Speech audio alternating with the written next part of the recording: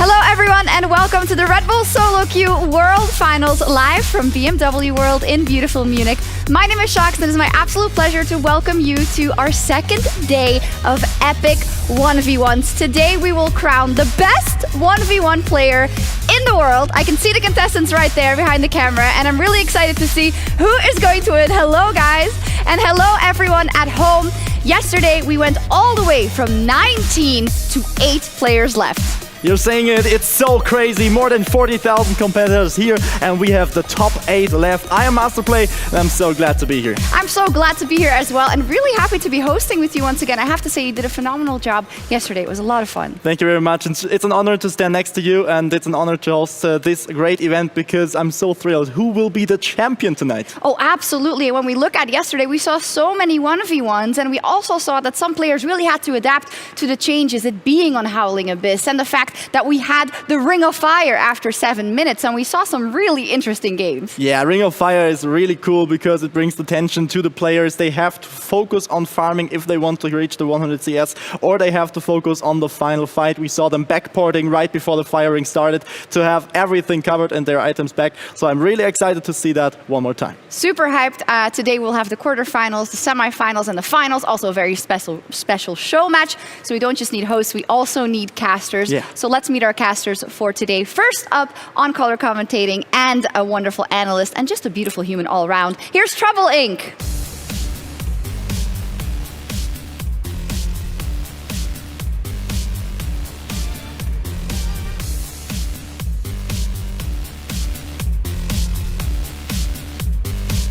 Hello, my dear. Hello, hello. So, have you had a good time so far? I have, although two of my contestants, the two Katarina players, are out. I think that says something about Katarina. But the champion was the problem because the platinum player is still in, just as 12 platinum players. Well, okay, hold on. And my boy from Greece. No, hold on.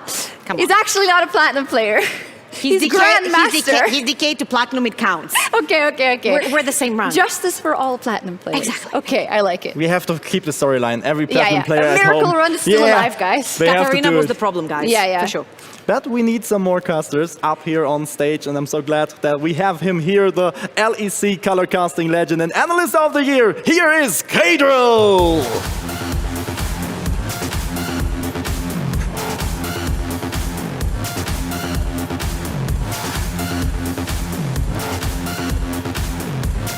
Hello. How's everyone doing? Great. I love the fits. Yeah, I Everyone's love your looking fit great. as well. Isn't that a Trachten thing? Yeah, it's for the Oktoberfest. You just need a little bit of leather pants and I'm good You to have go. them, right? Which I you have weren't gonna leather wear pants, today. but I'm not going to wear them to this event. It'll look a bit, We've been calling him Human Heimerdinger. I don't know if everyone agrees. Yeah, Yeah, it's my true. other caster has a little pairing going on with me. No You'll see in a sec. lederhosen though. My No lederhosen. disappointment No. is so big. My day is ruined. This Would be is cool. unbelievable. One day. You know, yeah. So I know that our play-by-play caster is also looking extremely spiffy today, and he's also going to bring the hype. So everyone, let's welcome Medic.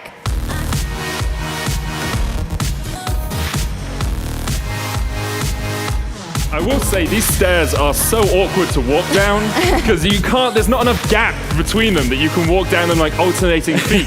So you get one really tired leg and one really like untired Same leg going by the up, end of isn't it. it? Yeah, it's the same going up. We weren't going to notice, to be honest, but I'm just still saying. look we good, had huh? to make it awkward. I thought it could be an advantage to be big, so you can Yeah. jump But over the But stage. then you're like without- really Yeah, that's stretching. really big. Yeah. It's We a got little bit some too far lunches from me. anyway. Yeah, It's all true, good. it's Medic, true. you look wonderful as well. Thank you Great very job much. yesterday. Thank you very much. You all look wonderful as well. We do. Thanks, mate. Let's just a little applause for ourselves. Okay, no, fantastic. In any case, yeah, we're going to get into it. Today we will finally crown our champion. I'm so hyped for it, and for everyone who wasn't there yesterday and is thinking about what is going on, we have you covered, so let's check out the event explainer.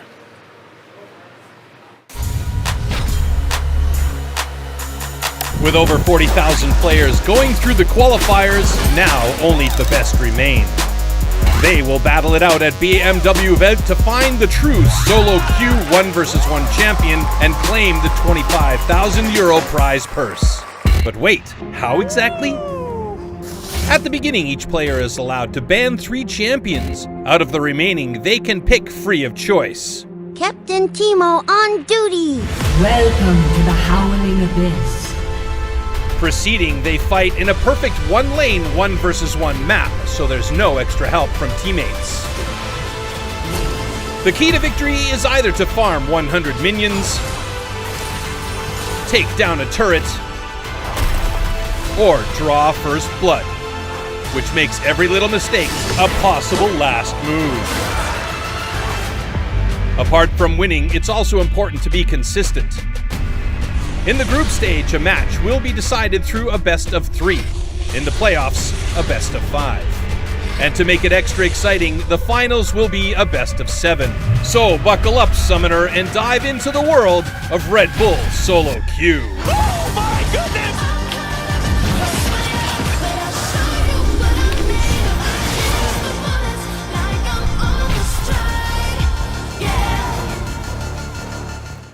Well, that is how everyone got here. And Georgia, we already mentioned it a couple of times yesterday, but the fact that you get here to the event as a 19 players yesterday, and that especially if you make it to today, it's insane. Country qualifier, country playoffs, regional qualifier, regional playoffs. Yesterday, a gruesome day of games as well. 40,000 starting? Yes. And Yeah. now there's only 8 here? Yeah.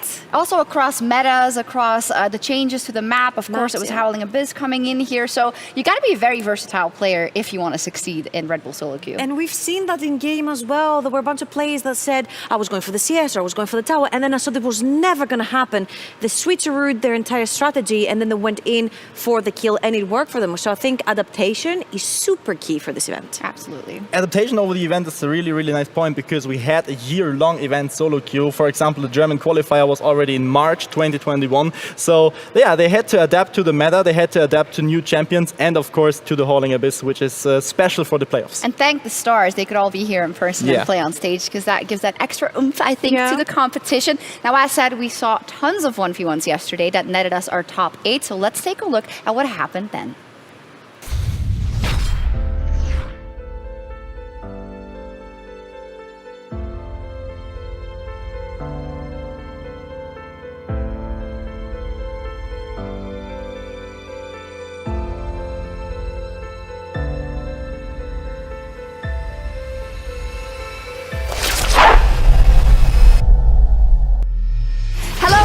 And welcome to the Red Bull Solo Queue 2020. Here's my co-host, Masterplay. Thank you very much, Sjokz. Just a little hop on stage, but a big deal for me personally to stand here next to you. Come on, guys. Yay! Thank you. Thank you.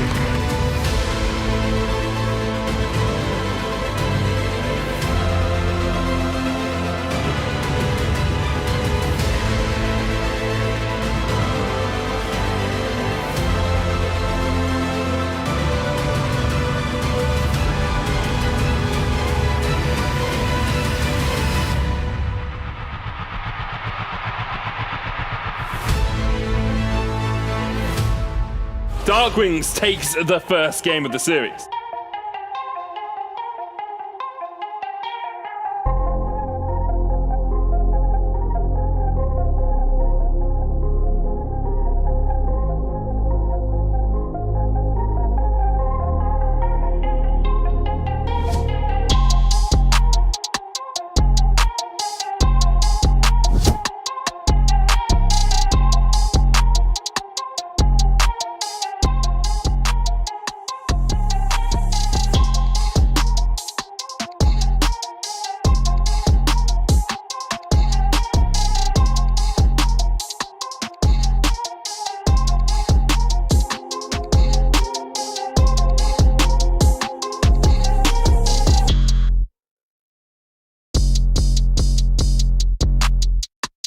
Vigo Mopson once again with the Decimate will heal himself up just a little bit. Anathema's change coming in and big burst.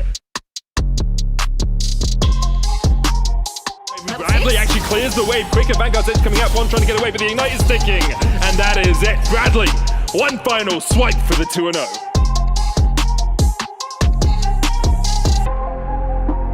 Oh, no way! The plates come off, and Godbro takes it. The first tower victory we've seen. Calculated, baby! The plates fall off as Darkwing tries to regenerate his health bar before the showdown. This was happening in solo queue for 2 weeks straight. I wish. Xayah versus Varus, the two AD players. Of course, Flamer is Faker earlier played the brand. Ignite going in from Magico, very aggressive play. Hits the level 6 in the middle of it, but just ticks down here. And all Flamer needs is like 1 minion, 2 minions, a great root. Magico!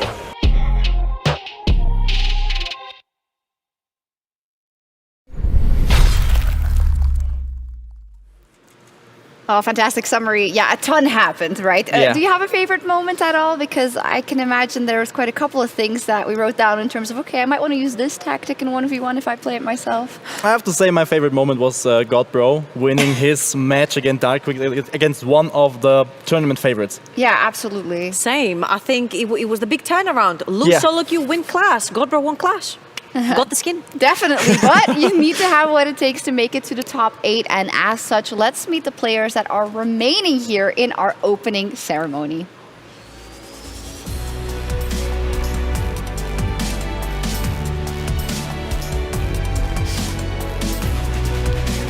First up, the Swedish wunderkind. His name does actually mean potato, so he's my favorite, Potatis!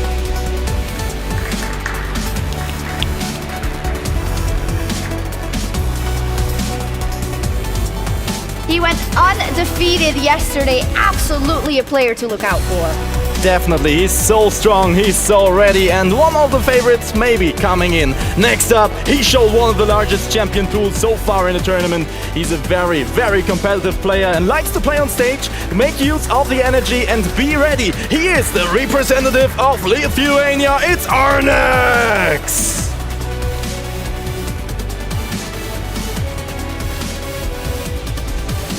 Next up, absolute miracle run out of this player. Lost the first 3 games and then knocked out one of the tournament favorites with a clean sweep. It's Godbro! Such a cool moment, I think. He really enjoys being on stage. Absolutely. With the attitude from Denmark, of course, where some of the best League of Legends players come from. Definitely. And we have a real Avenger with us here. And he's coming with a smash to the competition. He had quite a rough start into group stage, but now he's ready to win it all. Top 8, the representative of Turkey, it's Hulk Smash! Let's go. Next up, the defender of the honor of platinum players everywhere. He also talked to us on the desk. He has a mind as big as Heimerdinger's. It's Viggo Madsen! You guessed it, he's also from Denmark. Platinum at heart, I would say. Platinum at heart.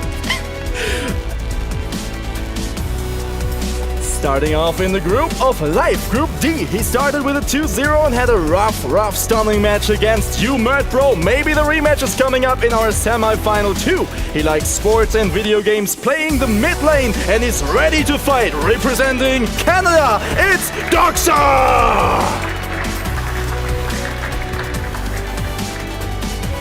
Next up, our Soul Left representative from Greece, who showed us that you can win with marksmen in 1v1, but you have to play them perfectly. You mad, bro?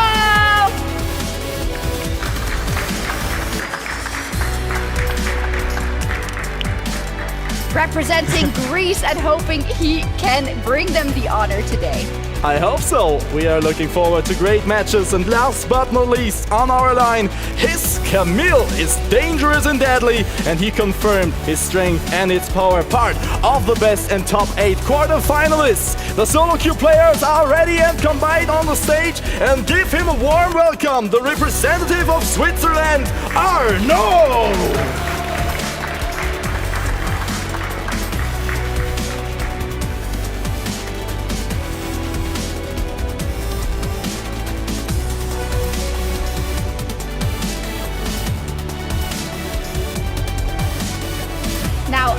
We do know that a lot of them, they get along, they've been friends, they've been talking, but right now, it's game time, right? There's no more smiles, they know they have to play versus each other, and it's also awesome that we see them on stage in front of the trophy they will be fighting for. It really got real just now. Yeah, absolutely. I mean, even though I think you know, it comes to that point where when you get on the stage, it becomes real. This is where the reality begins. You leave everything else behind, you know, empty in your head, and you're like, okay, it's game time. Especially when you're sitting right next to the people who want to grab the trophy off of your hands. That's where the fun begins. Absolutely. I also like that we saw different styles of play yesterday, right? Yeah. We had the top laners going for the bruisers, but we also had the marksman, I said, with the Godbro, and we saw even a Vex, I believe. Yeah. Didn't end up going through in the end, but it's cool to see that they are being inventive, and that is going to be very important today, knowing that there will be best of 5s and possibly a best of 7 on the horizon. At least some of the mid lane mains tried out the mage power with Victor. We had Vel'Koz in the match we haven't on stage. So there is the possibility to play mage, but as we already mentioned yesterday, bruisers are the mains. Let's take a look at the bracket to see our first matchups in this round. Elimination only from now on. Patatis versus Arnex, Godbro versus Hulk Smash, Viggo Mobson versus Doxa, and Godbro versus Arnaud. So, I mean, yeah, right now, you would say the people who qualified as #1 seed, maybe they have a better matchup because they're up against the 4s, right, of other group. I don't know. Do you want to ask Darkwings who played versus Godbro yesterday? I think it doesn't really apply anymore today. No. Yeah, they are ready to fight. As I already mentioned, Doxa and Godbro was a really nice best of 3 series. It could be the second semi-final, which I really was looking forward. But I would say, may the best win. May the best win, indeed. This is super exciting. May the best Greek win. May the best Greek Yeah, win. perfect. Ooh, the absolute bias. Sadly, there's no Belgians in the running, unfortunately. Yeah, and no Germans either, my second country, so yeah. Rune is out of the tournament. Yeah, definitely. But Come over to our side. No, it's nice and warm. No, we have an ocean but and a we're huge supposed to be jumping pool. unbiased. We're supposed to be unbiased, of course. Yeah, sad. That wasn't in my contract, sorry. Yeah, but luckily one of my favorites, although I am completely unbiased, is immediately in the first match because we have Patatis up versus Arnex. What are we expecting in terms of kind of the approach that both are going to take? I'm really excited and looking forward what Arnex is bringing on the stage because he has one of the largest champ pools, as I already mentioned. He can play so many different styles. He can go for this heavy micro play champions, or he just tanky bruiser, go for CS. It's very hard to outban and out-counter him, and I think this is his biggest opponent. Okay, let's take a look at Patatis' introduction video. I'm Potatis, I'm 21 years old and I'm from Sweden. I'm really proud to be representing Sweden in the solo queue world finals. Sweden has been one of the strongest countries in the Red Bull solo queue, so I'm proud to be representing them again. My goal is to win the entire tournament, of course.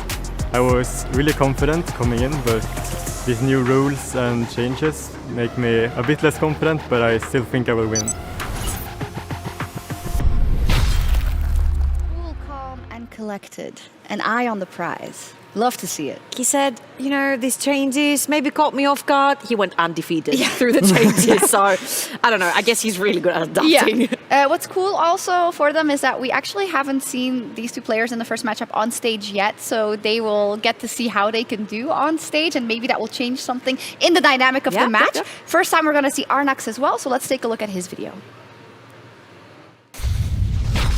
I am Arnex, I'm 23 years old and I represent Lithuania in the Red Bull World Final Championship. Talking about my strengths, well, I actually play two roles. I play top lane and mid lane competitively, so I have a big champion pool and I think I can be unpredictable to the other players. And talking about my weaknesses, I don't really want to say too much about them. If it's like a long day or something, I get kind of low energy maybe then, but apart from that, I think I'm well prepared. Arnex. Low energy? Arnex, low energy. What? Have you seen where you are, sir? I mean, you couldn't avoid the Red Bull fridges, you know, if you couldn't even see. Even if he tried, he wouldn't be able to avoid them. In any case, this one's for you, Arnex.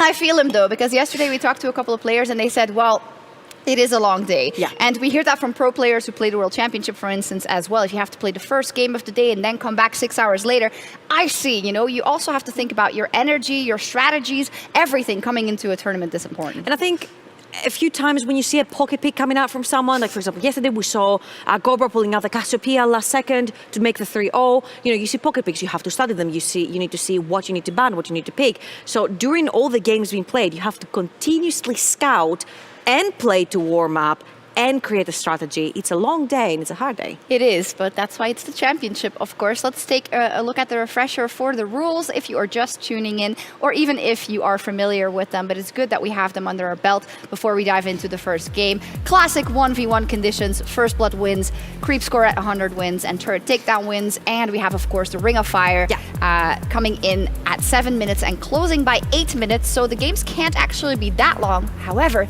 you start with 1400 gold, so you do get to scale a little bit. Yeah, you start with 1400 gold, which immediately, like a lot of us thought, sorry, the Dirk, the Zeds, the Kazakhs, the Assassins. We haven't seen any of them. We thought a lot of the hard push lanes, like a Caitlyn, something like a Victor, that hasn't worked because the 100 CS, because when the Ring of Fire comes in, you're about one wave off that 100 CS if you have CS perfectly, but that Ring of Fire forces you to fight. And we've seen a couple of players try to go for the last remaining 3, 4, 5 CS and get caught onto the 1v1 and end up dying. Super tricky indeed. A lot to take into account, but I think it's about time that we get into our very first quarterfinal. Let's meet our contestants, Potatis and Arnax.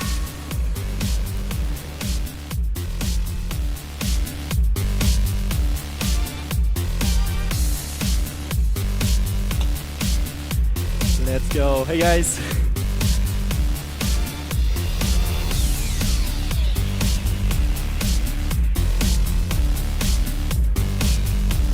Ready to fight, I suppose. Welcome on stage, you two. It's the time to battle it out, the first quarterfinal of the day. I start to my left. Are you well prepared? Do you feel ready for the matchup? Yeah, I think I'm well prepared, and it's going to be a tough matchup, of course. I think we have a similar playstyle, and we're going to clash in a similar champion pool, I think. Oh, that is really interesting, because champion pool is interesting and very important in best of fives. What do you expect from the match? Will we see more than 3-4 maps? Will it go the full distance? I think we'll go at least 4 maps. And yeah, as he said, we have a very similar champion, so there might be mirror matchups as well. Best of luck to you both. Fair play, give each other a fist bump, and then sit down, prepare yourself. Best of luck. Thank you very much. And now we are really ready for the first match of the day. Take it away for our casters. Thank you very much, Master Play. I'm Medic. I'm joined by my Poro friend instead of by K-Draw today, so I'm looking forward to casting with the Poro. Actually, yeah, you can do it with the Poro. You can do it with the Poro. I think it would be far superior. So then as the camera comes on, it would be far superior to having to cast with you. Okay, well, here's your Poro back. Actually, no, it's mine now. Oh, okay. Yeah, get yoinked. I'm looking forward to casting today, though. Quarterfinals to kick us off, then we get into the semis, and then, of course, the best of 7 grand final to round out the day. And the thing about 1v1s is... I don't think we've actually looked at the depth. Sounded like you said onesies, 1v1s. I don't think we've looked at the depth of strategy that's here. Because I was talking to some people downstairs, and they were talking about how they're actually calculating how many auto attacks they need on the tower to kill it before their bases, alongside the wave state, so they can be like, oh, I can get back in time to get these 10 auto attacks down on the tower and then win via tower victory. I mean, that's the thing. That's League of Legends. That is, yes. The thing, the well thing is, done. League of Legends We're not casting Formula 1 Why do you today, always try to make fun of what I'm about to say without me finishing my point? It's League of Legends. League of Legends has a lot of intricacies, right? It's true. 1v1 is... It's all on you. As much effort you put in, you'll get out, right? Team game is slightly different, right? You can't really tell your teammates to do more than they're already doing, or whatever it may be, and you can't always put in full team effort, but this is just purely what you want to do. So, I mean, there could be a billion different outcomes in the game, from 1 minute auto attack to 1 right click in a different direction, right? So practicing tower hits to make sure you know how much damage is, kind of time how much damage you're doing with the items that you have, all comes down to those intricacies to figure out that 1%, because it could happen, and that's the thing. That's what League of Legends is about. It's a game of making mistakes, learning from them, and if it does happen again, you're prepared for that scenario. I think we are just getting ready to jump on into the draft here between Potatis and Arnax. Big day for both of them. Of course, it's single elimination bracket stage here, so if you lose this best of 5, you are out of contention. You get top 8 and won't be able to fight for that grand prize at the end of the day. And if you win, you go into the semis, of course. You do. BO5 in the semis as well, and then the finals later today will be best of 7. Correct. I mean, they've had all night to prepare. They've had all night to study their opponents. Yeah, but they've also had all night to sleep, Kadra. Like, we got back to the restaurant, we ate food, we did read through, and then we went to bed. Yep. And since then, like, we've had a couple of hours. Yep. To like of time well, to prep. You got the mornings as well. I mean, that's true, but who's waking up before 10 o'clock? Well, as a gamer? Medic, they're here to win. That's true. They're here to win. They're not here to sleep. They're here to win.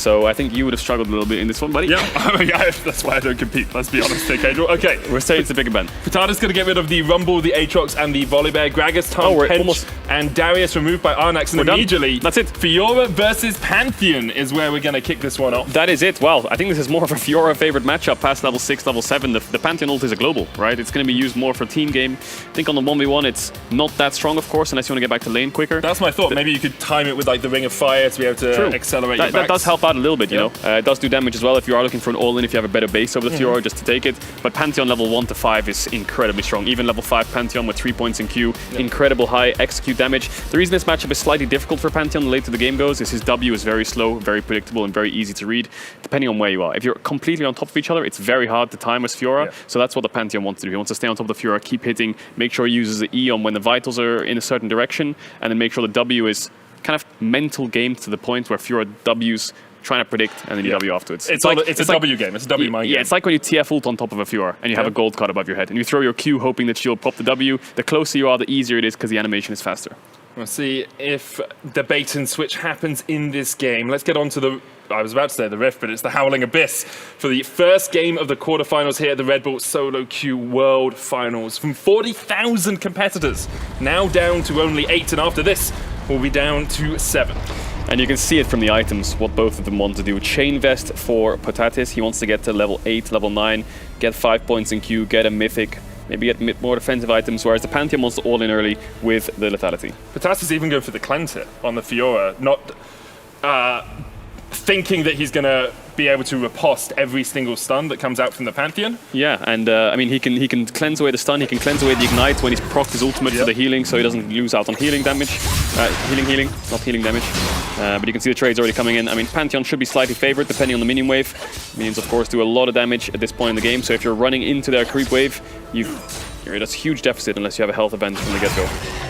We see the damage that Arnax does with that short spear as well. Another stun gonna land. Potatis trying to jump back in. There's the parry, and Arnax actually in a really bad position here. Potatis pops the cleanse. Arnax is gonna put down the bulwark, that E, but he might just be dead. As you say, barriers coming out from either side. Potatis tanking up the minions, but also tanking up the kill. Great stuff there in our first game of this best of 5. Well, when you pick Pantheon, I guess the game is going to be quick. So he tried to go for the all-in. I guess the Chain Vest just negated a lot of the lethality damage in the early game. And when Arnax went for the all-in, he was actually tanking up the wave when he jumped in with the W. The Fiora W slowing him back, so the creeps were getting in damage. I'm curious how much damage the creeps did do, because in the end, it looks like the Fiora came out on top. And great stuff there from Potatis. And I think we saw Arnax play the Pantheon yesterday. It worked out well for him. Perhaps just a little bit of a matchup difference there with how well those vitals were procced and how quickly Potatis was able to get that damage down. This is the kind of 1v1 where you look at again and it's all about min-maxing. So as you see it here, Potatis does get a good poke off early as expected on the Pantheon. The W wasn't into the creep wave, so it looked like an initially good trade, but his E didn't actually negate a lot of the burst. Here he's tanking up the creep damage. Does E a little bit, but the E I think was just way too late. It didn't negate a lot of Potatis' damage. And then when you get to this point, the vital procs as the barrier fades. The Pantheon Q wasn't up, he didn't have full stacks. Yeah, I think the biggest issue there was just the negation of damage from the Pantheon E wasn't very impactful. And that's the thing, right? If you hold off on your dash, if you hold off on the lunge, you're not proccing vitals during that E, really it doesn't do anything. It's just standing there. It's like a few minion auto attacks going to get blocked off, but we should be jumping into the second game of this best of 5 as quickly as possible, trying to rattle through them, keep these guys on their toes. Yeah, I wonder if Fiora is just a quick ban then for Arnax. I mean, the Fiora gets stronger and stronger as the game goes on. When she has items like Sunder or Triforce, she is a monster in the 1v1 if she can proc all the vitals.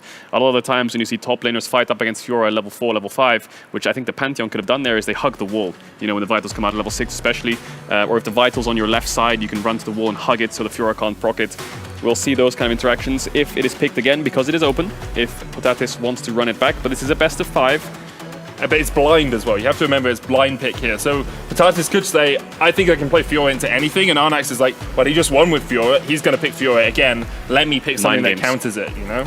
Mind games indeed, and there it is, Fiora into Cassio. So again, the Cassio, if the Q hits, she'll do a lot of damage. Depends on the Fiora riposte. We saw this matchup as well yesterday. Can't remember who was playing it. It was Godbro. Yeah, it was a lot of skill kind of expression coming out. What we saw Godbro do was ignite early, just to make sure that as soon as Fiora got on top of the Cassio, just ignite him to scare him away. The main thing here is, can Fiora get on top of Cassio? And if she can, how healthy is she? Yep. Is she 75% full HP? The Cassio is dead. Is the Cassio poking her out beforehand? He stands a chance. Of course, the miasma is going to work out well for the Cassio here. Arnax, with the ability to stop that Fiora jumping in, Potatis is going to have to be very much on his toes. if he's going to be able to fight against that. No, he doesn't have toes. He's a Cassiopeia. I said Potatis, who's Fiora. Oh, okay. Yeah, you listen to me. Okay, my bad. No. You just gotta listen. Did you say Kek? Okay, no, I'm tripping. Yeah, no. Cassio, no boots, Kek.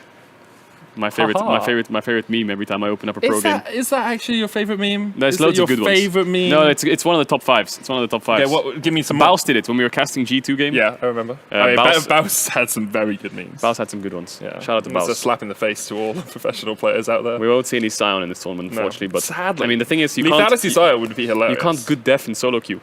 You can't good def in 1v1s. Okay, there's no such thing. I assume if you die and you come back as a zombie, your first death counts. Actually, how does that work? It must be first death. Is it when the passive expires? Because if you kill him in the passive, technically you've killed him before dead. I know, but it says comes back from the death. It's like Karthus, right? If you die in your passive, if you kill someone while you're in your passive, you died before them. Interesting. That's definitely a debate, though. I think.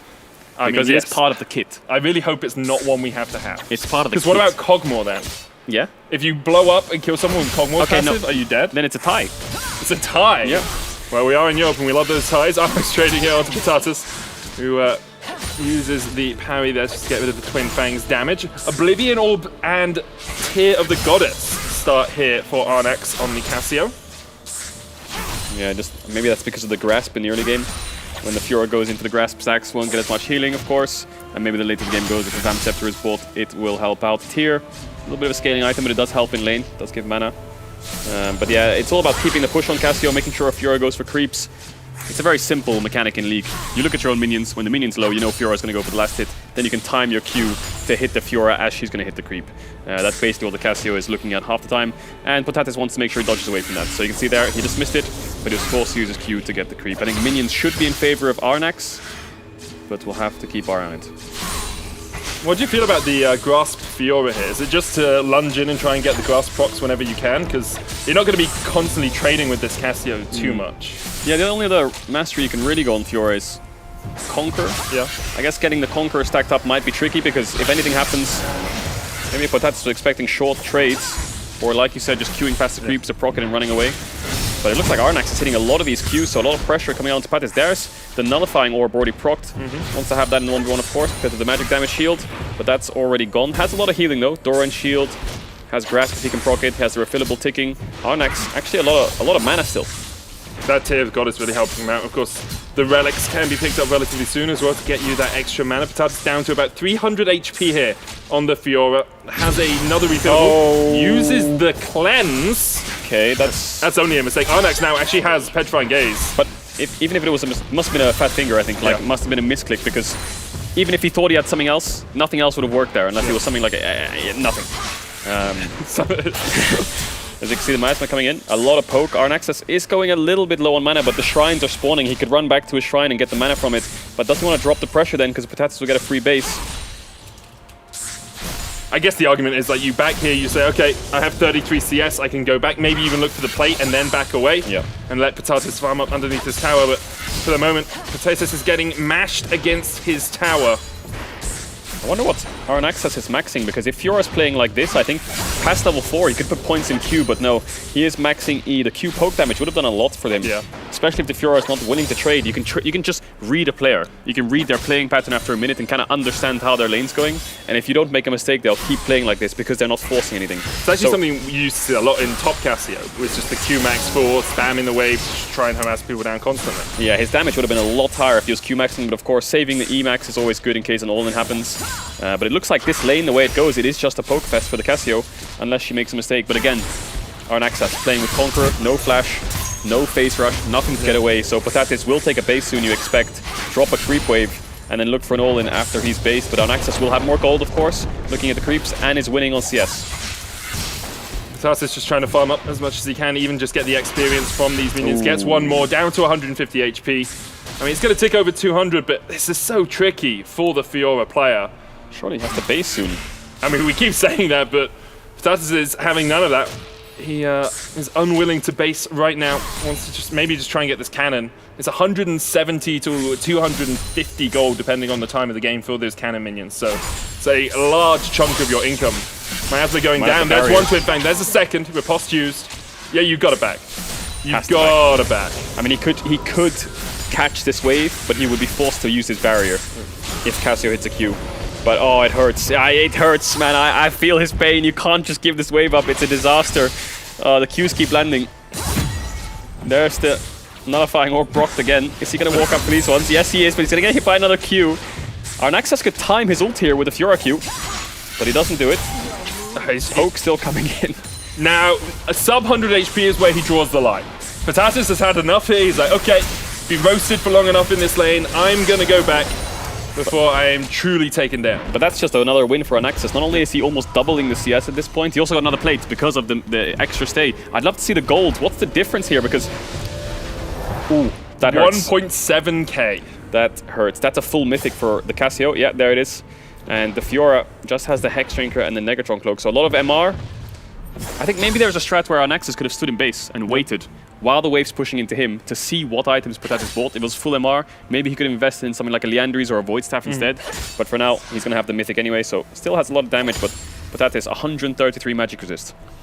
Let's see how much damage Anaxis is able to put down. Of course it is, as you say, the Emax, not the Qmax, so a little bit of tick going down with a Noxious Blast, but unless you're landing those Qs, as those Es, you're not going to do too much. Yeah, these Qs are non-stop landing.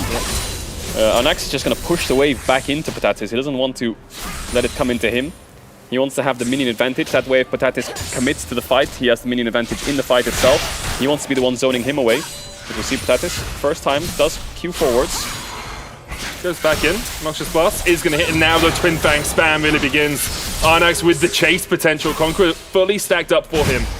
And remember, as this sudden death begins, plates fall when the Ring of Fire spawns. That tower already down to about half HP. Yeah, and the Hex Shrinker was procced for Patatis. I'm not sure how the Hex Shrinker and Nullifying Orb interact with one another, because the Nullifying Orb hasn't procced yet. But it must be up, I presume. But anyway, like you said, yeah, sudden death coming in. Is Patatis going to base, or is he just going to fancy himself an all-in on half HP? But if he bases now, he's going to lose his tower. Yep. Got to clear this wave at least before you base, but see that tower down, another plate about to fall off. You can't base. Now you can get back just in time now if you do it immediately, but you do run the risk of losing your tower. Yeah, I think his tower is gone if the Cassio just fast pushes the wave constantly. Pressure keeps up. Arnaxas, he is 14 creeps away, so he's not that, he needs 3 waves to get the full 100 CS. I mean, at some point Patatis has to fight, right? At some point you just got to go in, because otherwise you lose either to 100 CS or you lose just to that ring that is slowly closing in. He has a lot of time to buy with the CS because the number is very awkward right now. There's 4 there, so he'll go up to 93, but then there'll be 7 creeps, but there'll only be 6 creeps in the next wave. Yep. So Arnaxis is going to hold it. Looking for the jewel. Arnaxis able to dodge away from the vitals. It procced in the end, but Patatis cannot get in to that ring. Arnax takes game 2. Yeah, I think the Fiora can't play the matchup like that. She needs to be a bit more in Cassio's face and zoning her away and actually trading back a bit. The poke was just too much, and it wasn't even a Q-max Cassio. There was a Q1 point in Cassio poking him out, and eventually when the all-in came, the health advantage was just way too much in Anax's favor. 1-1. It's 1-1, and this is the power of that blind pick that we talked about. In the draft, we were saying, do you just pick the Fiora again and see if Arnax has a counter? Well, Arnax has now shown he has a counter to the Fiora. So does Patatis stick with it and say, you're not going to play Cassio 2 games in a row, you're going to expect that I will switch over? It's all in the head, Cadril. It's all in the head. Maybe he has to ban out the Cassio because he doesn't have hands for it. Maybe he wants to fancy himself something like Camille into it, which has a little bit more mobility. But yeah, as we watch it again, Arnaxas gets 4 creeps here, which put him on 93, but there's 6 creeps on the next wave, so it has to be an all-in kill. I think Arnaxas probably knows that at this point when the Fiora is going for the dash in, just go for the all-in, 100% going to win. Does miss a couple Qs, but the health advantage he still has barrier left up at the end as well, right? So yeah, health advantage, just no doubt. Too much. The Hex Shrinker wasn't even off cooldown, so this itemization buy was actually procced from poke rather than an all-in, which is not what you want. I think maybe Patatis could have just gone for Merc Treads instead as the MR item to actually help him dodge around. Playing no boots against Cassio, it's really hard to kind of dodge around. You have to invest your Q to do so, and if you do that, the gap close and you can't use it for the all-in. So we're straight into the draft. Let's have a look. Rumble, Tom Kench. We've seen Darius Gragas banned out by Arnax most of these games. Let's see where Patatis decides to go with his. You've got a little bit of hair that's just like sticking up. Do you mind? There we go. It was just sticking up. There was a little bit that was just vertical here. I've just no. Why? No. Like, what are you doing, man? I don't think it's fine, right? It's fine. It looks Am I fine? Yeah, you look amazing. Okay, thanks, man. Because yesterday. So you've got a little something here. Okay. Okay. There we are. Cassio banned away by Patatas, agreeing with you. Perhaps it's just something he needs to remove from the pool. I think I need to remove you from the... No, I mean, I'm leaving after this game, so you're good. Oh yeah. I'm casting as a play-by-play. There you get play-by-play. I'm coming for your job. But the Fiora's banned away, so the second the Cassio's taken off, Arnaxis says, okay, well that was my answer, so take that. So now we'll see 2 new champions come out here, you expect. As Patatas is looking at a Jax, perhaps. Yeah, Patatas is going for this sort of traditional top lane split push, or like, not quite bruiser, more like heavy damage. S'more can be pushed side lane. Yeah, but it's like, what would you call between like a Darius and a Quinn? Like that sort of middle, not just split pushing. Sorry, what? Can you it's repeat like the question? Bruisers In with a lot between more Darius damage. and a Quinn. So like the Fioras. Is Camille a bruiser? This is way too dank right now. I'm just trying to work out what the name for between a bruiser and like a pure damage carrier is. A bruiser and a pure damage So carry? like, I would put Fiora, Camille, probably Jax. Oh, I see. Like that sort No, of they're the bruisers. fighters. They're still bruisers? Fighters? Yeah, fighters. I think they're more fighters than because bruisers to me is like Fighters. Darius, Renekton, like slightly tankier. Yeah, I'd You say know? fighter is a good way of saying it. We'll go with fighters. Anyway, we've got 2 fighters up against each other, I think. Aatrox versus Jax. I mean, Jax is a bit of a scalar champ, Triforce, you know, dunk, dunk, dunk on the tower. Obviously... You go dunk, I prefer like thwap. Thwap is my sound for... Depends on the skin. Thwap. Because some of the skins have like a really nice sound. Yeah. You know, I can't remember the names of them, but some of the Jax skins have a really nice sound when you're hitting the tower, and other ones are just like, you know, I don't like it. Yeah. You know, it's a skin diff You on Jax. want something that feels like substantial. Yeah, there's champions in League where if they're playing with the base skin, they just look like a noob from the beginning. Yeah. You know, if you play like a That's no, what I if you think play about like Faker most of the time, I'll be honest. If you play no skin Zed, wow, this guy's a main Zed, you know. But if you play against like a no skin Ashe, you're like, oh my god, this guy's bronze. Yep. You know. Yep. So, yeah, skin can tell a lot. There it is, good skin coming out from Patatas. Like it a lot. Double melee matchup, double conqueror, double barrier, double ignite, full all in is what I want to see. Plated steel caps for Arnaxis. Now, Aatrox Q damage early is not the highest, and he will struggle to proc his passive against Jax, obviously because of the dodge. You have to remember the amount of resistances as well that Patatas' ultimate is going to give him at that level 6. Huge boost in MR and armor.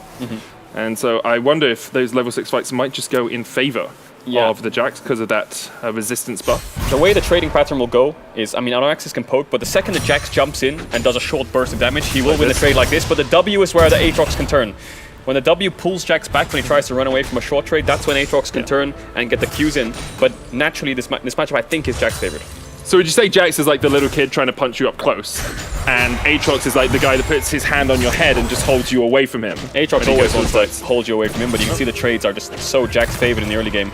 But that's the chains. It's going to pull. Oh, not quite. Patatas able just to walk to the very edge of it. Jumps back in with a leap strike. Yeah, Aatrox normally struggles into champions like Jax, Camille, Fiora. Yeah. These champions with mobility that can quick trade and have the mobility to get out of your W in time to make sure you can't poke because they can jump in. And you can't pull them back because they have an escape tool if they do so choose to do to save it. But yeah, the Aatrox just wants to poke out the Jax with Q1s, zone him away from creeps. But for now it looks like Patatas will use his next refillable soon, you expect, and then potions will be even. Of course, the Aatrox has good healing. Not so strong in the early game, but he can heal up from creeps, and he has the plate steel caps to kite the Jax away. And of course, he has the healing shrine as well. Yeah. Looks like Patatas is just going to get that recoil off. 12 CS under his belt. And he'll be looking towards... maybe steel caps of his own. Could go towards the Sheen. Not a bad base timing. We'll have the wave coming in stage instead. Arnax is probably going to match the base soon. Actually, no, you can't. The waves come so quickly, so he has to push the next one. It's a cannon wave, so it would have frozen. He's going to take the healing shrine away from Patatas in case he takes a bad trade. Pretty smart there, but can Patatas stop him from crashing the wave? He will hit level 6 here on Arnaxis, so I think Patatas can't stop him from pushing this in. Getting pressure forward just a little bit. Of course, the advantage of having a Phage in the inventory. There's the counter-strike, but there's a lot of minions here, and Patatas respects them. Backs away. Yeah, Arnax will be able to get this wave at least close to the tower, just about under it. I don't know if that cannon yet, just about in range. Yeah, the Jax Q got cancelled by the Aatrox pool there. That's kind of what the Aatrox wants. I think he missed the cannon there, unfortunately. What's the Aatrox going to build towards? Is he going to go for something like the Gore Drinker? No, he's just going to go for the Bramble Vest. So trying to make sure that the Jax early damage is negated a little bit there. Is Patatas just going to base on this wave? The caster creeps in his favor. I'm debating, like, Do you think he's just using it to freeze here? Yeah, it's a freeze, it looks like, but I mean, there's not enough range creeps to freeze this. It's just going to push back because what happens is the range creeps die before their wave arrives, and naturally then your next wave will arrive before theirs does. So naturally this will push back into our Axis, but he just wants to keep the push himself. But it's a good base timing. It's almost like a free base timing there for Patatis. He loses a few range creeps, but he wants to make sure he's one base ahead.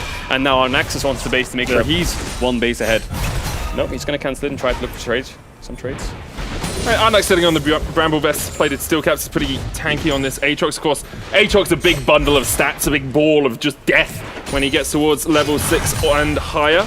World Ender can do a huge amount of work in these trades. Yeah, I was speaking to Doxa today, and he said he thinks a lot of these 1v1s will always just come down to the Ring of Fire. Yeah. It just makes the most sense, and you're either in a position where you can't contest to make them base to stop the Ring of Fire from like happening and stabilizing the game, or you're in a point where you have to not base to fight the Ring of Fire. Yep. It's a bit dank, I know, but Patatis now going for the trade. Counter-Strike going to come out. Arnax getting forced back by Patatis. Grandmaster's Mic available for the Jax player. But looks like Arnax will be pretty comfortable just farming that last minion under the tower. Wait for the wave to push in towards him. And should be pretty okay for him right now. Yep.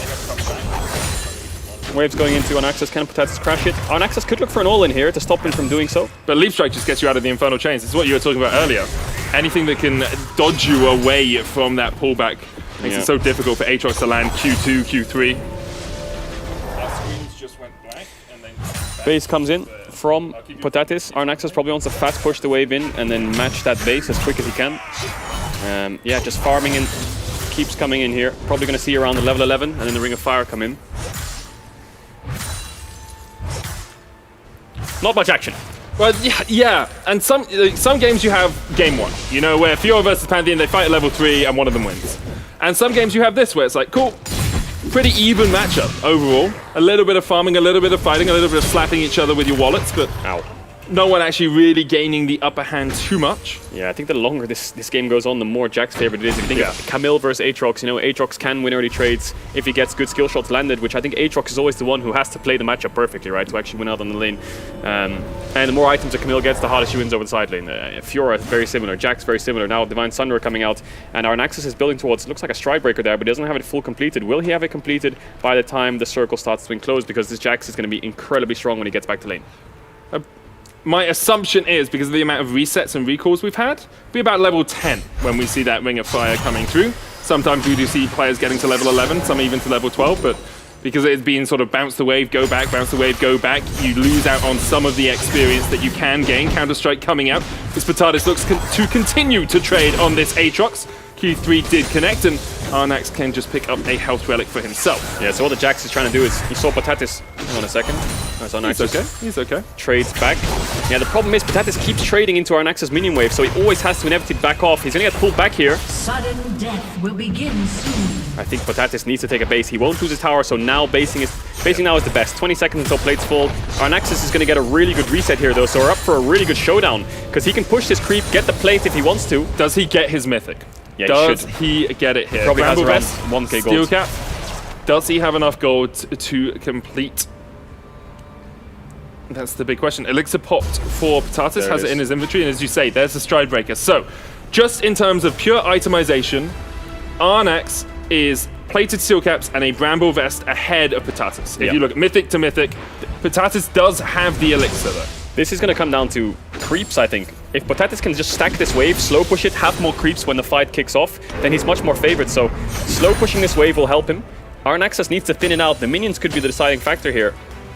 But this will be a complete all-in. I think Patatis wants to stack up his Conqueror and his passive before the fight kicks off. Chains dodged away from there. Stride Breaker does get the slow onto Patatis, who jumps back in with the Leap Strike. Arnax continuing to try and stand in the face of this Jax. Counter-Strike's being popped. There's the Q3. Arnax jumps back in. Patatis ignites. Barriers coming out. World Ender popped as well with the Grandmaster's Might being used. Patatis will trade so effectively onto Arnax, but he's going to pop his own barrier. The Counter-Strike enough to take the win in the end. Patatis 2-1 now in the series. Yeah, you can see how favored it is for the Jax. Yeah. It's so hard for the Aatrox. He needs to dodge away from the Counter-Strike, land all the Qs on the perfect position, pull him back when he tries to jump away, find auto attacks through the Counter-Strike as well. Jax has increased resistances, even small item advantage for the Aatrox.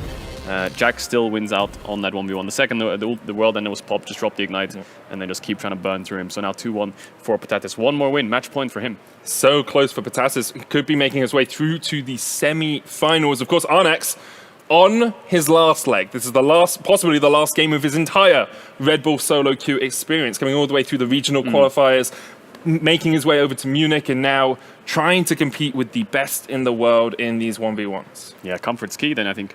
Just pick whatever he is most comfortable in. It looked like the Casio was working.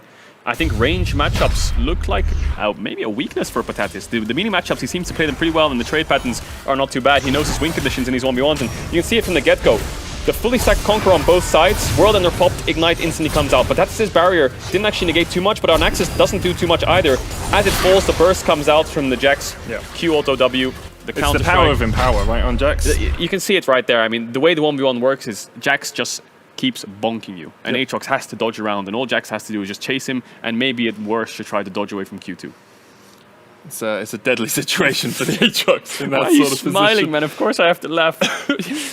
Some of your word choice over the last couple of days, Cage. My word choice has been terrible this it's event. Been a little bit suspect, we'll say. But a bit sussy. A bit sussy.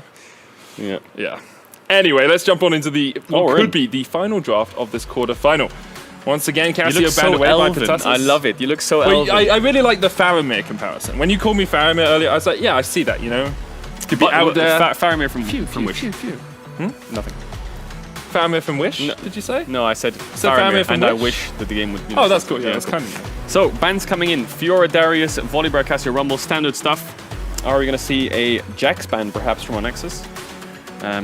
Wonder what kind of range champions he has to play. I mean, both these players have probably researched each other a ton, and they know exactly what they're getting into. I mean, the thing is, if you ban Jax, you leave Tahm Kench open. Gragas is still open as well for Patatis that we've seen banned out a couple of times. And as you say, that Jax, a possibility. Pantheon for Arnax, going back to something we've seen him on a couple of times. Didn't work out for him in game one, but he's going to be playing into the Mordekaiser. This is tough for Mordekaiser early game, I think. I mean, he can pull his W. It's a very skill-dependent expression where he can E the Pantheon W to cancel it. It's very impossible to do, I think, but I mean, Pantheon will win these trades. I think Mordekaiser opting into early played steel caps, going defensive items, maybe even a Bramble Vest early, and then building towards what I expect to be some kind of Omnivamp. But we'll have to see what happens. I think the way Mordekaiser works is his base damage is just high. So when you see level 8, level 9 Mordekaiser, what he's actually is he's full tank, he ults you and he still wins 1v1. I think level 6, level 7 onwards, it'll start to get harder for the Pantheon. But if Pantheon can keep winning trades and has good tempo on the map, and it always is basing first, as we saw in the last game with the Aatrox, he should be favored. But in an all-in straight-up 1v1 at around level 10, level 11, I think the Pantheon will struggle against the Mordekaiser with the tank items. We'll see what he builds. There's obviously a lot of different options for the Mordekaiser, but as you say, going tank to start off makes the most sense. Arnax, his last hope here in the tournament, goes back to the Pantheon. Serrated Dirk to start off. Patatis taking his time, debating. Has gone Cleanse, has gone Barrier, has gone for the Chain Vest Amplifying Tome start here, Kadril. No, he's changed it. There it is, full defensive. Chain Vest, Ruby Crystal now. He sold it, gone for the refillable as well. Means he can get the refillable. Otherwise, the Amp Tome would have stopped that, and you only have to invest into health potions. I think refillable is a big thing on this map. It's probably the best item you can buy, so that's almost 100% guaranteed in your build when it comes to these 1v1s at level 3. Because obviously when you base, you don't have to spend gold on new health potions. Last time we saw this sort of setup between the two players, it was Arnax who got an early Q off. It looks like Patatis trying to stand a little bit further away, but the Sun's still going to connect. Patatis using the shield from his W there to try and trade back in, but so difficult for the Mordekaiser to get any meaningful damage against the Pantheon. Yeah. Mordekaiser's ideal situation is he's got his passive fully stacked up, he's got his full Conqueror stacks, and he has the ult onto Pantheon, and the Pantheon E is down. Then he can start to shred through his HP bar, but I think it's just going to be defense central for Patatis. Similar to the Jax matchup, similar to the Fiora matchup, I think he's going to play quite far back. Wait for a couple of items, maybe wait for plated steel caps, build a Bramble Vest or something along those lines, and then maybe get a little bit of AP, maybe like a Leeching Leer is all he might have. So we'll see what he does with his build. It is a different look from Patatis as well. First 3 games really fighter orientated, you know, Fiora, alongside the Jax. Here he's going for something a little bit more tanky. Obviously can put a lot of damage down, as you said, because of the Mordekaiser's base stats, but really needs to scale up into this matchup. It's one of the great things about Patatis. They're so versatile. You can boil them, you can mash them, you can put them in a stew. Okay. We had Patatis today. Yeah, we did. Yep. Patatis Gravis. Was delicious. Arnax actually stepping forward there and taking away the health relic. Patatis will get a bit of a heal off it. But he's playing incredibly respectfully to Arnax right now. I mean, Arnax has the wave in such a good position right now. It's pushing into him, and Patatis has to walk up with his spells to get the last hits. You'll see him walk forwards and cue the creeps, and the second he does that, Arnaxis knows that he can all in the Mordekaiser because he has way more damage, and the Q is not up. That E is at 18, 19 second cooldown on this level. The Q is around 7. So Arnaxis has just much better all-ins, much better shorter trades. The Mordekaiser needs tank items and he needs to wait until later in the game. But like we said, Pantheon will be up in CS, will control the wave, will get better bases. That's how he wins out on this matchup. Patatis there missing the cannon minion as well. Was trying to use the Death's Grasp to get it, but didn't quite have the right damage on it. Makes it so difficult for him to farm up because it's not only about getting the XP, you also want to get the CS, get that gold so you can go back, get that mythic earlier. And right now, it's almost double CS for Arnax over Patatis, including the likelihood that he's acquired most of these cannon minions. Probably going to be a good 500, 600 gold discrepancy between these two players. Yeah, the wave will slowly start to push back into Patatis now, but the CS differential is something that worse and worse and worse as Arnax. Might just be it. Arnax trading in. Patatis forced away, does heal up. It's yeah, the move speed from the E helps him, so the trades are much shorter.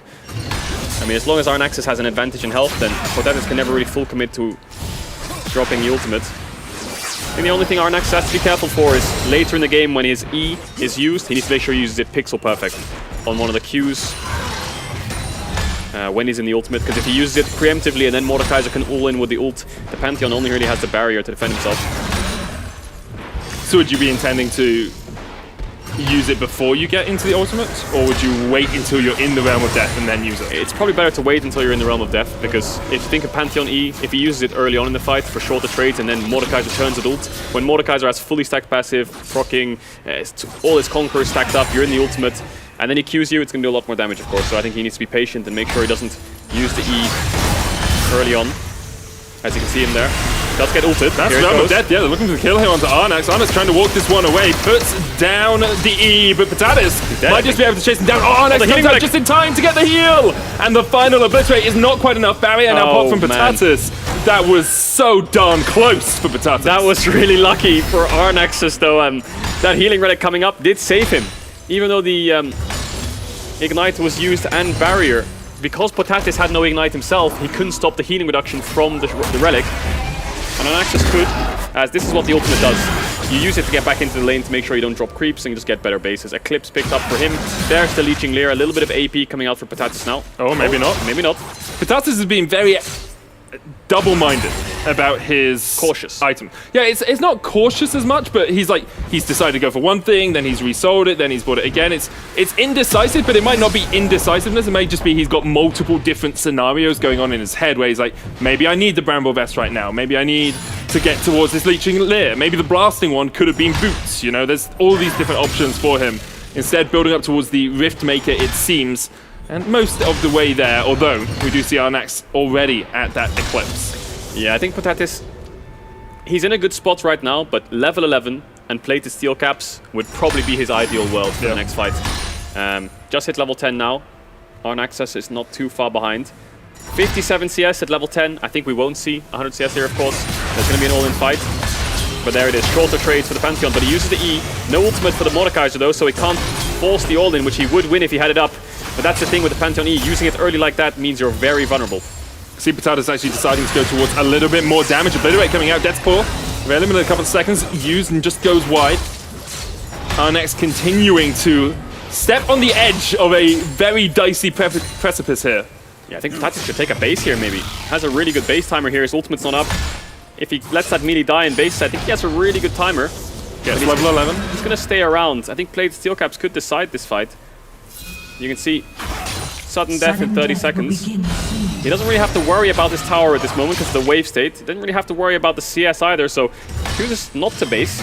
He's got 12 seconds or so now where he can play around with before he has to go for that base. But as you say, there was a very good window for the Swedish player. When the wave is pushing into you and your next wave will meet that wave before it crashes to your tower, that's a really good base timing. Because here, I think Arnaxis might try to stop him now. We'll see what happens because Patatis wants to walk up. And Potatus does have the ultimate, of course, all summoner spells back off cooldown as well. Will Arnax go for the stop here?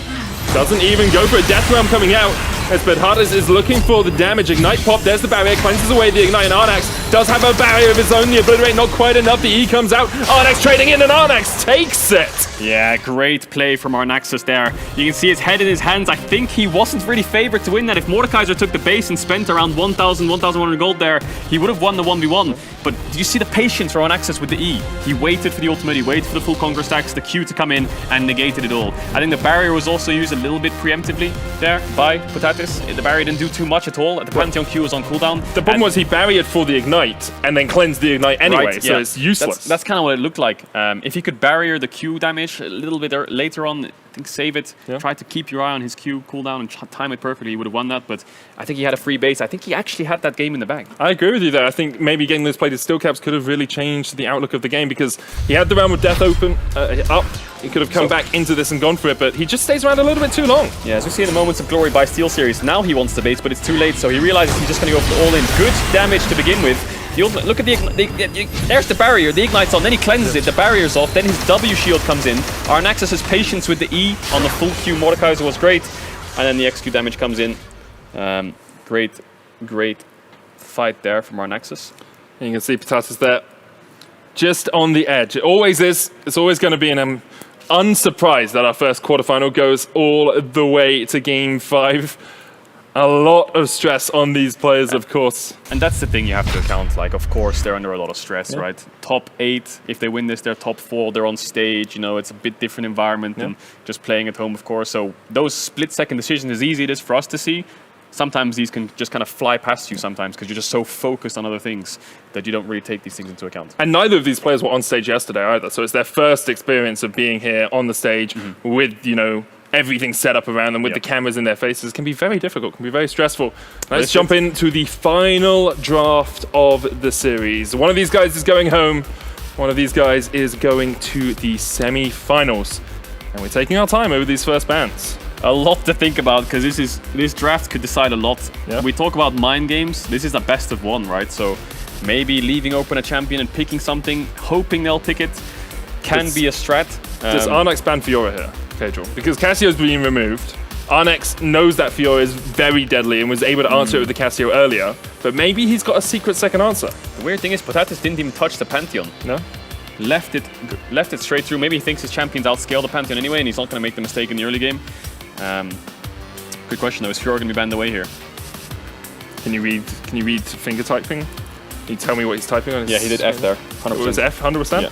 Oh! Dude, I had to flip it. It was a good flip, it was a good flip. I didn't even see his fingers move. It was a good flip. Mordekaiser ban. Does Potatus go for Fiora? Does Arnaxus have a range champ that he could pick, thinking that Potatus will pick Fiora? But if Potatus picks Fiora, then he'll know that he thinks that Arnaxus picks Fiora, so he won't pick Fiora. One of those. So he'll know that he knows that he knows that he knows that they know that he knows that I know that the draft knows that we know that Sjokz knows that Trouble knows that. Yeah. Alright. Pantheon. It's the Ooh. If you're buying, amen. Kraken's been banned out a couple of other times in this series, and Potatus bringing it out here. The Pantheon lock for Arnax. So it's going to be a different pick once again for Potatus. The thing is with Gragas is, what is Potatus going to build? He could go Face Rush for quick trades. Yeah. He could go Grasp tanky Gragas. He could go Comet poke Gragas. But he could go IE Hail of Blades Gragas. Yep. He could go Gragas' crit animation is great. Yeah, I've never seen it. What is it? It's like funk, funk, funk. Same as his W. Yeah. The thing is, Pantheon W. It might be slaps actually. I might be. No, I've never built full crit. You've never built full crit Gragas? Was I supposed to? I mean, yeah. Experiment. Have fun. Yeah, you go into like Earth or something. You just full crit every single champ. Every single champ. But I don't think he'll go crit this time. I'm interested to see what he does, because it'll depend how his build goes, what his mastery is. Arnaxus should be able to read through it. But the interesting thing about this matchup is, of course, Gragas E can cancel Pantheon W. Yep. So I feel like whoever goes in first loses. If Gragas E's in first, Pantheon can turn with Eclipse, W him and get the full stun. If Pantheon goes in first, Gragas can cancel him. But there it is. He's gone for Grasp, and he's going to go towards Frozen Heart. Cleanse Barrier once again. Is that what it's called?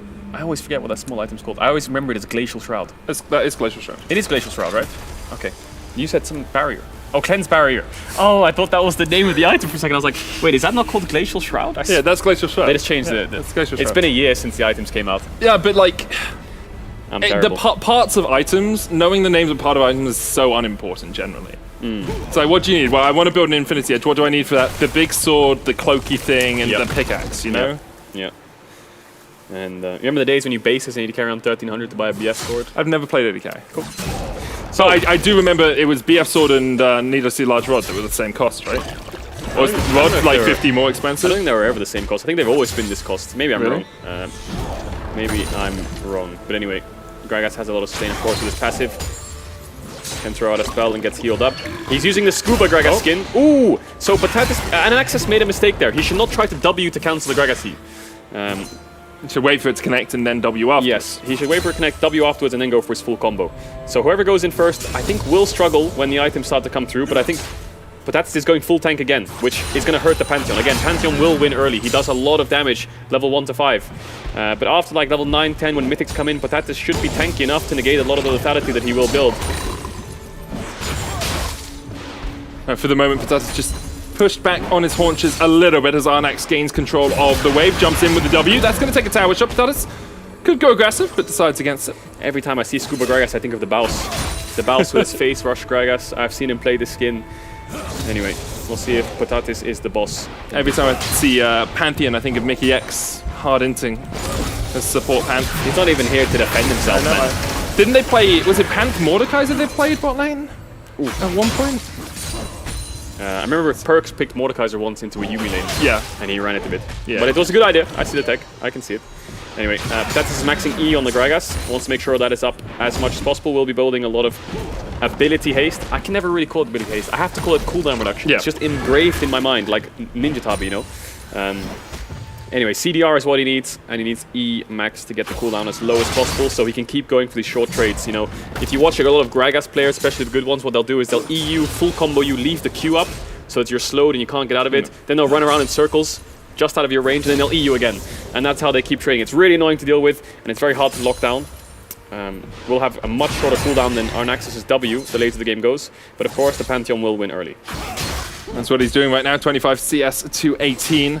Hasn't been able to get much meaningful tower damage, and that's kind of to be expected. You don't have the range advantage to be able to harass down that turret, but Patatis sitting at about 400 HP. I have to respect the fact that Arnax could go for an all-in. Of course, Cleanse able to negate the Ignite from Arnax. And that level 6 from Patatis could be interesting here, because a good barrel combo underneath the tower when the wave has been cleared out can be very deadly against someone who doesn't have a flash. Or into the Ring of Fire. Yep. Just toss him into it with the cask and then just spam the emote. You know the Gragas dance with the hand in the air? I love it. We'll see what... I mean, that would be a very swag way to win, but it's also a way to possibly lose. True. It is indeed. DMing sometimes backfires. There's the E from Patatis. There's the W from Anaxes. There's the cleanse, there's the barrel. He's looking for the damage here on Anaxes. One more auto attack from the tower, but Patatis doesn't want to go any further. Did have to use the cleanse, as you say, but didn't cleanse the Ignite, because Arnax had decided against putting it down. Yeah, big CS lead for Anaxes right now. As expected, is going to base. We'll see if he ults back the lane to keep up. I don't think he's basing here. I think he's going for the relic. He's just going to keep that pressure up. Oh yeah, you're right. He is just going to go for the relic and keep the pressure up. He's going to fast push this wave in. Always wants to be the one to get the good base in. I mean, he can always cheat base kind of, right? He can take a base on a bad wave and ult back, similar to when you have TP in mid and top. And the question is, can you get this cannon underneath the tower quickly enough that Patatis is going to lose it out? Arnax maybe even looking for a single auto here to get the plate. Could even go for 2. Remember, plates fall off when the Ring of Fire spawns. 2 plates do go over to Arnax. Patatis was able to get himself the cannon, so that's 200 gold to him, but 320 over to the Pantheon player. He should be able to back and get a full eclipse off this buy. Yeah, I wonder if investing in an early Last Whisper is good. I doubt it, but yeah, you can see the gold difference there. 500 roughly is the difference. I think he's going to ult back the lane here to make sure he gets the creeps. There's no real other use for it in a straight 1v1 unless you're chasing them under a tower, which I doubt will happen. But there it is, Eclipse. You know, for the null magic, a little bit of a mar. He sees the Frozen Heart debuff on him, so he should know the Gragas is in the bush if he wants to Q it. Once it disappears, he knows the Gragas is base, so he can push this wave quickly if he wants to, but I think he's starting to realize now. And once again, as you said, likely we'll see a lot of games go to the Ring of Fire today, Kadril. Although Arnax with a little bit more chip damage on this tower could put himself in a position where if Patatis took a bad recall, that tower would fall. Yeah, but Patatis will be very aware of the fact he can't really leave that tower alone when the plates fall. That's the pressure point. Arnaxis needs to keep up the push, as Potatis eased the minion there, so he won't be able to find the all-in. If Arnaxis keeps up the push and keeps the pressure on Potatis and keeps forcing trades, if the trade goes good, you have to base out take your tower. If the trade goes bad, I can base and ult back. Or run back in time not to lose my tower. So that's the pressure point that Arnaxis has. So keeping the push is probably the best thing to do here. And obviously not get onto the tower. That'll be a big mistake. Don't int, basically. Yeah, don't int. Don't position yourself so poorly that you get ordered back into the tower. Arnax continually mitigating any damage that Potatis could put down with the Eclipse Shield as well. So if Arnax can get that, Q auto W or QW auto combo off, or W, auto Q combo, get the spells up for the Eclipse. Yeah, press his keyboard. Yeah. It means Potatis really can't trade back, even if he is able to put a barrel down or something, because the Eclipse Shield will stop any damage coming out, even tower shots being negated there. Potatis hasn't cancelled a single Pantheon W yet. Maybe he does on the last most important Maybe one, it's a bait, mate. He really needs to start cancelling these Ws, because what Arnaxis is doing is he's just jumping in from max range, proccing his Eclipse and running away. So he's always losing out on the trade. Is he going to take a base? Yeah, I don't think he can. Fast push into towers going down. Yeah, but this really feels like such a poor position for Potatis to be in. Maybe he'll try and clear this wave and then back. Maybe Arnaxis could have taken a sneaky base there as well, but then you're dropping pressure, so not the best thing to do. Potatis can't base here, I think. Oh, he definitely can't base there as Arnax tries to stop him. Let's have a look. No cannon wave. You can definitely base here. You can outrun the ring, of course, because you've got the dash, and also the ring takes a little while to start moving forward. Let's see if Potatis can get back. You see, he's in a good position, actually even able to go back and get to the shot, but this tower... Tick-tock, tick-tock, tick-tock. The tower's going down. Potatis now leads away. That's gone. That tower's gone. Arnax is going to take it with the tower victory. Potatis tried to get there in time, but Arnax will be going through to the semifinals. Yeah, phenomenal play. Pressure in all... Feels like most matchups he had a lot of pressure. In the Cassio matchup, in the Aatrox matchup, he had to push. The Pantheon, he kept the push and he used it to his advantage. 3-2 series. Very, very close. These players very, very close in skill level. And you can see the emotion coming off of Arnaxis the second he realizes that tower is dead. And he's through to the top 4. 40,000 players. He is in the top 4 of them.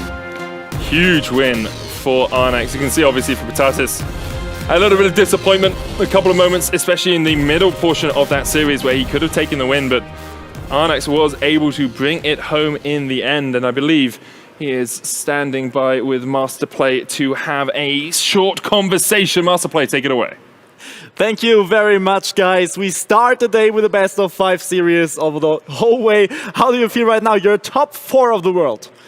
Wow, it's actually a crazy feeling. I never expected to be a top 4, actually. I always took it one game at a time. Like, my first goal was just not to be last place, then not to be top 16, and it just goes step by step, and I'm top 4 now, so yeah, I'm really happy. So there is already a little celebration inside of you, or full focus for next match? Yeah, when I killed them at game 5, it's like the emotions just burst out of me, so I'll need to focus up and relax a bit and prepare for semifinals, yeah. That was the first match on stage here at the Red Bull Solo Queue. How different is it in between, or in comparison to your player booth downstairs? Yeah, the atmosphere is a bit different, especially you feel the lighting, you feel a bit of nerves because, people are watching, so yeah, that's the main difference, I think, yeah. Focusing on the last match, you let Gragas open, so you thought about you would maybe go for this pick? Yes, I actually know it's a hard matchup for Pantheon especially, but I believed in my capabilities to win any matchup with Pantheon, and yeah, I did it. It's so great. Congratulations once again. We will see you back in the semi-final, so you have a little time to rest. What's going on in the next hour? Going to some eat or preparation? Yeah, I'll take a snack for sure and prepare, watch the games that are going to happen next on stage, prepare for my semi-finals opponent, and yeah, that's pretty much it. Best of luck there. Thank you very much. Really nice interview, and yeah, let's get back to you guys. Thank you very much, Masterplay. Great to hear from Arnax. Obviously, a little bit of a different atmosphere on the stage, but he took to it so well, Kedro. Yeah, lighting is always a little bit annoying on the stage. Yeah. We remember Perks in the LCS had to wear caps. I think he missed caps. That's I think that's what it was. I think he was just signaling he's coming back to EU, right? We saw that he had lighting issues. A lot of pro players struggle with lighting. A lot of pauses in competitive games are, hey, there's this light just shining in my eyes while I'm trying to see my screen and the glare is too much. So. Makes it so it's difficult to see, but there was another best of 5. Yep. Godbro versus Hulk Smash, the representative Denmark versus Turkey, Echo versus Zed. And Godbro came into yesterday losing almost every game, but then he reversed it around, won 3-0 in his best of 5 to come through to the top 8. And now this is his series against Hulk Smash. Let's have a look. The Sylas into the Darius. Hulk Smash running barrier, ignite. Seems really hard for the Sylas to play this matchup, I must admit, but we'll see what Early happens. barrier use there as well. Godbro was very willing to use all of his summoners on day 1 as soon as they were up. But another great apprehend there. Godbro has the bone plating. Ignite is ticking onto him. Not getting up to the 5 hemorrhage stacks means that Hulk Smash won't have as much damage as he'd like. Hulk Smash went for the defensive build. Anathema's Chain's first item, but the thing is, Sylas likes extended fights, but Darius likes them even more. That's the problem with this matchup. How's it gonna go? And Noxian Guillotine gets stolen away, but Godbro tries to dash out of it, goes back in. Kingslayer not enough. Hulk Smash takes the win. And Hulk Smash, Nasus? You were mentioning... Nasus! There's a Nasus! Oh, God. Nasus versus Tahm Kench. So here's the tech. Okay.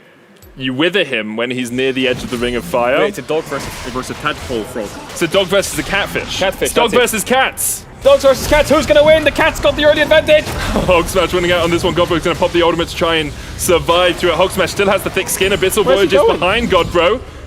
He's on a little bit of a one-way trip there, perhaps not using his maps as well as he could do. Going in once again, looking for the trade. Godbro able to pop the ultimate himself. Training on that nether will be a little bit difficult. Reduces your magic resist and Sudden your death. armor. Sudden death. Oh, he's gonna devour him. Is he gonna spit him into the devour fire? He Oh, no, doesn't he get him doesn't have close enough. Godbro though does put the wither down. Hulk Smash trying to heal himself up. ultimate's up Godbro in a sec. doesn't have any mana. Ultimate, as you say, for Godbro about to come off cooldown. Will pop it. Dominus now being used. You have no mana! In the end, you have to feel that Hulk Smash just wings out the slap, fight, ignite, Does he? taking Does he? Godbro Does has he? the Does he? barrier. Hulk Smash has the barrier, and Hulk Smash goes 2-0 up. So Hulk Smash keeps building Anathema's Chains every game. Yeah, yesterday he did the same. Every single game Anathema's Chains. Oh, Lee Sin into Mordekaiser. That's gonna suck when it gets to around level 11. The Mordekaiser just builds full tank, and it's really hard for Lee Sin to kill him, but we'll see what Godbro builds, because he did pull out a few wins on Lee Sin before. He's gone for the grasp trading happening here. That's an all-in. Both of them putting down the ignite. Barrier has been popped there. No barrier. Sorry, only the ignite going down from Hulk Smash. Hulk Smash has flash, no barrier here on the Mordekaiser. Maybe to try and flash away from a Sonic Wave. Obliterate. Not going to do too much through that safeguard. And you can see Godbro actually with the Realm of Death coming out. Hulk Smash is looking for this trade. No minions there for Godbro in the Realm of Death to safeguard 2. Follows up the Resonating Strike there, and Godbro continuing to try and trade into this one. Hulk Smash needs healing reduction. Godbro's maxing W. He should buy healing reduction the longer this game goes on, because if Lee Sin's just going to life steal through a lot of the damage, if his full tank kick comes through. Hulk Smash uses the flash to get back underneath the safety of his tower. Now level 11, as you say, should be in favor of the Mordekaiser. Healing reductions come out with the Bramble Vest, and once again, it's Anathema's Chains. Yeah, QSS for Godbro though, so he can get out of the ultimate. Looks like maybe he has a chance then, but the healing reduction from Hulk Smash, there's the ult, it's going to get QSS'd. There it is, barrier. Hulk Smash trying to survive, Godbro doing the What's same. that Look at the shield. The Maw of Malmortius coming in clutch there. Resonating Strike goes a little bit wide. Ring of Death closing in as well. Godbro, of course, can heal up with the Iron Will. The W2 there on the Lee Sin. Gets knocked back. Obliterate goes wide. No barrier for Hulk Smash. He's still just about alive. Oh, the W! Second shield coming in. Hulk Smash and Godbro trading in their minions. But Hulk Smash does exactly that with a 3-0 win over Godbro. And he plays the guitar at the end. Yeah, that matchup is really hard for Lee Sin, but with QSS, with W Max, with more, maybe there was a chance, but he didn't hit a Q. You can see Hulk Smash just played in the wave, didn't let Godbro hit the Q. That's your kind of % HP damage. That's what you need to land if you're going to try to kill this Mordekaiser full tank, but in the end, couldn't connect, and that's it. Straight to the semifinals. Yeah. 3-0. Good showing from Hulk Smash. Anathema's Chain's looking undefeated so far in the top 8. You have to remember, 30% damage reduction. It's absolutely huge. We'll see if it continues to be played through to the semi-finals, but for now we're going to hand it over to our analysts, who are looking lovely today.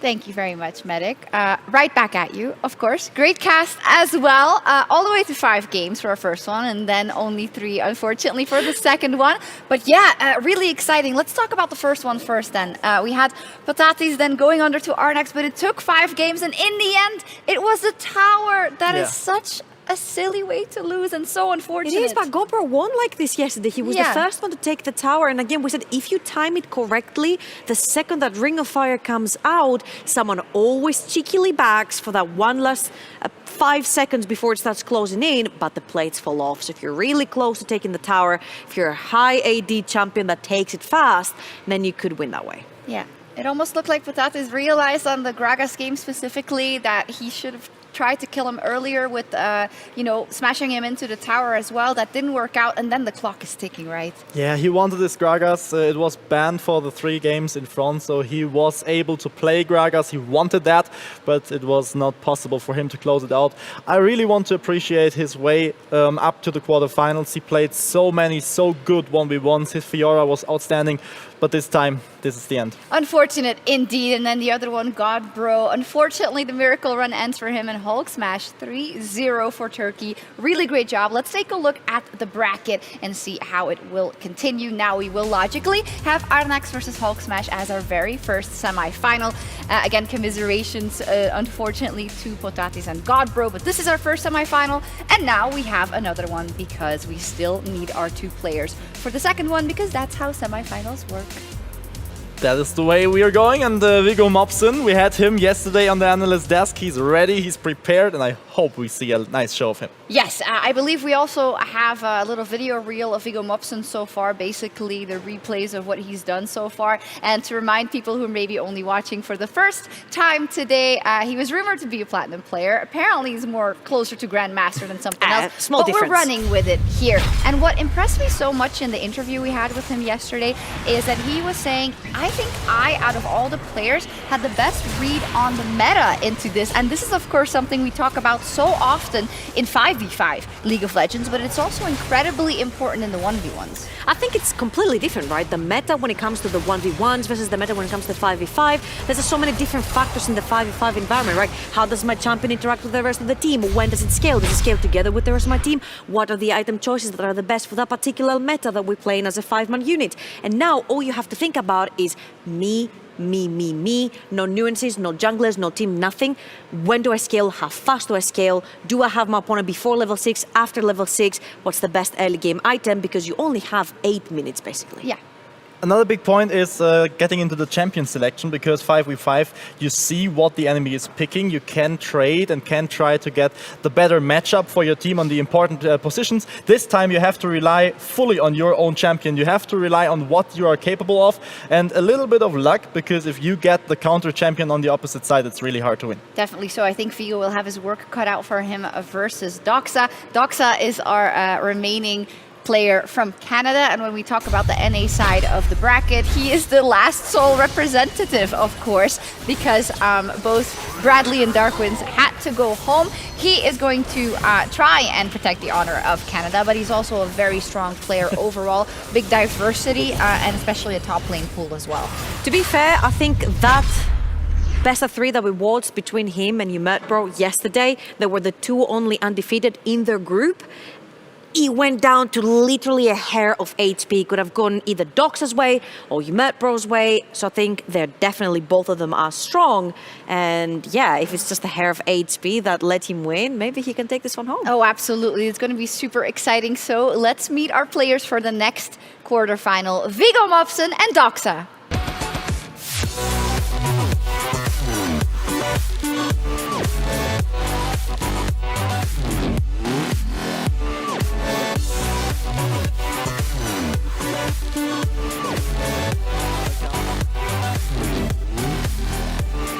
Come to me. What a big entrance onto the stage. Welcome you both. And yeah, we had you already yesterday in the analysis corner, and you said you are well prepared and you are ready for this fight. What is your biggest strength? I think my adaptability, and especially a best of 5 here, is going to really shine through, hopefully.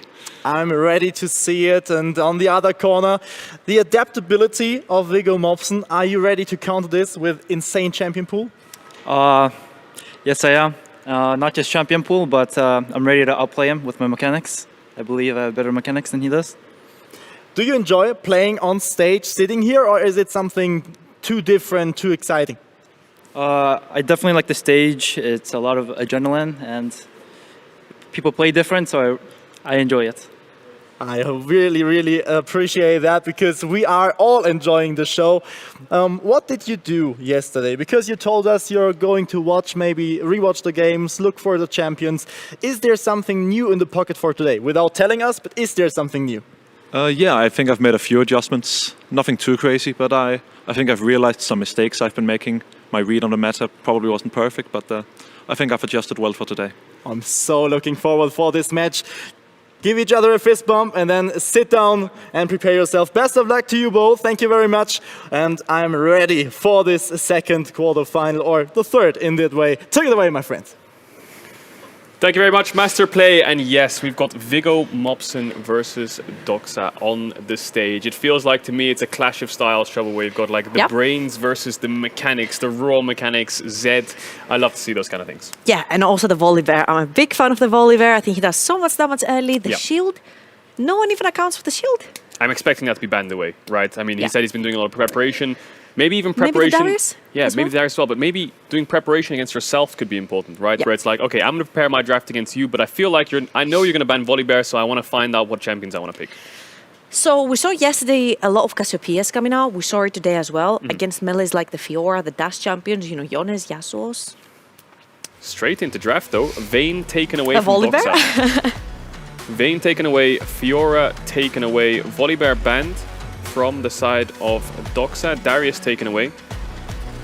As we get later and later. Okay, so his two very, very successful champions snatched away instantly. Yone taken off the board, and there's Tamkench as the last ban. See what the picks are going to be. A couple hovers. We won't talk about them just yet because we don't talk about hovers. But Volley Bear's taken away. That's the most important thing. What Doxa has there is not necessarily a hover. I think. Is that going to be the lock-in for him? But I think the volley... I think versus the remaining champions that are there, up and available, it really does work. I mean, even if it doesn't kill you, it forces you underneath the tower. The second you walk in, you're forced to go cleanse, so you miss an aggressive summoner. And we've seen it succeed in the 1v1s, right? You play the range, you make sure you keep them at an arm's length, and you poke and prod them away, and make sure that's how you win out in the matchup. But that's going to be the Mundo lock-in for Viggo Mobson. They both see each other's champions now. They both know what they're up against. How are you looking at both these matchups? Guess what? Mundo doesn't care about walking up on top of Cassiopeia because he has his anti-CC shield, which Cassiopeia cannot break unless she ults the Mundo head-on, which means the Mundo will not get CC'd. He'll never get CC'd. You're completely correct in that. Maybe if she builds something like Everfrost, she can break it off if he's getting really creative, but I think Leandries has to be the buy. The dark tech. I like that. Dark technology to make sure he can land the stun, but I'm expecting Mercury Treads, I'm expecting Leandries, I'm expecting Cassio to have the push in this matchup. How do we see it planning out? Maybe if Mundo can get on top of the Cassio, that's his way to win the game. That's what I'm thinking right now. I'm thinking we're looking at level 6, level 7, level 8.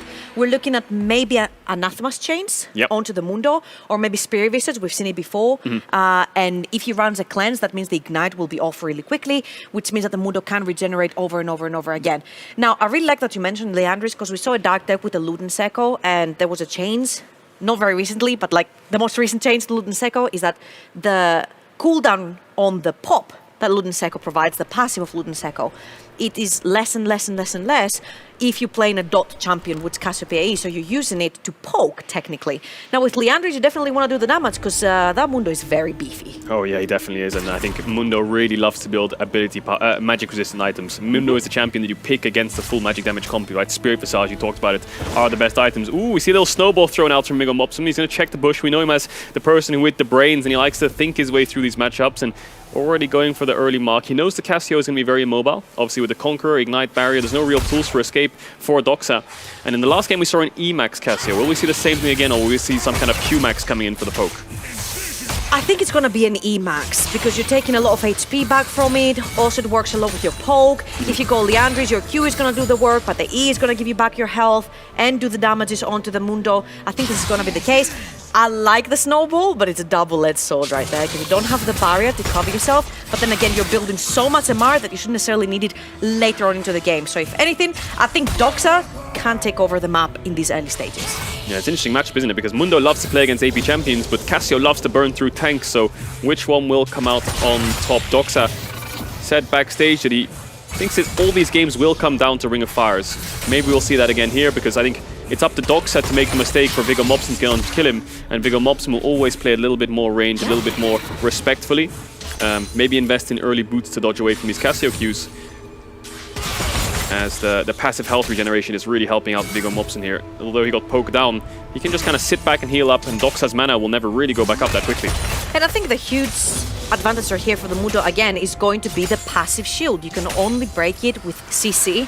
You don't have any other teammates. Your only form of CC is going to be that ultimate. Mark connects. Doxa is getting engaged upon. He gets the ignite dropped on top of him. Barrier to dodge away from the Q.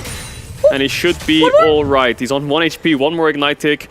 Very good barrier use timing there to stop the Mundo Q from connecting to kill him. But early pressure already for Vigo. He's going to get himself a plate. He has Demolish. Now, Demolish in this game mode is reduced. As you see, only did a tiny bit of damage there. I think it's 30-40% reduced.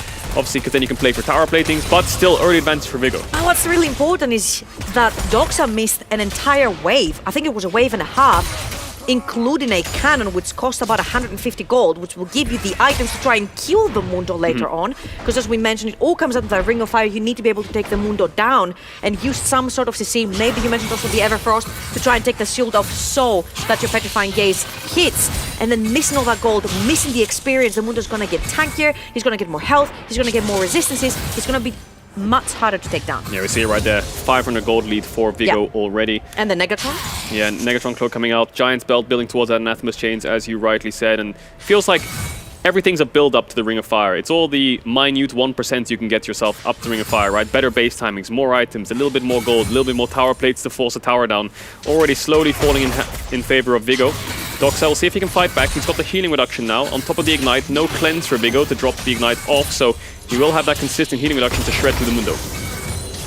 I really like that. It's like, ignite is not enough. We need more and more and more. And I love that because with the passive as well, you stay back, you've got the refillable. If you keep on stacking that damage onto the Mundo, applying the Morello, then you're making sure that he never goes up in HP, which means you force him back into his tower. I think this is the only way that Cassiopeia can work in this particular instance. Push the Mundo underneath the tower, keep poking while he goes melee for his minions. There's the mark onto the creep. He's going to connect the Q. That's a lot of damage onto Doxa. But he will get forced back in the end. Doesn't want to invest the ultimate, just doing it to do poke. Mark, of course, very low cooldown. It's so rough when that snowball connects. He goes in just for a tiny trade with the cleaver, with the auto, with the spinning fire around him. I don't remember the name of it. It's just so I think it's electric deadly. now. It's electrical field that he has around him, I think. But yeah, Mundo's had a few changes. I can't remember the names either. So he's a doctor from Medic Sane, a dentist, a barber, Maybe and he's now a an butcher as electrician. well. He's got a nice little cleaver there. I'm sure he can put something up. A butcher Maybe not. and an electrician. Wow, okay, well, he is a handy man to have. But Ladies? Doxa is going to base and build towards what we expect to be the Leandries. Maybe it's going to be a Ludens, but to get through that tank shredding, that's probably his item of choice. And Vigo, again, going to get a better base timing. The wave's going to crash, won't pick up a plating. But still, the pressure is on Doxa. He feels like he's the one with the back against the wall right now. Yeah, I'm looking at when Doxa is going to hit level 9, because Vigo hit level 9 quite a bit before he left that last wave hit. I think he's an entire, if not 3/4 of a level up onto the Cassiopeia. That's extra resistances that you're going to need to burn through. And going for the tier, going for the Lost Chapter. Yes, these two items help you sustain technically in lane if you think Summoner's Rift, but right here you need the complete item. You need the burn from the Leanders to start chucking down the Mundo. Yeah, looks about half level lead in favor of Doxa. And the wave is pushing into Vigo. Around a minute or two until the Ring of Fire. Can Doxa get his Leandries before the Ring of Fire? I think it's the big question, because in my eyes, I think he stands a chance if he has that Leandries complete, because then he's matching his Mythic into the Anathemas, because Vigo, of course, won't complete the Mythic. Oh, big burst coming in. Q Cleaver to slow him to land the mark. Really good play there from Vigo to set up the barriers pop, but it ignites enough. Ultimate does nothing, as you said, and Vigo just chases him down and melts straight through the Cassiopeia. Vigo has been doing this a lot of times where you will see him taking the trial trades at the start, right? He did it so many times. He landed a snowball, he checked how much damage his trade takes onto the Cassiopeia, and while he's running back, he also sees how much damage the Cassiopeia can output on him to see how far he can run away or what the trade looks like. Every single trade he made with the Mundo looked very, very favorable to him, so he knew exactly when the KO was going to hit. And I feel like that's the first time we see the mark used to gap close. That's one of the first times we see it. Yes, Mundo is an immobile champion, but as he hits the Q to hit the slow, and then he can hit the mark for free. As you said, jumps on with the auto, with the E, with the grasp. The Cassio isn't tanky whatsoever, and she doesn't have any items to deal with that Mundo. And the Maybe shield's so annoying to break. Yeah, 4, 5, 6 items. Maybe the Cassio can shred straight through him, but she's got nothing to stop Can we him. reach 4, 5, 6 items? No chance in hell in this 1v1. So we'll see if Cassio is a priority champion for him moving forwards. But as you see it again, just watch Doxa's HP, because Vigo does chunk him down in the moments of glory by Steel Series. Yeah, I think he's going to land the snowball right here, and even though you do have the ignite on Doxa, look at the 8 speed bus and look at the difference there. A whole level up for the Mundo. The second he hits it on Vigo, he lands the snowball as well and takes down the Cassiopeia. By the time the ultimate comes up, it's like, haha, joke's on you, anti-CC shield. Yeah, Vigo didn't even scratch. Didn't even get scratched in that fight. Maybe a little he bit, was but the tower helped. Yeah, he was tanking some tower shots, full MR. As we get into the next game, is Mundo a ban for Doxa? Because although you can be very flashy with your plays, skill expression, be very good at mechanical plays, if the enemy it's just too tanky. Is it going to be 3 tanks banned here? Might be 3 tanks banned away, but if he's just too tanky, it's just too hard to deal with. But Fiora, Vayne, he is going to ban away the Cassiopeia, Vigo, so he might have something up his sleeve for the next round. So here's what I'm thinking.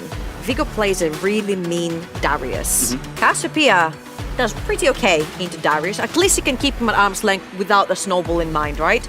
So I feel the Mundo is a pretty good ban right here because you can force Vigo, technically, get him to play his Darius again. Is that the first? Hold on. We have a Zoe versus a Poppy. These are 2 champions we haven't seen whatsoever in the 1v1 tournament, on the main stage at least. But yeah, Poppy is he gonna go for the mark again, Vigo? He knows he's into a ranged matchup. Of course, Zoe, not so much a all-in mage, wants to just kind of poke you down, set up around objectives, land sleeps, land Qs. So expecting Vigo to play in the wave, perhaps. You don't really have the walls to use on such a map to land a long-range E. It's very It's difficult. going to be kind of rough. Unless you stand on the health pack, then you can throw it through the wall that comes from the back towers, from where the Nexus technically is. But that is going to be like very niche, right? Yeah, the point is we really don't have that many walls for the Zoe to play around. So the bubble hitting is just going to have to be a direct shot or a portal jump forward. It's not going to be that hard, right? The Poppy charges on you. Yeah, Poppy's got the W for movement speed. Maybe he can dodge away from it, maybe build a little bit of tenacity. But I think we're going to see a similar thing here, Trouble, where full ability power Zoe, but a full magic resistance Poppy. Yeah, and also we have to keep in mind that the furthest away from you Zoe is, and that Q lands on you, the more damage she will do. If Poppy is in your face and playing in your face, the Q is going to do that much less damage. It's going to be from a shorter distance. So I'm thinking the strategy right here from Doxa is the same as it was on the Cassio, right? Try to force that Poppy underneath the tower and continuously keep poking until you build a big enough CS lead, until you poke the tower down, until you force him back. Trouble. Something's come to mind. Yes. If the Ring of Fire comes in, this Poppy ults the Zoe. She is going to have a horrible time getting back out of it. With no flash. But you've got ult. So if he's fast... If he dodges away from me with a portal jump, maybe he can get out. But I think the second that hammer lands underneath the Zoe, she's flying into Mordor, and she's not coming out. But we'll see. We brought about the bubble. What kind of RNG can Doxa get from the bubble creeps? Can he get like an ignite early on? Rocket belt. Rocket belt's going to go, I'm going to say ignite, quick, see what comes out. Quick. Ignite? You locked it? What is it? It was a stride breaker. Oh, we were come both on, wrong. man. There's lots of different things that Zoe can get. Will Doxa walk forwards, pick it up? Because now Vigo's going aggressive. Just going for the short trade. He's going to E forwards and use a W to get out. Another bubble for Doxa. I think RNG can make a big play here. Something like an Ignite or an Exhaust in the early stages. Exhaust disabled on this game mode. Exhaust is a mean summoner spell. There it is. He's going to pop the stride breaker. He will use the W damage to get Vigo down. Popsy exhausted, he picked up. The mark comes through from Vigo into the wall. The barrier is going to get popped for Doxa. Does he have the Ignite? It's going to be ticking on Vigo. He needs to kite him away, but the passive from Poppy comes up. Beautiful play there from Vigo to mark on top of him and then knock him into the wall. That was actually beautiful. And also forces the Zoe to play towards that wall as well. Gets the very easy E onto him. I think Vigo is like our crazy scientist here, right? He just calculates everything in every single fight. I love the way that he knew that the Zoe, when she plays in his face, it's not maximum damage output. The second you dodge that Sleepy Trouble bubble, it's very easy to try and play around with the movement speed of your W as well. Connects a snowball, finishes the deal. Yeah, and you can see Doxa's thought process there as well, because the stride breaker he picks up, he uses it, the W. It's pretty strong, into the exhaust. And then he picks up the exhaust, and he has an Ignite, he has there's 4 summoner spells to use with the Zoe W as she's turning around with the damage connecting, but the Poppy was too tanky. The passive shield, the barrier, chasing him down with Grasp, and the knock from Vigo was perfect. It feels like he really does have everything worked out to a tip. Yeah, I thought Bradley was that type of player because he was playing within like 2 to 3 seconds before cooldowns were coming up. But Vigo, the platinum player for hearts, the champion of all of us that we are above the 3% of the rest League of 3% Legends of the rest. players. Yeah, There it is, above 3%. I but count myself in that. exactly, he's not flashy, but he doesn't need to be flashy. He just has to be crisp, clean, precise, yeah. and decisive That's the on word. what he's doing. I think he can just keep to the same strat. He's 2-0 up. He's in a very comfortable spot. He could afford to play something a little bit out of his comfort if Doxa takes away something like a Poppy now. But then Darius is up, as you said. We'll see what the Volley Bear is still up. Does Doxa want to give Vigo his Volley Bear? There's no way. I'm a bit scared for him if he does. What do you play into the Volley Bear? I think it's extremely difficult. Maybe you can try to play something like a Poppy into the Volley Bear, but like the trade is not that great for Poppy. We'll see. Maybe it's some kind of mage. I think Volley Bear needs to go. Doxa, obviously a mid laner, so looking at mages, looking at things like Zoe, Syndra, Orianna, these mages are a bit scaly and a bit objective control-y. We need something more, you know, flashy like a Yasuo or an Irelia to get in his face. Vigo always hovers the Malphite, obviously his favorite champ. Will we see the Vex? As well. My favorite champion as well. King. I love my Malphite. Yeah. We saw Magico play Vex yesterday. Missed the ultimate, lost out on 1v1 and did get knocked out, but it looked pretty decent against the dashing champions. Yeah. But what is Doxa going to go for? Down 0-2, would have to pull out a reverse sweep. He needs to pull out a champion that makes Vigo question these bans perhaps. And maybe he needs to pull out something a bit different. He's going to go for the full... Is it going to be the mirror? It's going to be the mirror matchup. We've got a Darius versus a Darius. Now, this game is going to be tight because one E lands, one Q lands. It's all the same kit, of course. So who can hit the skill shots? Darius isn't that much of a skill shot champion. Darius or Darius? Yeah, Darius. Who can hit the Qs? Who can hit the Es? Who can get the passive stacked up first? And who's going to be running away? Because Doxa has barrier, but maybe Vigo wants to play with the mark again. I was about to say, this is very clever though. Because if you can dodge the pullback and then go straight back and use your pullback to get a favorable trade, that could be the summoner that wins Vigo that best of 5. Yeah, I think the mark, as you're flying, you're immune. So if he does mark away from the Darius Q, even if he gets hit in the little mini animation, it doesn't connect. So maybe there's some tech there. We'll see what happens when we load into the game, because maybe he chose to choose it away or take it away towards the late stages Question of the pick is, ban. Vigo, the Darius master, Doxa, a mid laner. Mechanics versus Smork. Yeah. What's gonna win? The Darius versus Mechanics Darius versus guys. I'm good top. I just don't want to see enemy jungler. No jungler. Enemy jungler comes, you open. Also, builds will be interesting to see. He has gone for the barrier, so exact same matchup, exact same mirror, probably the same runes as well, coming out from both players for the straight up 1v1. But item builds are not. Doran's Blade, Doran's Shield, Cloth Armor for Doxa, double Ruby Crystal for Vigo. Yeah. Yep. I'm on Vigo's favor right here. I love Ruby Crystals, especially early on. Early trades coming out. Doxa is going to be running away. You can see on the bottom left, Darius's AD just ticking up more and more as the passive stacks up. 77 attack damage on Vigo. I wonder how much Doxa has, because that'll tell us if they're going for attack speed. He's going to try to land the Q, but it's going to miss. He's going to pull him in anyway. Vigo will be able to pull him back if he wants to. Q connects. That's a lot of stacks.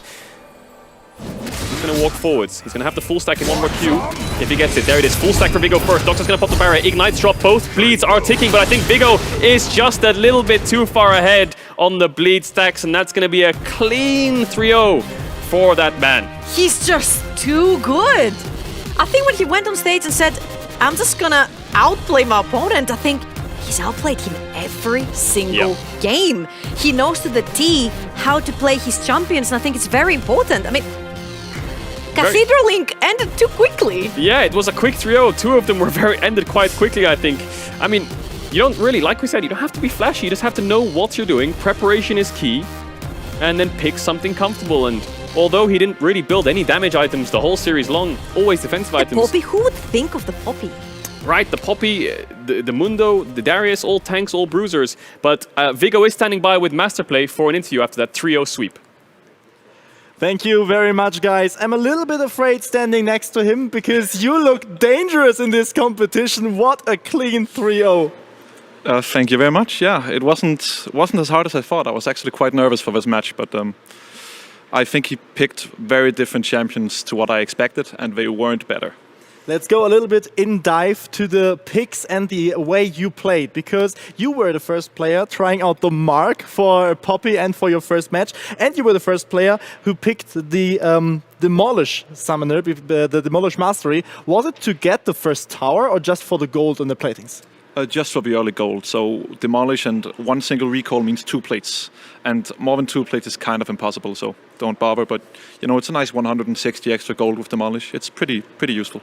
Really nice. The second match, Poppy against Zoe. I would say it was a bit lucky because Zoe couldn't do much against you. You rushed into him. You had the mark left. Why was Zoe the pick for him? What do you think? Why did he pick this one? I think he expected, I don't remember if it was Mundo or Darius being open game 2. I think he expected one of those two picks and to counter it with Zoe, which I don't think counters it, by the way. So I don't think it would have worked. But I had actually prepped the Poppy, expecting him to play, you know, the Yasuo, the Yone that I've seen from him earlier. But instead, Zoe, not a great pick here, I don't think, unfortunately. You are top 4 of the world right now. You are already in the semi-final and you are going to play. I have to look. Godbro or Arno. I don't know which one of them. Can you tell us which one you would be favors?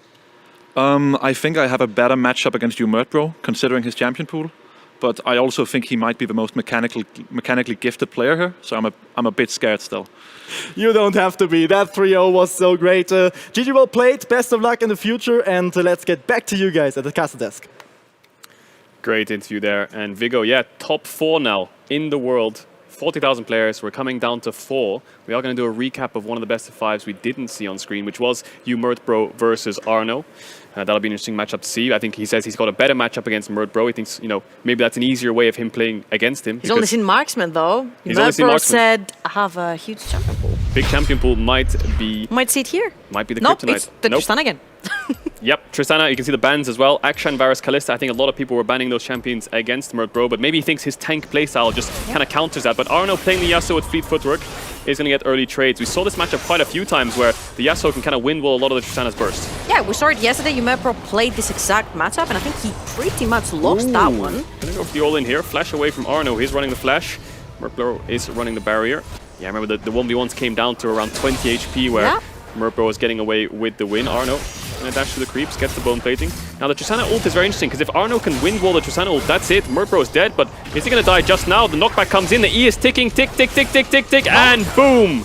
Arno goes down, Godbro plays the range to perfection and goes up 1-0 already. And again, we see again the Yasuo being picked into yet another marksman.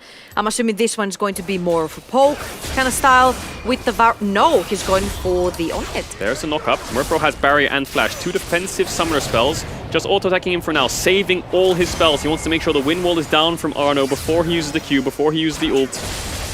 And that looks like that'll be that. As we go later on in the game, Arno connects the ult. Doesn't connect the Q though. Wind wall comes in.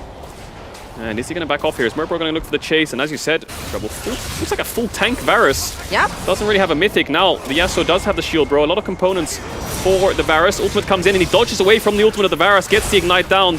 And that's the barrier popped. How's the flash going to be used? There it is. Q3 for Yasuo is going to miss. E from the Varus. The auto attack comes down. No, he does die. I think maybe there was some spell that went off there from Varus or an auto attack because it looked like he had around 10% HP. No way. I think it was the E that came down last minute for the Varus right there. And then the auto attack.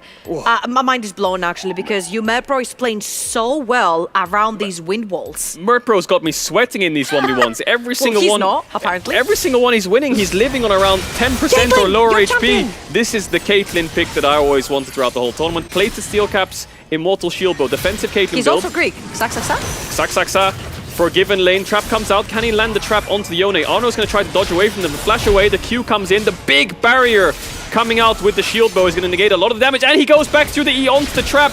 The auto attack didn't come out though because the ultimate was used, but the crit is going to land 3-0 for Godbro.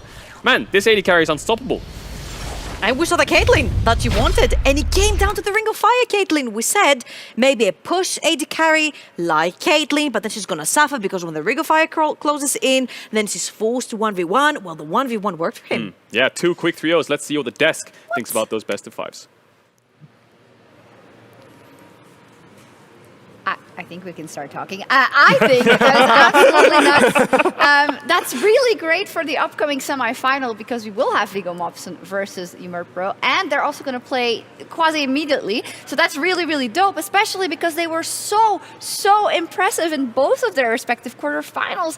Medic, this was crazy. Yeah, it was absolute domination. And what I loved was we see 2 very different styles between them. You've got Viggo who likes more tanky plays, playing the Poppy, bringing out the Mundo, looking for this more in-your-face playstyle, and then you've got Bro, who's very much a, hey, you stand over there, and I'll auto-attack you from range, and we'll see how that has to balance against each other, because Vigo said he thinks his playstyle is better into Bro, but he thinks Bro is mechanically the best player at the tournament.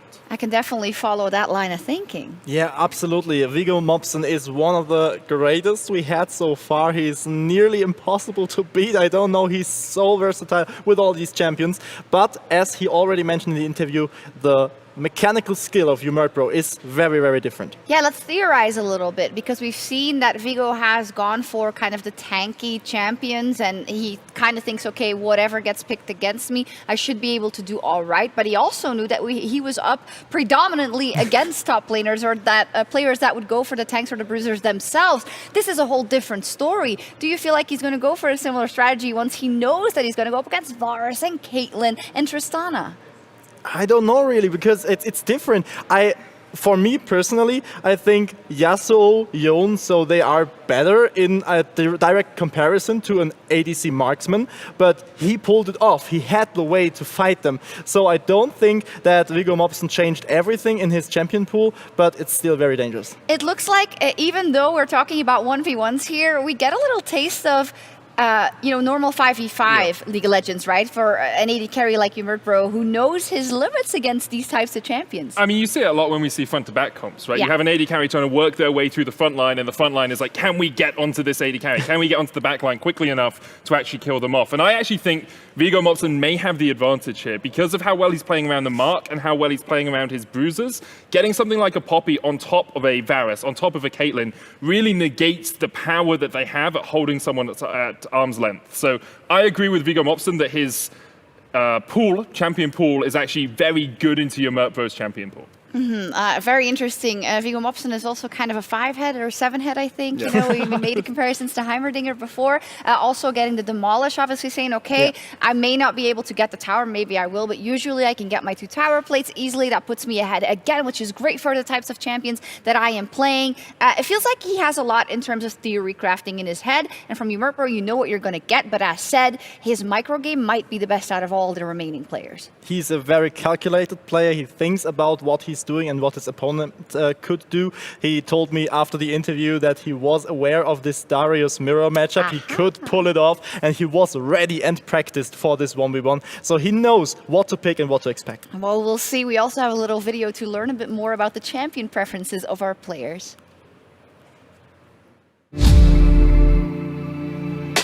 The first champion I main is actually the same champion I main today. So it is Jace. I play him since season 2 or 3, so that's like almost 9-10 years, you could say, right? And it just fits my playstyle. I like to be aggressive in lane. I like to dominate, and yeah, that's why I like Jace especially. The first ever champion I started maining is Wukong. I think it was just easier to play for me, and I like his clone, how you can turn invisible and you can make a lot of jukes. So yeah, I like Wukong, yeah. I think my main champion was Tryndamere, because back then it was just all about no one really knew how to play the game, so I didn't either, so I just played Tryndamere, and it was just about right-clicking. So if I can just right-click on the enemy, then I win the game, hopefully. I think one of the first champion I made was Camille in top lane, because I really like the champion. It was really OP in the meta too, and it's fun to play, so it was perfect for me. First champ I mained in League of Legends. I think it had to be Vladimir, actually. That was the first champ I really mained. He was the first one I got the challenger with back in season 8, and that was cool. I simply did it because I liked the playstyle, and I liked the champion overall. Initially, I mained Katarina, and she was really fun because she would just spin around and kill everyone. My first champion was Master Yi, and it didn't require much skill. It was just right-click. So yeah, that's it. I think I started maining Ezreal when I started playing ADC. And I liked it because, as I said, I like being calm and collected, and it was a very safe champion. It was fitting for my playstyle. The first champion I mained in League of Legends was probably Darren back in season 1, and I don't think I had a reason why. I just think he's one of the first champions I picked, and I just kept picking him. But was a fun champion to play. First champion I was maining was Lee Sin, because every meta, every season, Lee Sin is the jungle's god in every angle. So the best jungler will always be determined by how he is playing with Lee Sin. So I am Lee Sin main. It's really enjoyable and it's really powerful in the 1v1 situations too. So I might pick it in the finals. The first champ I mained was Jax. So since season 7 or season 8, I've like almost only been playing Jax. And then like for 2 years, after 2 years, I started playing also different champions. But since like season 11, I'm still like also like playing Jax a lot, and it's my favorite champion because he's so cool with his jump. He has a lot of mobility. He's strong in a 1v1 side lane and has like the counter strike ability, which makes him my favorite champion. It's really cool. I think my first champion I mained was Zed, I think it was. Because I think I just started the game when he just got here, so we saw it on the loading page. So I was like, okay, I need to play this champ. Is insane, and Ninja. I was so hyped, and yeah, that's why my first main. But I was horrible on it, of course. But yeah, that's why my first champion I learned.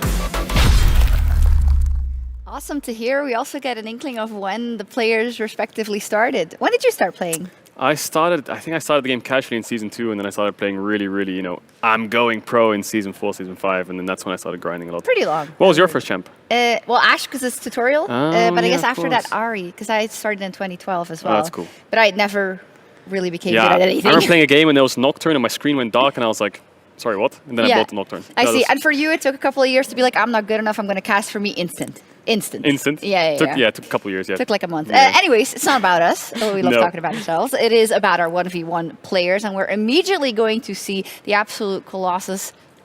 Is that the... Colossus? Anyways, Colossi? the great players that just played are up in our very first semifinal. It's going to be an absolute banger. Please welcome to the stage Bro and Viggo Mobson.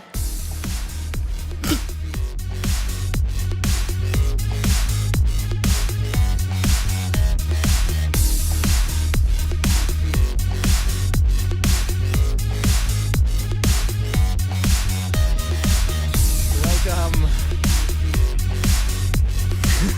There you are. Really cool to have you both here. Long time no see.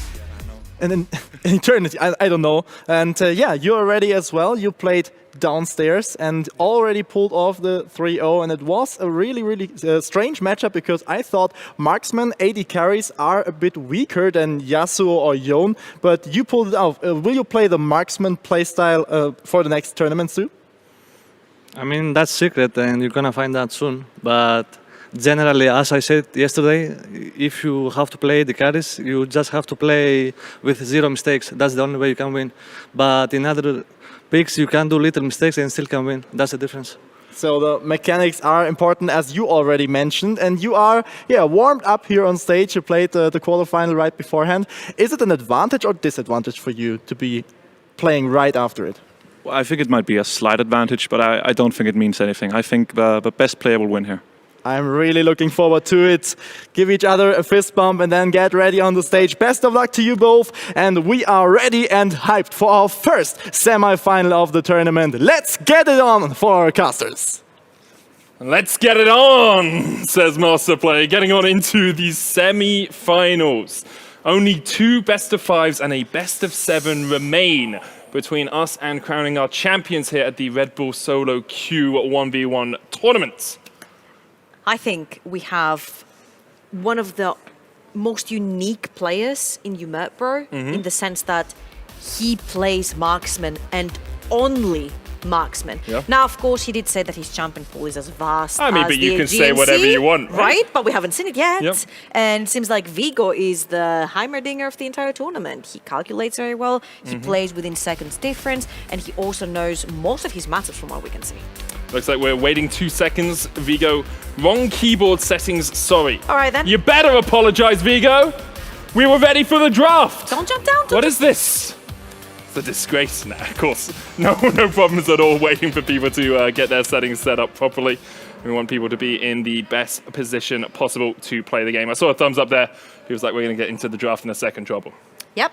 And I'm starting to think right here because what Masterplay asked Bro was super good. It was like, shouldn't all these assassins slash fighters slash bruisers slash in your face, we want to get into the battle and kill the ADC type of champions, be better than an ADC marksman type of champion? And the answer is yes.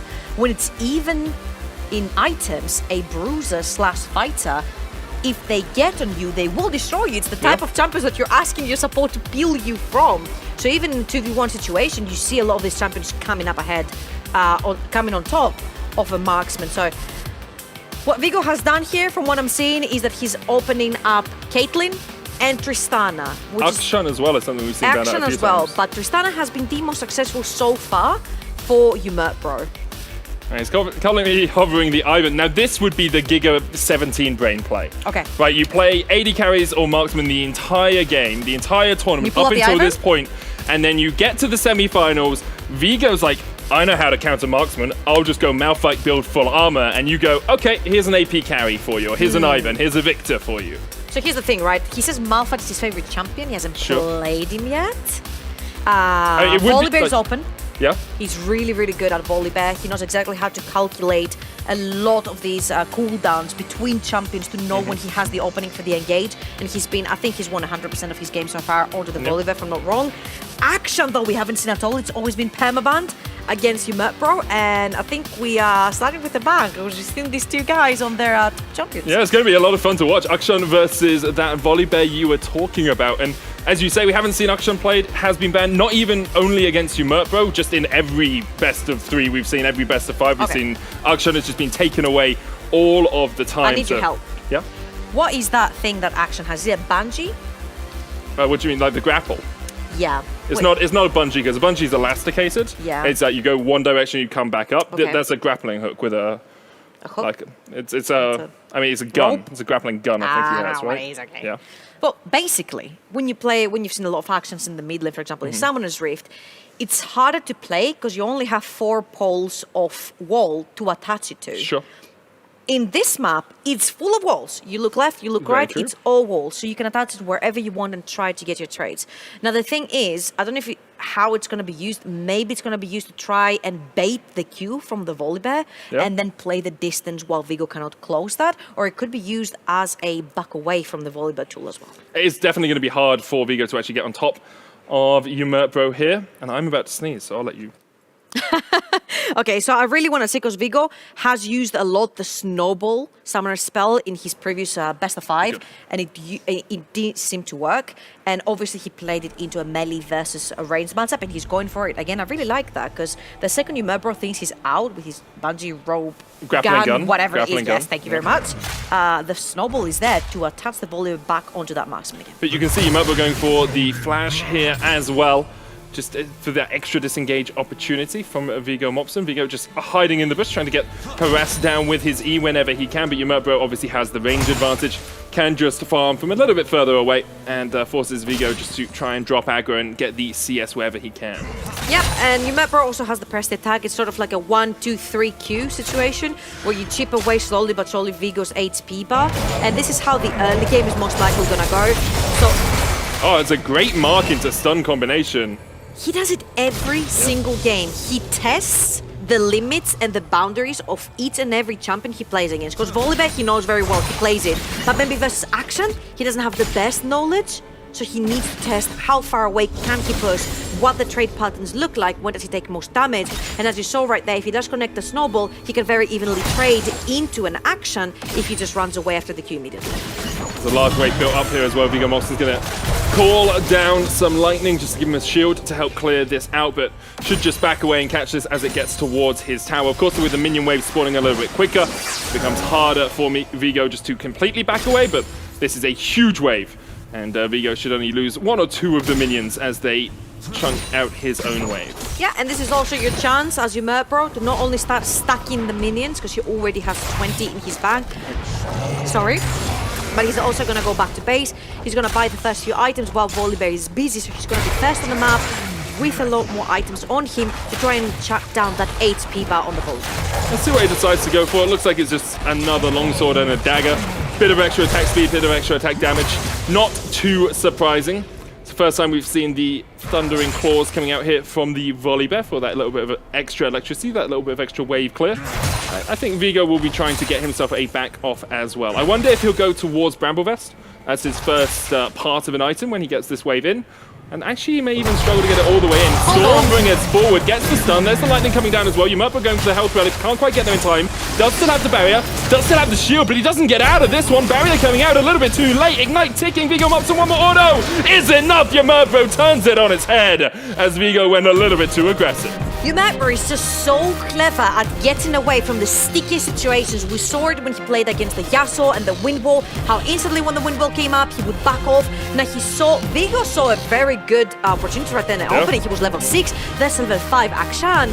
He didn't have a lot of mana though, so he had to get past the Akshan to take the pack, to grab that extra mana to use his last spell.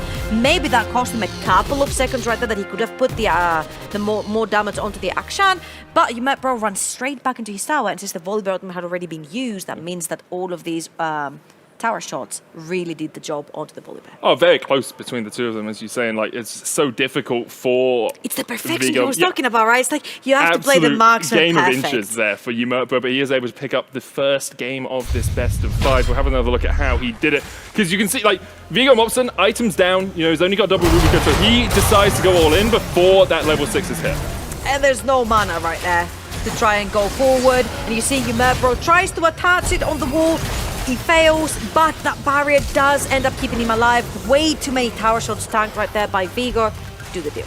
The thing is, it's like one auto attack away, right? It's so close between the two of them, and you can see, Yumurtbro there being like, well, that was about as close as any of these games can get, and saw Vigo Mopson laughing as well. So not too surprising, these guys having a bit of a fun time as they are on the Howling Abyss together. Yeah. I mean, okay, we saw action in action. Okay, action in action. Action in action, very good. Sorry, my headphones disconnected, so I had to reconnect them. I couldn't actually hear what you were saying. Apologies. Good, that's for the best. If Cade would have made that joke, I probably would have flamed him to high heavens. So, okay, let's see. Do you go for the Malphite Vigo Mopson? The problem with Malphite obviously is don't really have a gap closed until you get your ultimate. You'd have to use the mark to close the gap. And AD carries, even though you build a lot of armor, they can just go lethality early on and, you know, get through you or get a last whisper early on. So. The Mundo has been left open. Vigo That's is true. really good at the Mundo. Mundo CC shield is going to be so crucial here because if you go for the Tristana, the only thing that can break the shield is your R, which means you don't get to push the Mundo further back, which means he gets to stick on you the entire time. So if I was Vigo, I would probably choose to go with something like the Mundo, and Yumurtbro is going to have to choose some sort of marksman again. In this case, it's going to be the Akshan. I don't think Akshan has any spell to break the CC shield. I don't think so either. Instead, it's going to be the Malphite though instead of the Mundo. Yeah, there's no Mundo in the game, so he should be okay with that. And doesn't look like Vigo Mopson's taking the mark either, so trying to get to level 6 and then going for that all-in.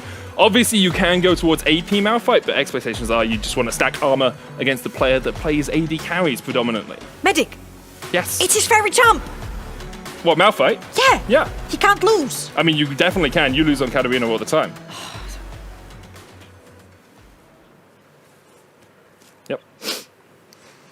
Second game of this best of 5, though. In the semi-finals here of the Red Bull Solo Queue World Final. Vigo Mopson taking a short sip of water there, getting ready for the game. You can see Yumurtbro in position, ready and raring to go, as we're going to jump onto the Howling Abyss once again. I had to recover for a few seconds. Yeah, from that I mean, burn. that's understandable. That's understandable. Yeah. I took Cadrill's position. You think you can do the same to me? All right, so I like the start from both of these players here. I think it's a very traditional start from the side of Yumurtbro, going with the two swords right there and the shield. And on the other hand, we have Comet Malphite, which means slowly but surely you're going to be chucking down all that HP bar from Yumurtbro. Now I'm wondering if we're going to see like an early Vamp Scepter or an early maybe 1v1. Trading already. That 3-hit passive doing some wonders for Yumurtbro. He dives back forward. Of course, after Vigo expends, you know, his W and his Q, doesn't really have much more he can do. Like, what's he going to do? Auto attack you to death? Yeah, and actually you don't even know if the E is going to land. Yep. On the Malphite. You usually just want to Q in, get the damage with the Comet, and then walk back out, which is going to be kind of tough to sort of farm at the same time as well if you want to use your Q to take that last hit, because these minions do have a lot of gold on them. And then on the other hand, Bro then has the free green button to sort of chase you and even use his Banshee / something gun / gap closer to try and put that pain on you. Again, he's running first attack, 1, 2, 3 Q. He does a lot of damage. It really does. It is all physical damage though, so we'll see if Viggo Mobson's able to get some armor under his belt. As the shield comes back from his passive, he can step forward. Uses the seismic shard just to put a little bit of damage down onto Yumurtbro. But once again, it's kind of the story of most of Yumurtbro's games. He gets early advantage in the lane because he can just push out with these AD carries. The enemy bruiser, the enemy tank can struggle to match into him early on, and then when we get towards level 6 is really when the game can be decided. What's a really cool interaction here? Hold on. Let's grapple around him there. Viggo Mobson's shield is broken. Yumurtbro obviously getting a shield for himself as well. He's fine enough with these trades. Cool, yeah. A really cool interaction here is while Yumurtbro is trying to land the 1, 2, 3 from the press the attack into an ignite.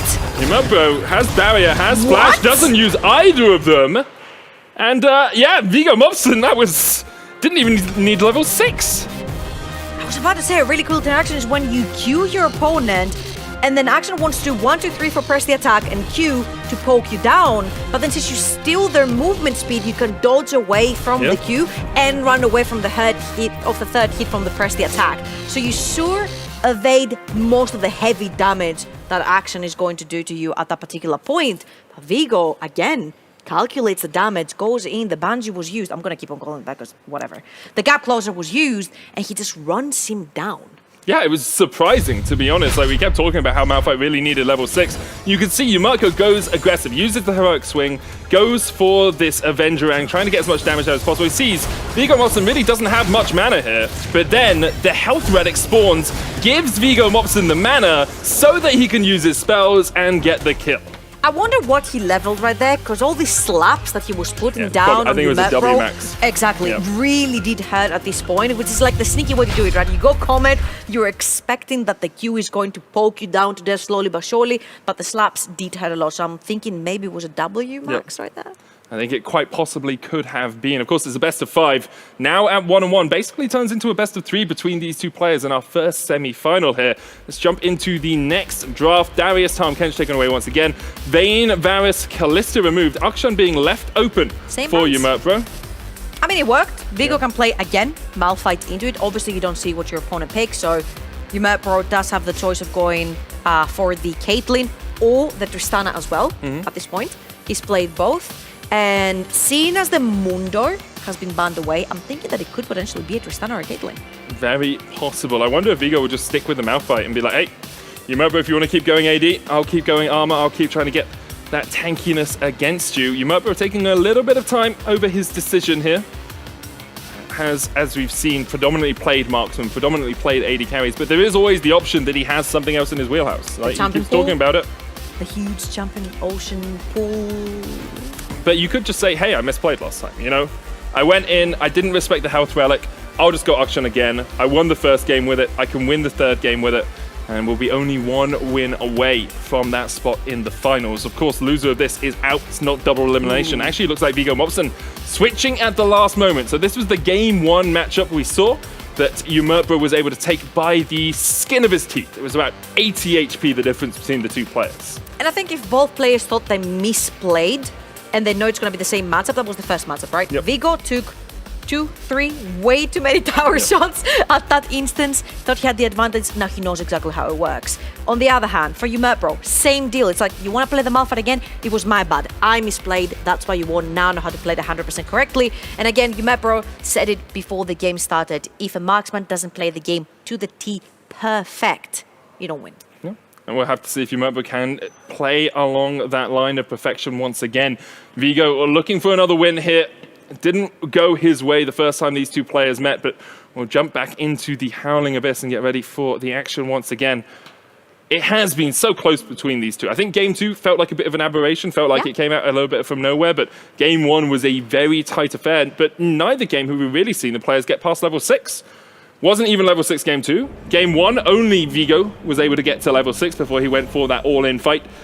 And once again, we go on to the Howling Abyss. To be honest with you, I feel like both of these games have ended before level 6 because it's Vigo engaging in that moment. Yeah. Vigo opens up the fight, Umurtbro has to take it or run away from it, and either one or the other has gone to each player's way, right? So I think it's just Vigo being extremely aggressive, and I like that because when you're playing Malphite, when you're playing Volibear, that level 5, at level 6 especially, is just so strong on these champions. They're just so strong individually in the early game because of the poke and the damage you don't expect it. Like, that's a tank. But Volibear is gonna slap you to death, and especially that shield into Q is just so strong because it shields him from the damage he's gonna take while he's running away, while also putting down the damage. You see Vigo, though, being chunked out a ton here. Doesn't have the mark this time on the Volibear. Instead, going for the Barrier Ignite combination. It's going to be hard for him to close that gap. Stormbringer, the ultimate from Volley, of course, can do it to some degree, but not the easiest when you're playing against a flash on that Akshan. I mean, it looked easy, and he played Flash last time. I mean, that's true, but he had mark last time as well. But now he has Barrier for the tower shots, Mehdi. That is true. Okay, so both players have taken precautions. They know exactly what happened in game 1. Now, the thing is, the reason why this happened in game 1 is because Vigo saw an opening where he was level 6 and Akshan was level 5. Yep. So he tried to take the advantage there on the defenses, less extra damage that he has, less extra HP, and get onto Umurtbro. Now this time it's not working quite the same because Umurtbro knows how it's working. He's gonna put the shield down, and all Umurtbro has to do is run away from it. Look like he's getting away from that minion wave, allowing the shield to drop, which means that then Vigo cannot chase onto a Q, and then Umurtbro puts down the damage. Both players He's calculated it. Yeah. Perfection. That's what he's trying to do. Walk the line between death and glory. Molson going in, just trying to clear out this wave. Would probably be looking for a back after this one if he can. Umurtbro will catch this, and of course, Volibear relatively good at clearing out waves. The E combined with your passive can do a huge amount of work on them. Akshan as well. He's a boomerang. Goes through the entire wave. It's called an Avengerang. Oh my Why God. on earth He it's has called really, that? Okay, he has really rough names for his equipment, okay? Yep. It's Heroic Swing, Avengerang, Going Rogue, and Comeuppance. That sounds like Bangarang. It does. It's one of my favorite Bangarang. songs. But it's because they couldn't call it like Boomerang or anything, because that's Nar, isn't it? That's Boomerang. Right? Toss. Yeah. So for me, it's a boomerang and a banshee. I'm Yeah. sorry. I can see that. Yeah. But he's avenging. I don't know who he's avenging, but he's avenging someone. Himself? Yeah, maybe. Yeah. Maybe he's a very selfish dude. He's quite- lost in the previous fight, now he's avenging himself. Can you avenge yourself? Isn't avenging like you have to do it for someone else? Right? I will avenge my father. Maybe he's avenging his father. That's a typical trope. We'll go with that one. Go with that You've one. created the law behind action? Akshan is avenging Okay, his father, and Vigo's trying to avenge the fact that he lost game 1. Umurtbro will flash away. Vigo's still on the chase, but doesn't really have any more gap-closing tools. However, Umurtbro no longer has that flash. Vigo could try and turn it back around with a Thundering Roar, but for the moment will not do so. Barrier still available for both these players. Ignite still on the cards here for Viggo Mopson. Won't be able to run in. There's the lightning. There's the Thundering Roar. Umurtbro able just to walk back to the safety of his turret. I think what Vigo's trying to do here is he's trying to bait Umurtbro's E, Yeah. which is the gap closer that he has, so then he can actually commit into an all-in with Ignite and Barrier. It could be at this particular point. If he uses the gap closer, It just runs away. Barrier pop from both players. Ignite was used as well. Is it Vigo's comeuppance? He gets to the health relic. I think that just saved him. Vigo so happy that the relic was there in place for him, and Umurtbro maybe a little bit angry that it spawned at the time it did. there's only two things that can save you from that targeted ultimate. A teammate, which you don't have, because it's a 1v1, a tower, which you were too far away from, or a health pack. The health- A health third definitely one was helping. added to the equation, but every summoner used except Umurtbro's Barrier. Again, Vigo is playing with the milliseconds right there, trying to get that opening. I think he was able to cancel the first gap closer when he ulted onto Umurtbro, so he sort of knows now the pattern of how to try and get an all in. But the problem is, if you're using your ultimate as your gap closer to get onto the action, then all action has to do is just run back to his tower. Vigo going for the Anathema's Chains here as well, trying to stop some of the damage coming out from Umurtbro. Umurtbro has the last Whisper early, but Vigo not prioritizing pure armor is actually very helpful for him, but he stuns a minion. That's not what you want to see. It was fast, it was fun, it was a minion, but it wasn't Umurtbro as he tries to turn damage back around onto Vigo, who will clear out the wave. Vigo goes back in with the stun flash, not available underneath the tower. grapple away from Yumurtbro. It was a less than heroic swing, but was able to get himself to safety. Okay, 13 seconds for Action's E. We need to see how many seconds for Volibear's Q. It's already up. Yep. It's already up. I think the big thing is the ultimate's coming back off in about 10 seconds time, I think, for both players here. Yeah. So will we see comeuppance, or will we see the Stormbringer bring down the Thunder? Is Yumurtbro stepping forward with this minion wave? Vigo won't really mind stepping into this minion wave now. Yumurtbro is on the wrong side of dodge. Can he get to a repel target? He does, but the minions block him out. Vigo Mopson takes the tower shot. He's been burned by that flame before, so he will walk away. Q back up, as you say, the flash available for Yumurtbro in just a couple of seconds time as well. It's a very small window here for Vigo Mopson if he wants to go for it, He might go in. the damage Yumurtbro is doing is not enough. Vigo Mopson steps in and will take the third game of the series. Okay, I've realized that the cooldowns on Volibear are nutty. Yep. They're so short that no matter what champion plays against him, the Q will always be up than whatever gap closer or evading technique any champion has to offer in the game, which makes Volibear an extremely valuable tool in Vigo's champion pool. It definitely does, and we've seen it banned out in a lot of series before this. Now Vigo only one step away, only one kill away from the finals, from his shot at being the world champion here at the Red Bull Solo Q World Finals, and it is so close for him right now. However, on the other side, Yumurtbro, he's got his back against the wall. He's got so much work to do to get back into this. Maybe he has to pivot away from the action. Yeah, maybe. Maybe a Caitlyn has to make a return, a Tristana has to make a return. I feel like a Tristana could possibly deal a little bit easier with the Volibear. Again, her rocket jump is a higher, much higher cooldown than a Volibear's Q, right? And then this is where the snowball may come in as well, which is yet another gap closer. But after 6, you also have your ultimate to sort of push back your target. So yeah, if Volibear is not banned, I would assume that Yumurtbro might pivot to a different champion against it. Well, we'll see if he decides to do so. Darius, Tom Kench banned away. Once again, Vayne, Varus, Kalista removed by Vigo Mopson. Yumurtbro, are you... Ooh, there's the Volibear ban. Okay, bit of respect going out there. Mundo is open. And Mundo is a problem to a lot of carries because they cannot break that CC shield or CC him or push him away. Definitely an option for Vigo Mopson. The Poppy as well does work well into Akshan because you can't grapple if you're stuck in the Steadfast Presence, right? There's no heroic swings to be had. But Yumurtbro, he's played 3 games of Akshan in a row in the semi-final. He won one of them. He kind of overstepped the second one, and then the third one was very close again, but Vigo Mopson did seem to have his number. Do you go back there? Do you say, I trust myself on Akshan, I'm just going to go for comfort, when your back is so close to the wall? The thing is, I think at the back of Yumurtbro's mind, he must be thinking that Vigo can't play that Poppy. He showed it in the previous best of 5. And if you think Tristana, Caitlyn, Akshan, they all have evading tools that Poppy can negate instantly with the press of a button. And Akshan is one of these champions. Akshan into Malphite once again, though. Oh, we it's saw a this Malphite, in okay. Game 2. Yeah, got swapped out at the last moment. Now, what happened in Game 2 was Yumurtbro overstepped. Vigo was able to pick up the health relic. He got enough mana, and he just went boop, boop, slapped him down, which is what Malphite tends to do with AD carries. The question is, can Yumurtbro survive through the ultimate combo that will come out from this Malphite? Because that's the big thing. If Yumurtbro can dodge away from the unstoppable force, he can then just harass the Malphite from range. He will most likely have to go with a flash. Yep. Right there to try and get out of the unstoppable force. Yep. Ah, there we go. From the big rock coming his way. But I feel like Malphite level 6, even for a tank, does so much damage. Even if you go full tank, I think his base damage versus a very squishy, with no resistances target still does so much. It's definitely a do or die situation for these guys, and I agree with you, Trouble. It's going to be very difficult for Yumurtbro to come back from this situation. But here we go. Once again, onto the Howling Abyss in our first semi-final of the day. That's a nice shot. It's a very good shot. I see Malphite toddling his way forward. Passerby. Yeah. For the fact that he's a literal mountain, Malphite's very small. That is true. I wish he would grow like Cho'Gath did. Like the more maybe HP you get or armor, it doesn't matter. It doesn't give you nothing, just a size, you know.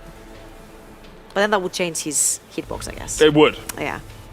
Which would be great for his ultimate. Imagine that. The more people you kill with your ultimate, the bigger you get. But that would just be AP Malphite all the way. His ultimate is like already a problem. Let's not give more suggestions to the balance team, right? Everything is overpowered these days. Just give Malphite Axiom Arc. Listen, Katarina got 3 nerfs last year. She was overpowered. Whatever. For the moment, looks like Yumurtbo is just letting this wave push in towards him, keeping Viggo Mopson at arm's length, keeping him behind his own minions, but that Avengerang can go all the way through the minions.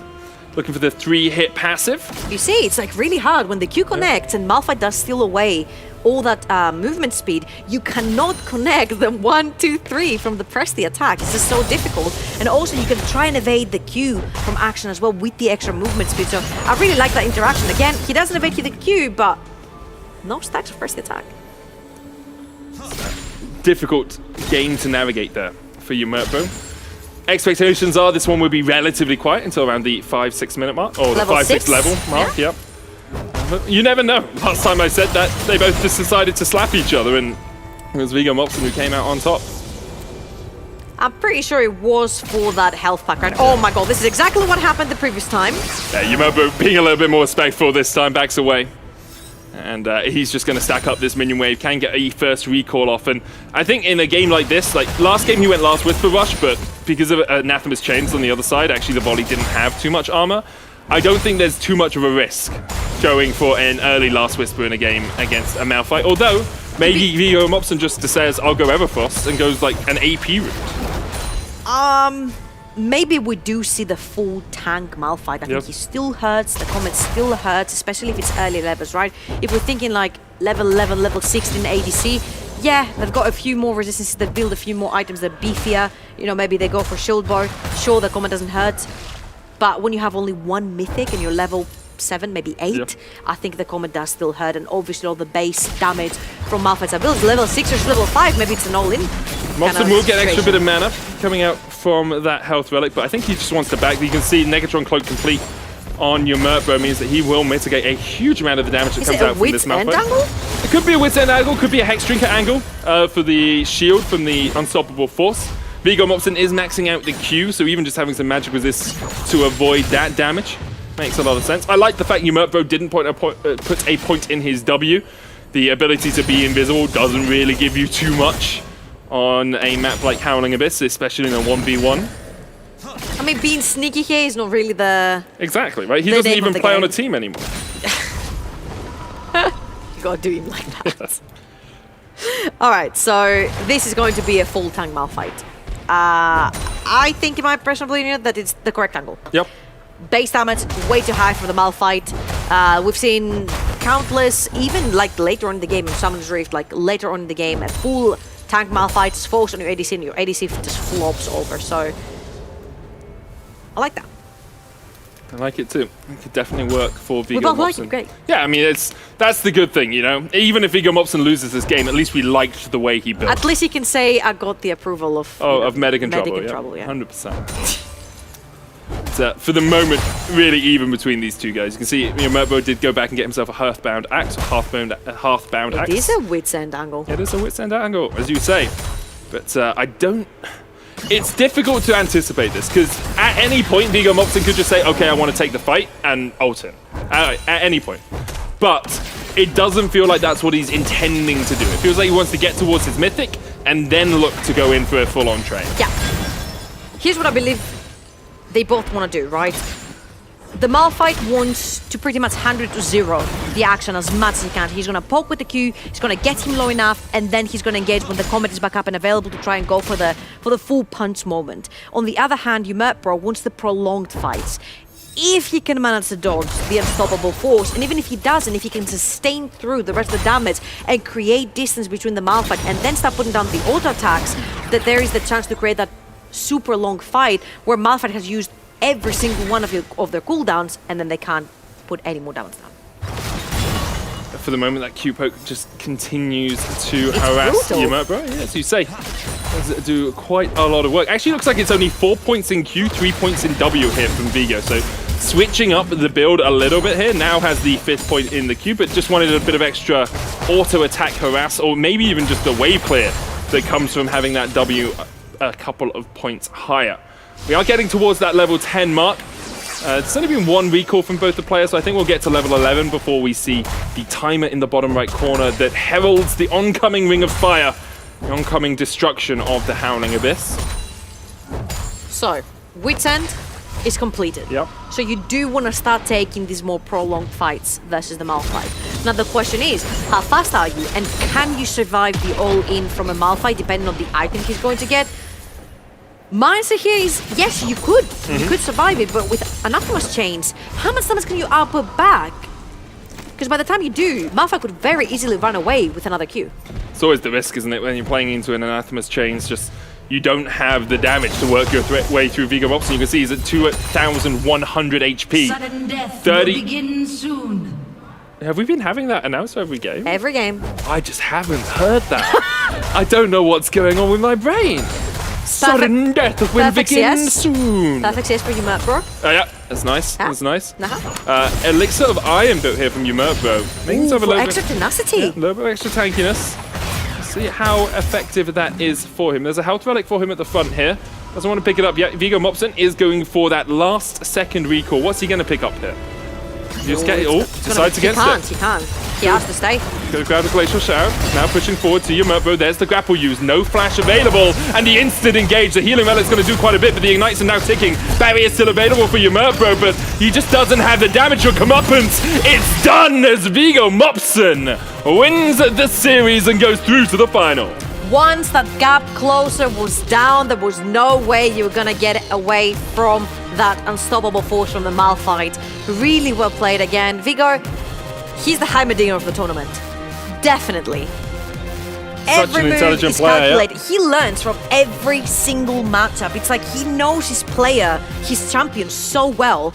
All he has to do is just learn a couple of patterns when he's trading, and when he has them down, he just runs you over.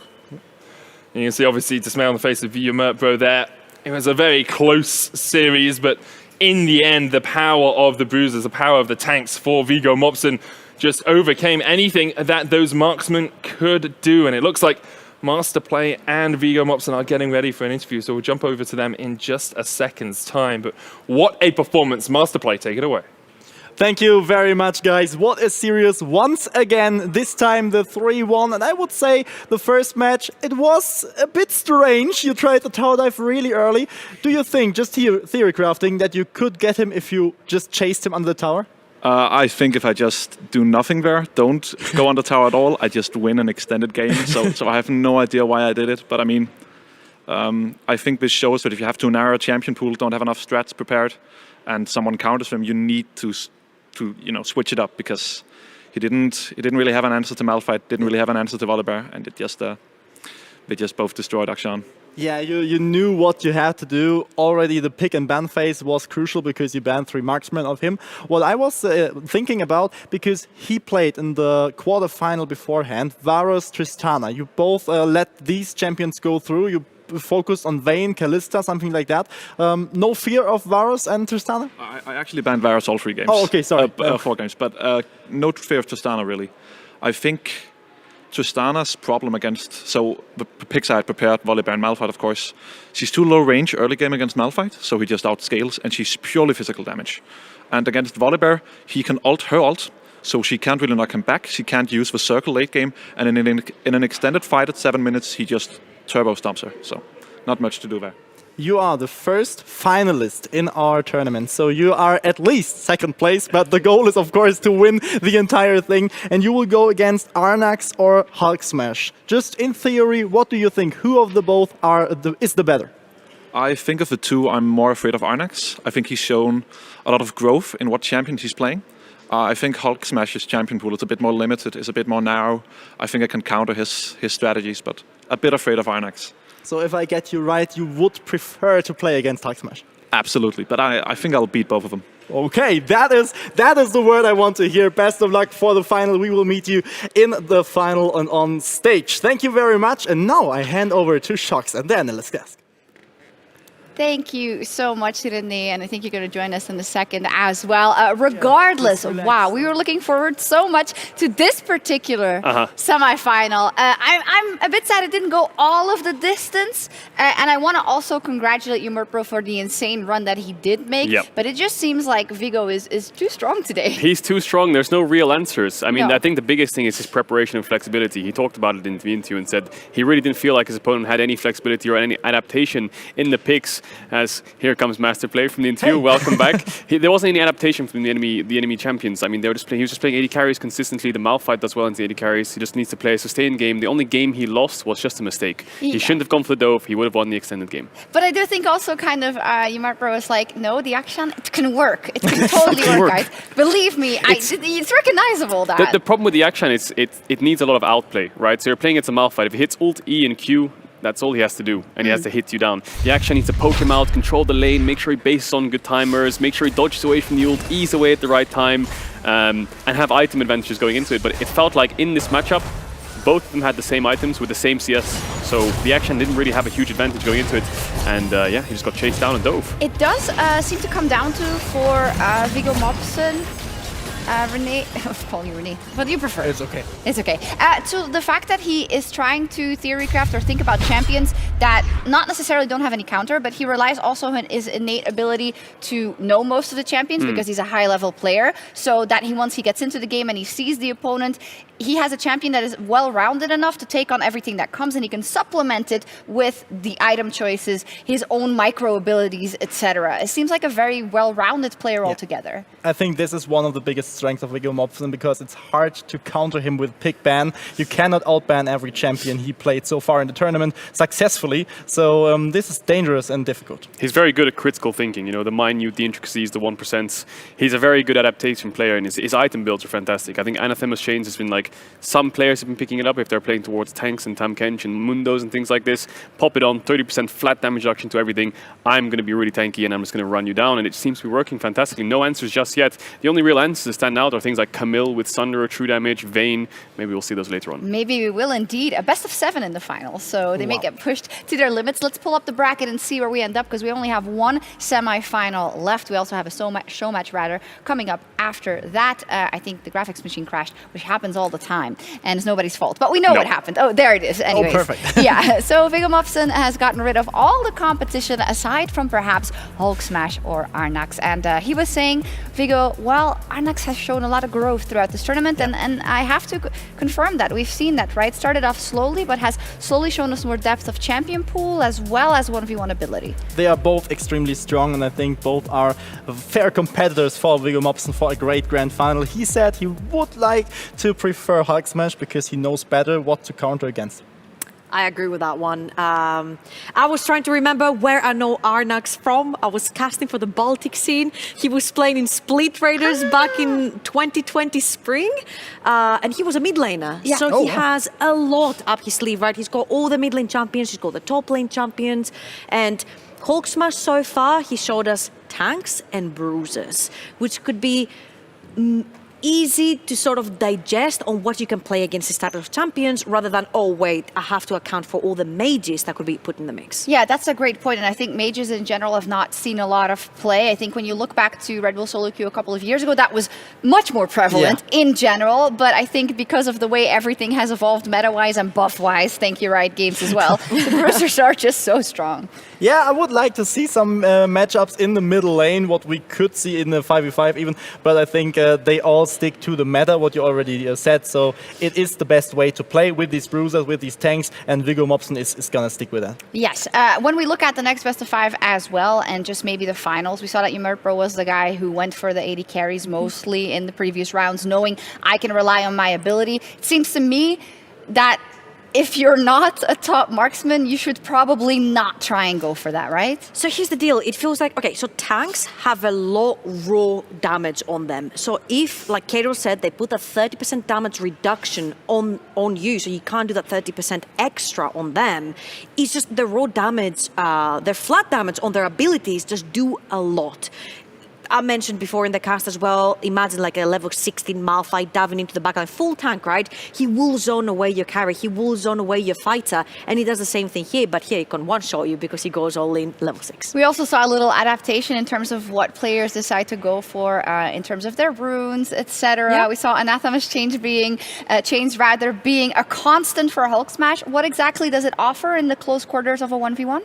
I'm not sure, because when I went for the first fights, I thought that a Hulk Smash is a player who likes to go early, who likes to go in. He wants to fight. He wants to have the control of the fight and of the lane. And this is something you maybe can pull off if you have the right champions and if you have this little edge of luck that your enemy is not countering you completely.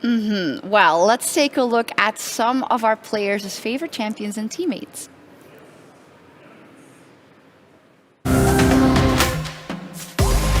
My favorite is Yuumi. Yuumi? Probably Yuumi. Yuumi. Just Yuumi, because she can just sit on top of me. And we just go together, like you and me. Makes you feel strong and big. It's nice for a top laner.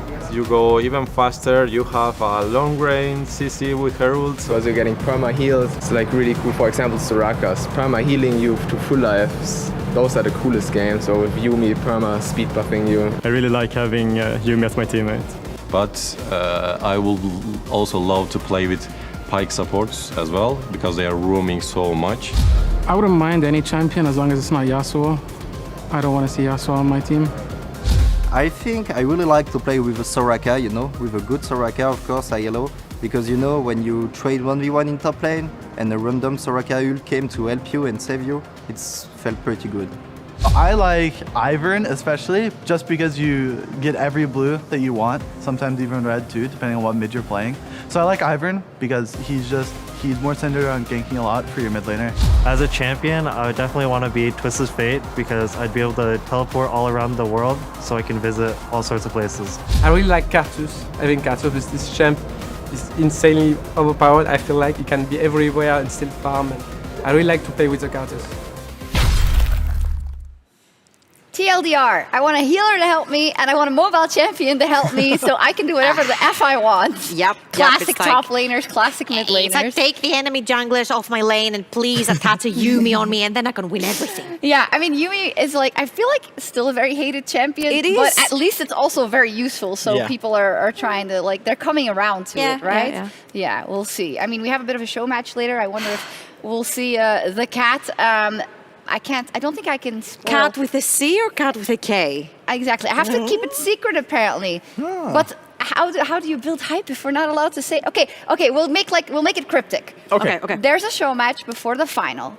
And Who's playing? Who's playing?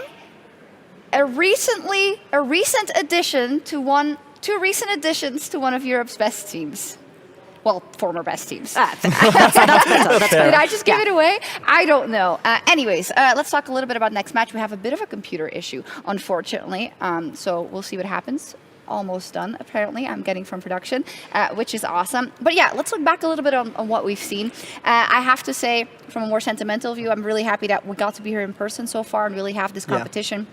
I think it probably also brought out the best in the players respectively, right? Because once you get hold of that momentum and you can keep going, I think we've seen it come down to the wire. And I think it's only going to get more intense as we get into that best of 7 final. Are there any highlights that you had so far?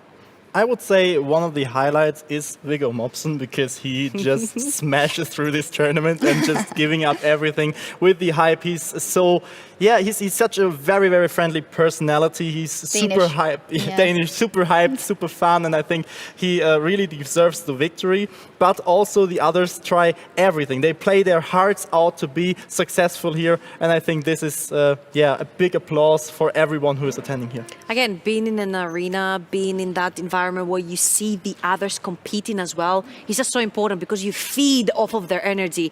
You see them win, you see them lose, you take all that emotion in, and then you use that to do what you know best at the best of your abilities, right? So I think all this emotion and all this atmosphere really does help bring the best out of them. It does. You brought up a great point. I'd love to see them like stand up from the table and just look the others in the eye. But they're all very respectful. They're all very respectful, which is awesome as well. No one has said anything negative so far about, like, I'm going to smash you. you know? Yeah, Nothing. they did in the initial videos, but like Bradley said, I'm going to win it all, and then it promptly got knocked out, as is NA tradition. So it wasn't like that direct. No, Like, it yeah, wasn't I'm direct. taking you down. I'm getting. We need to go. We need to introduce our Okay, we need players. I think also you need to go then in a second Okay. to talk to the players. But here they are, the players for our next semi-final: Arnax and Hulk Smash.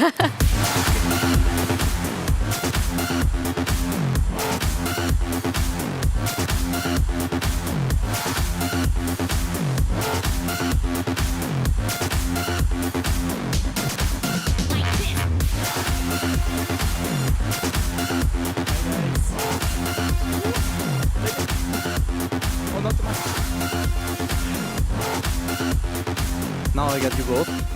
It's a bit of a sporty lesson for me, and now I'm ready, and you are ready, and I think this is one of the most exciting things because you already know who to face in the final and who to face right now. What happened in the last 1 hour, 1.5 hours? What you did?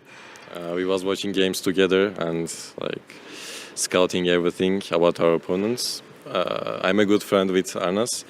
Like I respect him too much, and we are facing in semifinals. Like I know his picks, he know my picks. We trained a lot of games together, but it would be really fun because we trained a lot of games together. It will be skill-based matchups, so I guess it will be fun. That is crazy. Two friends play each other in the elimination semifinals. What are your thoughts about? So, is it an advantage that you know each other so well? Well, I guess it's an advantage to like know your opponent's picks, of course. And well, we're just here to have fun most of all. And we've been like really good friends throughout the time we've been here. So yeah, I'm looking forward to the game. And also, I respect him a lot. So it's gonna be fun. That is so cool of you both. Give each other a fist bump and then go head to... Oh my God, it's so cute. Best of luck, you both. And that is, I don't know. I don't want to see them fighting. That's insane. They are so cute. I hope to see a crazy and a really, really nice semi-final. Let's get to our casters. Thank you very much, Master Play. You're Maddie. Katie. No. My name's not Katie. No. Katie. Oh, Katie. We're going to do it one day. What do you want me to do? Medicaid. No, it doesn't work. We'll have to think of a song. Yeah. Wait, I'll think of one for next game. M-E-D-I... No, I was trying to get respect. R-E-S-P-E-C-T, but you can... C-A-E-D-R-E-L. It's a semi-final. Find out what it means to me. Yeah. K-Drill. Anyway, semi-finals. Last one of the day. Finals obviously coming up later after the show match, but these two guys, 5 games between them and a spot in that Red Bull solo queue final. All 3. Yes, all 3. If they're 3-0. Or 4. Possibly It could be 4. 4. It could be 4. It could be 5-2. We never know. We're going to find out. Can't be 2 though. It can't be 1. You love having me back up here, don't you? Oh, you love it. Now I can get my revenge for what you've been doing to me for the last 2 days. Making fun of me non-stop. But yeah, super hype matchup. We know what Viggo's playstyle is in the finals, I believe. We know exactly what to expect. It's going to be tanks. It's going to be Anathema's Chains. It's going to be a Ring of Fire. It's going to be a Malphite Mundo.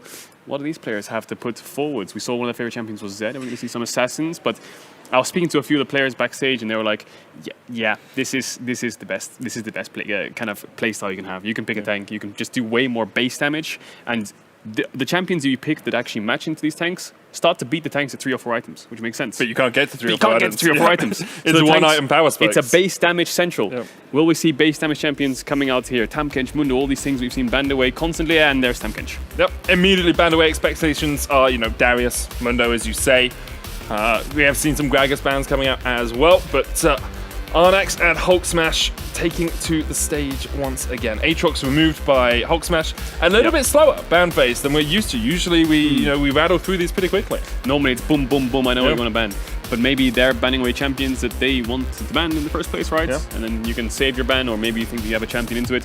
Irelia is one which I think is very powerful in 1v1s. I think Blade of the Ruined King Irelia is incredibly powerful in 1v1 if you're even against the enemy champion. Even if it's a tank, you shred through him at full stacks. I want to see that champion get through because it's very interesting to watch, very fun to watch how they dash around. It's not very fun to play against though, is it? So I don't really blame people for banning it. It's just R-Flash, Q montage, Death Dance, Unkillable, Shield Bow, Sterax, everything, whichever one she has. Can't die. Shields, dashes, ban Irelia. Lifesteal, ban Irelia. Stacks. Anyway, very stacks painful. on stacks. Yeah, stacks on stacks. Last Volibear and Heimerdinger taken away by Arnax. Hulk Smash obviously also has that Morgana in his back pocket, which I didn't bring out yesterday. There's the Fiora as the final ban. So where are we going to go? Is Hulk Smash going to go for something a little bit more passive and just try and farm up into this Darius? Mirror match. We're getting a mirror match. Is that what you'd like to see? You wouldn't like to see like a non-mirror match? Well, non-mirror match is every match. Yeah. But like my point is Darius versus Darius more exciting to you than Darius versus Wukong? Or Darius versus Lee Sin? Yeah, I think mirror match is because it's mirror match. Ooh, I knew it. Ooh, spicy mirror match, Darius versus Darius. This is the kind of thing I like because it's not really. Yes, it's skill expression, but I feel like whoever starts to engage first kind of wins naturally, unless you're kind of griefing into their minion wave, because Darius is all about getting your bleeds up. The second you get your bleeds up and your passive procs, like, you're unleashed. Whoever can proc it first already has an advantage. So I feel like whoever starts stepping up first can win, unless you kind of cocky sidestep his E and then hit him and pull him in. There's a lot of mind games going on. That's you why have to really sidestep it quite well to get out of his E, because it's quite a large you have to fake zone. them. So as you're laning, you walk up and you walk away last second, and then the E, and then you walk up to, there's a lot of interactions, a lot of cool things. A lot of mind games going on. Yeah. There've been a lot of mind games this entire weekend. And also builds are mind games. You know? Yeah. Are you going to go like Black Cleaver or something, or Sunder or whatever it is you want to build? Or am I going to go full tank Anathema's Chains or something? I think Anathema's Chains has really risen up as the build to go. So Anathemas. Anathemas. It's an actual word. Anathemas. It's an actual word. word. It is Anathemas. It's been a year. Cool. Sorry, what were you saying? Carry on. No, I was saying it kind of risen up as the build to go. Is that Boris? It's not Boris, is it? Who is it? It's not Boris. What's his name? So there are two shopkeepers. One of them is a ghost. One of them is from the Freyord, and they're actually in constant war. Yeah, the one against talks each to you. other. He always talks to you. He's like, bring me back their skulls, Oh and I'll my give God. you a fine price. That's so cool. I need to learn the lore of the... No, you don't. Okay. So, it looks like we've got double Ruby Crystal versus Doran's Shield, Doran's Blade Longsword. A little bit more damage for our Nexus. Also depending on what kind of runes they went for. Did they go double Adaptive Force, a little bit of attack speed? We will soon see. But anyone going to E? Nope.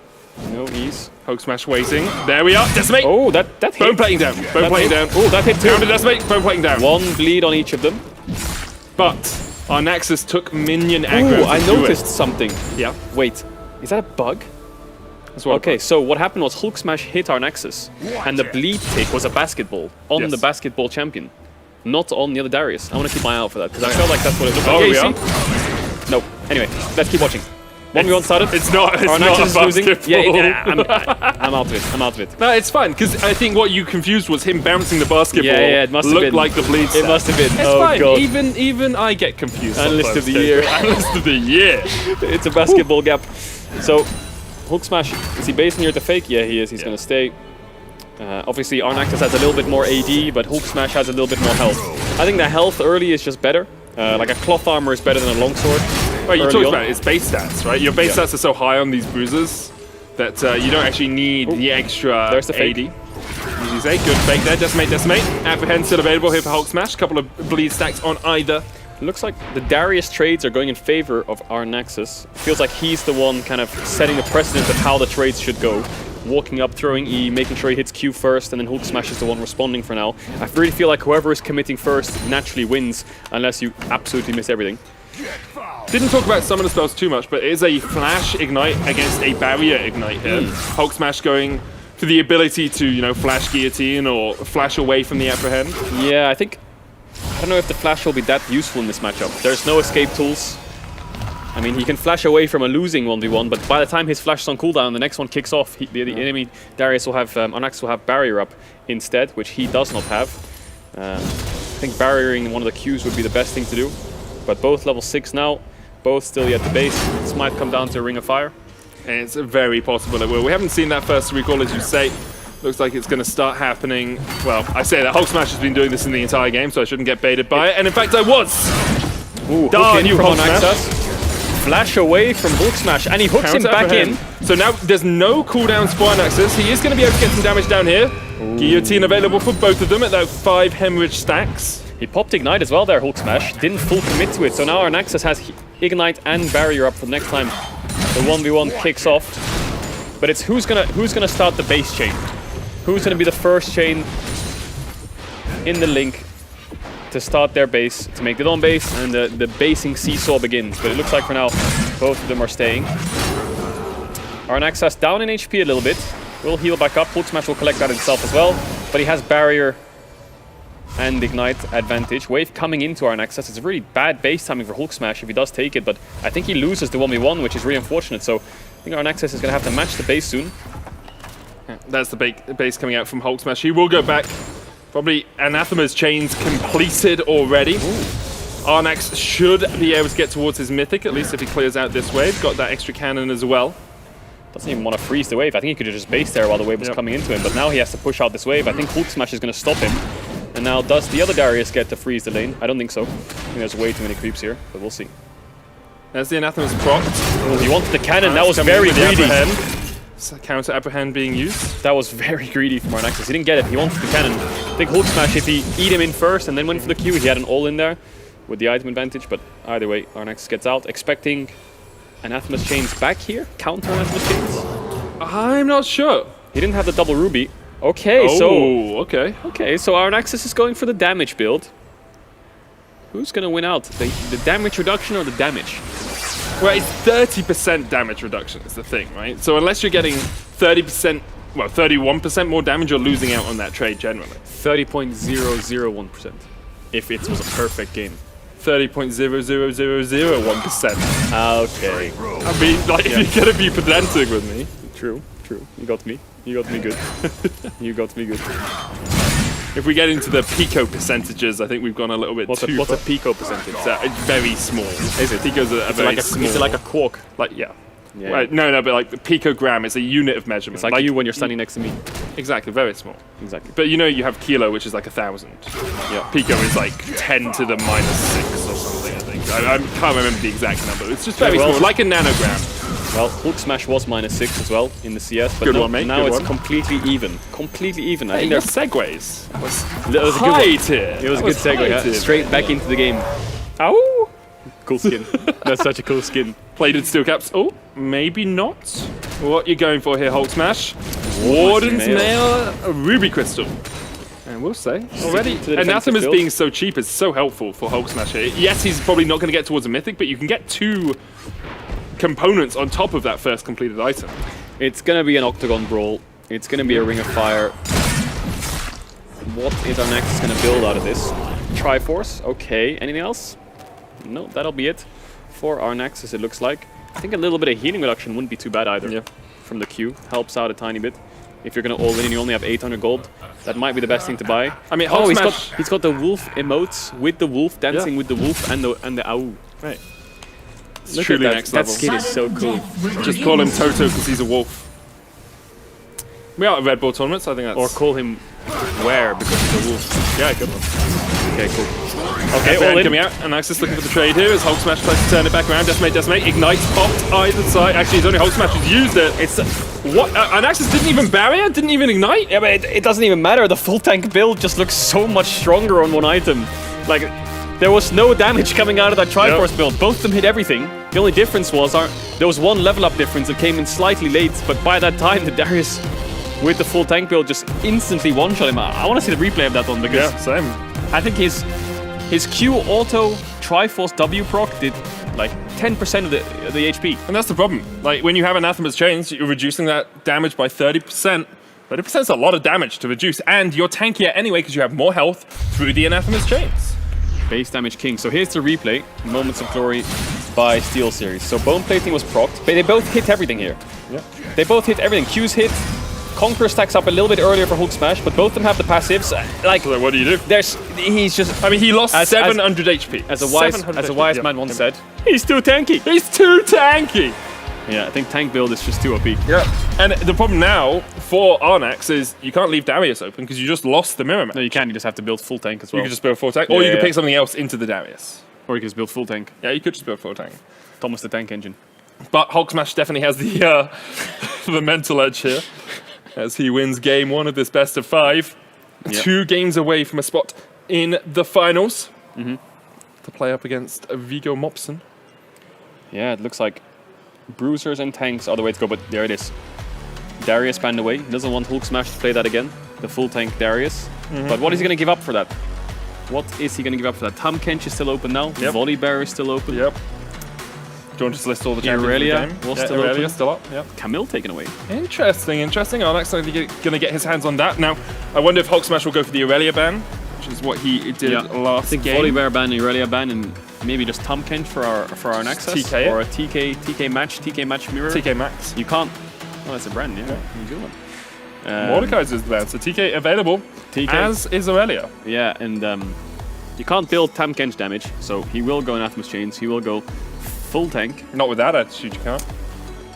I've seen This some is the man catfish. who was playing full crit Gragas.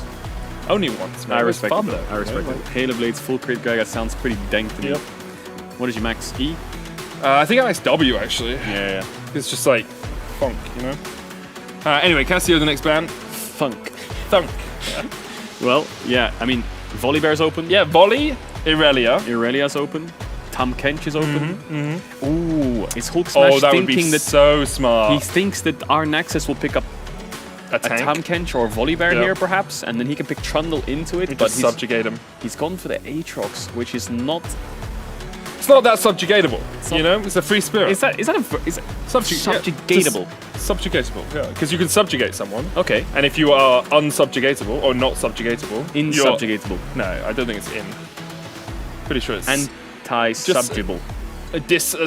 Subjugation. Anyway, disubjugable. That sounds like a vegetable you just decided to put in the dishwasher. It's my disubjugable. And then I put it in my dishwasher. Oh, it's going to be the Trundleist with Aatrox though. And so the reason we talk about this subjugate is it's very good into tanks. Yep. Right? What you do is you're stealing away armor, you're stealing away magic resist, you're stealing away stats. And then you do a lot more damage to the tank because you steal away all the extra stats. Ta-da. Aatrox doesn't really build stats that much, like armor and magic resist, doesn't build those resistances. Instead, he's just gonna slap you with his Darking Blade. Do that again. Huh? That's exactly what this matchup's about. Exactly. Aatrox is gonna. And Yeah, Trundle's it's gonna. more of a What's the subjugate? whole then? body swing. Subjugate. It's not PC. It's not PG-13, mate. No, come on. What's the subjugate, we man? can't do that. Okay. This is a PG-13. They kept the camera up for it and everything. Mature audiences. Anyway, it's going to be a damage build, Bruisery Aatrox, not as much resistances, but the Trundle will do a lot of damage in the early game, right? Maybe PTA Trundle could come out, Conqueror Trundle, Auto Q Auto with the animation cancel will do a lot of damage. Will he buy? I think he has to build something like Sunder this game. You can't go full tank Trundle with Subjugate into a Bruiser because you just lose the extended fight. He needs to go some kind of Sheen item, I think, to be able to kill the Aatrox. The pillar will be really nice into the Aatrox, though, of course, slowing that movement speed, reducing his ability to dash around the map. Umbral Dash can do a lot of work, but if you're unable to line up those Darking Blades, it becomes very tricky for an Aatrox to keep a Trundle at bay. And Hulk Smash, very willing just to step forward here. No flashes on either side as barriers and ignites once again. Both of them have gone for the Conqueror. Yeah, and the double Ruby Crystal to me spells Anathemas. Anathemas. Anathemas Chains for Hulk Smash once again. I think Anathemas Chains and a Sheen maybe, or he needs some kind of damage, I feel like, but maybe I'm wrong. Maybe it is just a one-item fiasco of just full tank, full smork. We'll see what happens though, because, I mean, our Nexus has a lot of healing on the Aatrox, of course, the later the game goes on. If he hits his spells, when he has the ultimate up. But yeah, both running Conqueror, both running same summoner spells, as we've seen pretty much to every 1v1. It looks like if you don't need Flash, which in most cases you don't really because it's just an all-in, it's just Barrier Ignite. Obviously Heal and Exhaust are disabled on this mode. The Hulk Smash just trying to use that chomp to get a little bit of damage down. He does have King's Tribute as his passive, which is actually quite nice on this map. King's Tribute? Yep. When a minion dies, you get a percent of their health. Every minion that dies, you get a percentage of your health back. So just means you're a lot more sustained. And dodging away from the Infernal Chains there, able to get out of that as the dash comes back in Ignite. Popped. Conqueror did stack up on Hulk Smash there, but Arnax was able just to walk away. Or dash away, I guess. Yeah, wants the E in there to proc his passive. But if you ever want to see Trundle's passive in action, you watch him kill Baron and see his HP. Once he smites the Baron, he goes from 20% to almost 100%. And especially in a game mode like this where your life total is such a resource. You know, it's like playing Magic the Gathering. You're playing around with that life total as much as you can. The ability just to sustain back up is so impactful. Small CS lead already for our Nexus. 10 CS lead. There's around a 3 minion difference, I guess, but still big lead. And you can see the Trundle just doesn't have the damage. If he is going full tank, I feel like our Nexus could build a little bit of... I mean, what's actually the build for the Aatrox? Is it just a Gore Drinker, a Stride Breaker, something along those lines? Death Stance, maybe something crazy like that could help. I'm not sure what the exact build would be, but I'm sure the Trundle will get some healing reduction alongside the Ignite. Bramble Best Anathema is expected. But big CS lead already. Yeah, 20 CS or so ahead. Of course, there's a minion wave pushing in. It's 4 plus, say, 6, 7 at the back. Should be able to catch up at least a little bit of this, but Hulk Smash not going to recoup as much as he would like as a third minion wave joins the fray. Yeah, full wave control for our Nexus. Hulk Smash should be able to pick up a lot of these, get towards 20 CS, but still it'll be a big CS lead for our Nexus. Has full control here. Yeah, Arnax is in such a good position as Hulk Smash is forced back once again. I wonder if there's like a recall timing there. Maybe Arnax didn't think he had enough gold for that first back. Usually we see it, you know, between the 30 and the 50 minion mark. Yeah, I think he wants to play for the first plate. I mean, it's so easy to get it. A couple waves crash, he doesn't even have to hit the tower himself. It's already down around almost half because it's just a teeny weeny plate that you can get free gold. Oh, the W's going to connect. It won't pull back though. The relic was picked up there by Hulk, so he does get himself a little bit more HP, but Arnax now at 22 CS more than Hulk Smash, doubling the Turkish player's farm right now. And it's not only about, you know, the possibility of a 100 CS win, which we haven't seen at all this tournament, it's also about the amount of gold you get from this, you know? That's probably 500 to 700 gold, the difference between these two players. Yeah, maybe even more, as you say. Yeah, if we could see the gold observers, I think that's probably around 800 to 1,000, yeah. Oh, 500 to 700 exactly. Interesting. Did you say 500 to 700? I said 500 to 700, oh, wow, yeah. Okay, Jesus. Imagine doubting me like this. I mean, now it's 900, so we'll give you a pat on the back as well, Kajal. Okay, Medic. You always give me the benefit of the doubt. I appreciate that. I appreciate you, buddy. In the times you're not mean to me, you give me the benefit of the doubt. Oh, Cannon, he gets it, but look at the damage from the Aatrox Q. Chain's going to pull him back. Come through. He could. No, he can't. I was going to say, but if I would go for the dive, but yeah, I think it's just when not your worth it. spot in the finals may be on the line, when you know that this game is pretty much in the bag. Look at the damage he's doing to this tower, even through plates. That's two plates. Two extra plates. That's now he's easily up near the 1.2, 1.3k gold lead. You could have greeted for that. Look at that, what 1.25k? Oh, Medic. Maths, man. You're a bloody mathematician. Exactly. Anathema's changed though, still competing for Hulk Smash because of how cheap it is. Counter Anathemas. Fight fire with fire. Yeah. Well, no. Fight a wall with a wall. Yeah. Yeah. Fight chains with chains, I guess. What is an anathema? Anathema, I do know this. Flip. You do know this? It's like Who Wants to Be a Millionaire. What's the Who Wants to Be a Millionaire music? I know it, but I don't know it. You get me? Oh yeah. Okay. Big lockup coming through. No, that's not. No, that's. An anathema is like someone that you really dislike. They are like countdown. Yeah. Huh? It is. Yeah. But yeah, an anathema is like someone you really dislike. You vehemently dislike this person. So you put your dislike. They're your anathema. Yeah. So like Vedi for you is your anathema. Sorry, what? You really dislike Vedi, right? Because he gets to cast with me. Oh. Yeah. You're saying that I'm envious. No. Yes, and you actually use that word correctly, which is cool, because most people use jealous in that situation. But jealousy is when you have something that you want to keep, and envy is when someone else has something that you want to take away. Well, you know, our Nexus just keeps taking away creeps from Hulk Smash. He keeps walking up to them, Hulk keeps getting Smash is denied. envious of the amount of CS that our Nax has been able to pick up. 40 CS difference coming out. I think maybe we could be on the cards for a 100 CS dub here. I don't think so. It's the thing, whenever you say that, you got another wave here, that's 7. The second I thought of it, get you to 84. So 84, and then the problem is you need 16, and there's only 13 in the 2 waves after that. Yep. So yeah, no chance. You need 3 waves on top of this. It's just going to be a base angle. Ooh, yeah, it's you also can't a base tower it. angle. Can't base it. Our Nexus can take the tower. He could also base if he wants to, but that does give Hulk Smash a free base. What is the gold on both of them? Because maybe it's... I mean, our Nax must have 1.5k. Okay. I actually don't want the observers to show it, because then... There's plated steel caps. At 1.1 plus 350. Yeah, we're 1450. Yeah, I would say that. Roughly, we take those. We take those, Medic. Okay, so Phage and steel caps completed. Hulk Smash. He doesn't have time to base anymore. He tried to push an extra wave for no reason. Now the ring's coming in and he can't base. So he's so far behind this Aatrox, I think that's it. There's no chance this Trundle can kill the Aatrox whatsoever. Yeah, here we go. Here's 7 CS. Is coming in. Ignite barriers available from both of them. Hulk Smash trying to step forward, gets caught in the Dark Blade. There's the second 1, 2, 3 available. Subjugate being used, so has the World Ender. And Arnax just pulling Hulk Where's Smash the damage? around the map. Trundle! Neither of them have any damage, but Trundle! in the end, He did nothing. the World Ender just heals Arnax up way too much. Hulk Smash Winnable. does still have Ignite here.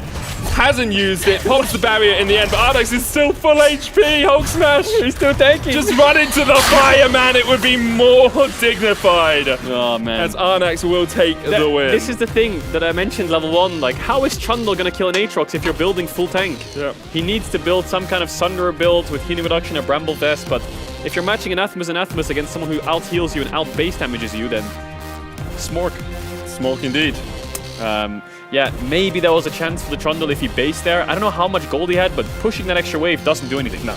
It doesn't save your tower because the Aatrox base. It doesn't win you on CS. You're not going to be able to get the You're tower. not going to be able to get the tower. You're not going to be able to get back in time if you do push it out. So maybe he could have bought an Executioners and a Sheen. I still think it was over once the Aatrox I agree with you. But 1-1. 1-1. And we're definitely not going to only 3 games, Cody. So you were incorrect when you said that at the start of the day. Let's have another look at this. But I still could be correct on the 4th. You could be correct on the 4th. So we'll keep you informed, chat. Moments of Glory by Steel series. Yeah, the Trundle is healing Aatrox, unfortunately. Every single auto, his health bar just keeps going back up.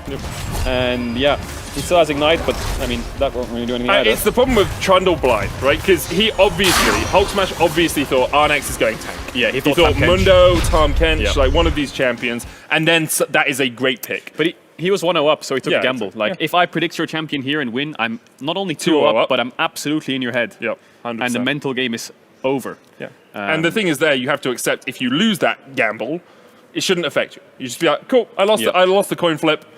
We went to McDonald's, burger flipped over, it was burnt. What a shame, let's move into the next one, you know? Burnt nice and crispy. You like burnt burgers? No. I do like a little bit of caramelization. But people always call burning caramelization. But It's caramelization not. is when you put the onions on. No, Right? you can get caramelized onions, which is different. You can get caramelization on a burger anyway, because all you're doing is burning off the sugars, right? So there it is. Anyway. Burger lessons with medic casts on Twitter. So Aatrox, by the way, Hulk Smash actually banned Aatrox in game 1, I believe. That's Gone why back to it now. Arnax has picked it up. What's up though? Hit me. Well, there's a... Oh. Sorry, that was... You didn't get it. So Mundo's being offered here. Irelia is up for our Nexus. Sometimes you're just so funny and I don't expect it. Yeah. Yep. I'm funny, that's why. Sometimes. I don't expect it. Mundo, as you say, hovered here for Hulk Smash. Arnax looking for something that will work in a vacuum. And Cassio is actually Spaceship. the pick. Yeah. Another good one. It's a back-to-back. No! Okay, so yeah, Cassio into Mundo. Looks like both locked in. Now, we saw this matchup earlier. Mundo smorks, runs at Cassio, and Cassio doesn't have the damage to kill the Mundo. Yep. Now, Cassio can kill tanks very easily and can burn through a Mundo very easily on Leandris. And with 4 items. With 1 item, she will struggle. Okay. Anathema's Chains on Mundo, on the Cassio. 1 Q hits, the base damage is too high. Now, I believe... Was it Vigo playing the Mundo into Cassio? There was a mark used. Yeah, and I they think used mark. it was Vigo. It was a slow into the mark, into the Q into the mark, and then the Cassio was dead. So this matchup does look Mundo favored, but we'll see what happens. Maybe a Cassio Q max into poke, into getting better bases, more gold, Leandris first before Anathema. Something along those lines can help. But yeah, just that's what the expectations are from what we've seen previously. Going to be a difficult one for Arnax to be sure. So we jump onto the Howling Abyss once Do we again. jump? No, we load. Well, we can load, but jumping is just like it's a catch-all term. Because if we really wanted to be precise, we're not loading anywhere. No, the observers are loading in, the players are loading in, and we're jumping. just watching the production monitor. Yeah, but we're not jumping. So if you want me to do it, I can be like, as we watch the production monitor change its pixels to have a representation of the Howling Abyss, That's a game better. made by Riot Games, who also created League of Legends. It's actually a sub-game inside of League of Legends where players can play a 5v5 all random, all mid mode, but that's not what we're playing today. Today we're playing 1v1s, which is a further sub-game of the Howling Abyss genre, based on the game Warcraft 3 by Blizzard. That good? Cool, that's better. That's much better than we're jumping in. Alright, cool. Okay, let's do that from now on. So, Corporate Mundo, good skin choice. On the phone to the boys while he's laning. He's just doing his business, making his calls. So, Fleet Footwork Mundo. I believe the last Mundo we saw in this matchup went Grasp. A little bit more damage when you land the mark for the better trades. Also hasn't put any points into his W, knowing he's not going to have that short range It's not going to be in range of Arnax at all. Doesn't have mark, doesn't really have a gap closer, so more about harass if he can with those cleavers. Yeah, it's almost like the long game for both of them. Mundo wants to get Anathemas, Cassio wants to get Leandries, and then ding ding, round 1 begins. Yep. I think until then, it's just Cassio can push. If she makes a mistake, Mundo can collapse onto her and probably force him back. I don't think he has kill pressure, doesn't have that much damage early. Maybe level 7 or 8 he does. But Cassio will control the wave. Interesting that Arnax is getting hit by this many Qs. If he plays in the wave, he should be alright, but I guess the push is just hurting him. Problem is if you play in the waves, then the E can just catch you. Yeah, very true. similar to Sion's E, of course. But the Q is worse, but... The Q is worse. I agree with you, Casual. Thanks for agreeing with me, Medic. I'd rather get hit by a minion than a briefcase. Would you? Yeah. Have you seen the minions in Despicable Me? They're very squishy. Yeah, but it's like... Depends what's in the briefcase as well. Because if it's an empty briefcase... It's Mundo. There's no way there's anything but rocks in that How do you know he's briefcase. not got some like contracts in there? It's Mundo. Yeah, so what? He pretends to be a doctor. There's no way he's a businessman. He's on the phone. Just yes, because you can't hold a phone up to He's your doing business right ear. now on his phone. The What are you talking businessman about? doing business. Yeah, he's a businessman Excuse doing me, business. corporate. He's got a flight I'd like in 10 another minutes. briefcase for some rocks, please. He's got a flight to Geneva in 10 minutes. Oh, really? He's going to end this one before that. So, it's definitely a possibility as the briefcase continues to hit. Yeah, it looks like the Mundo is winning out on the trades, but Cassio up in CS. For now, Arnax is going to go back and get that healing relic, and then we'll come back to lane. Q max for the Mundo. We'll see what Cassio is maxing soon. I'm expecting it to be the E. But playing with the bushes just helps the Mundo a lot. Gives him better angles to hit the Q in a straight direct lane without bushes. It's very hard to land the Q if he plays in the creeps, but... Would you never go for a... Sorry, I didn't mean to interrupt you. I was going to say, would you never go Q max on the Cassio here instead of the E max? Yeah, I mean, it could help out a little bit. I think Mundo just has way too much passive health regen. He can dictate the lane. If he wants to heal up, he'll heal up. Like, he just popped his ult right there, you know. Maximum dosage. So the poke is only really valuable maybe 1 to 4. After level 6, it's a little bit irrelevant. Mundo will just push in his wave in base. Arnaxis is going to base as well. What are we going to get built here? Lost Chapter, perhaps? Yep, there it is for the Cassio. And then, obviously, Hulk Smash is going to go for the Anathemas Chains. You know what I've quickly realized? Yeah. If Hulk Smash gets to the finals, him and Vigo have the exact same playstyle. Yeah, it's going to be slap fights. It is going to be a slap fight. But is there a way to min-max that slap fight to come out on top? You know, slaps. Is there some item out there or some rune that gives you the extra slap? I'm sure Vigo's doing his research on it. Oh yeah, 100%. We've got a little bit of extra time, of course, to prep for the finals. We do have a show match after this semi-final, which means that... Is Summoner Spellbook enabled in this game mode? I do not know. If it is, that would be pretty dank. That would be very If you can't choose Exhaust and Heal, if Summoner Spellbook exists, maybe you can in the... That would be really weird, though, being able to switch over to Exhaust That would and be a Heal. bit sussy, you're telling me. Yeah. Well, looks like Arnax is going to push in base again, get an Am Tome, build towards Leandries. Of course, the Mundo is much stronger right now. So Arnaxis needs to get gold in the bank ASAP before the ring comes in, so he gets the Leandries at least. But I'm pretty sure the Mundo wins out on the fight. Just look at those health You can just look at the health bar, Cassio, right? Mundo hits 1 Q auto E. I think she's already 60% down. Anyway, the Anathemas has to stack up. So Hulk Smash will probably play slow for now. It's a single Q on Arnax zone already. About a quarter of his HP down in the dumpster. Second Q, there's half. He's going to try and use those Twin Fangs to heal up, but the Masochism hits. Another Q. Arnax. That's a tank. Just slither away, mate. Just slither away. Ow. Man, I feel those briefcases. Yep. It's so painful for him, man. Like, you can see Arnax has just shook his head there like, what am I supposed to do against this? Like, am I supposed to base? Is he going to dive me? Am I going to lose a plate again? Like, does he have Leandries in base? I don't think he does. Nope, just a Fiendish Codex. So, yeah, Hulk Smash is going to get a plate for that. Maybe another one. Can he get 2 here? Masochism, of course, does a lot of work on the Mundo. Should be able to get another 3 plates. Another one, as you say.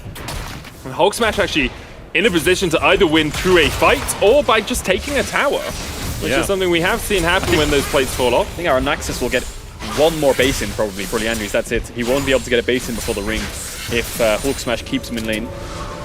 Ooh, you know, I think he could have taken that fight.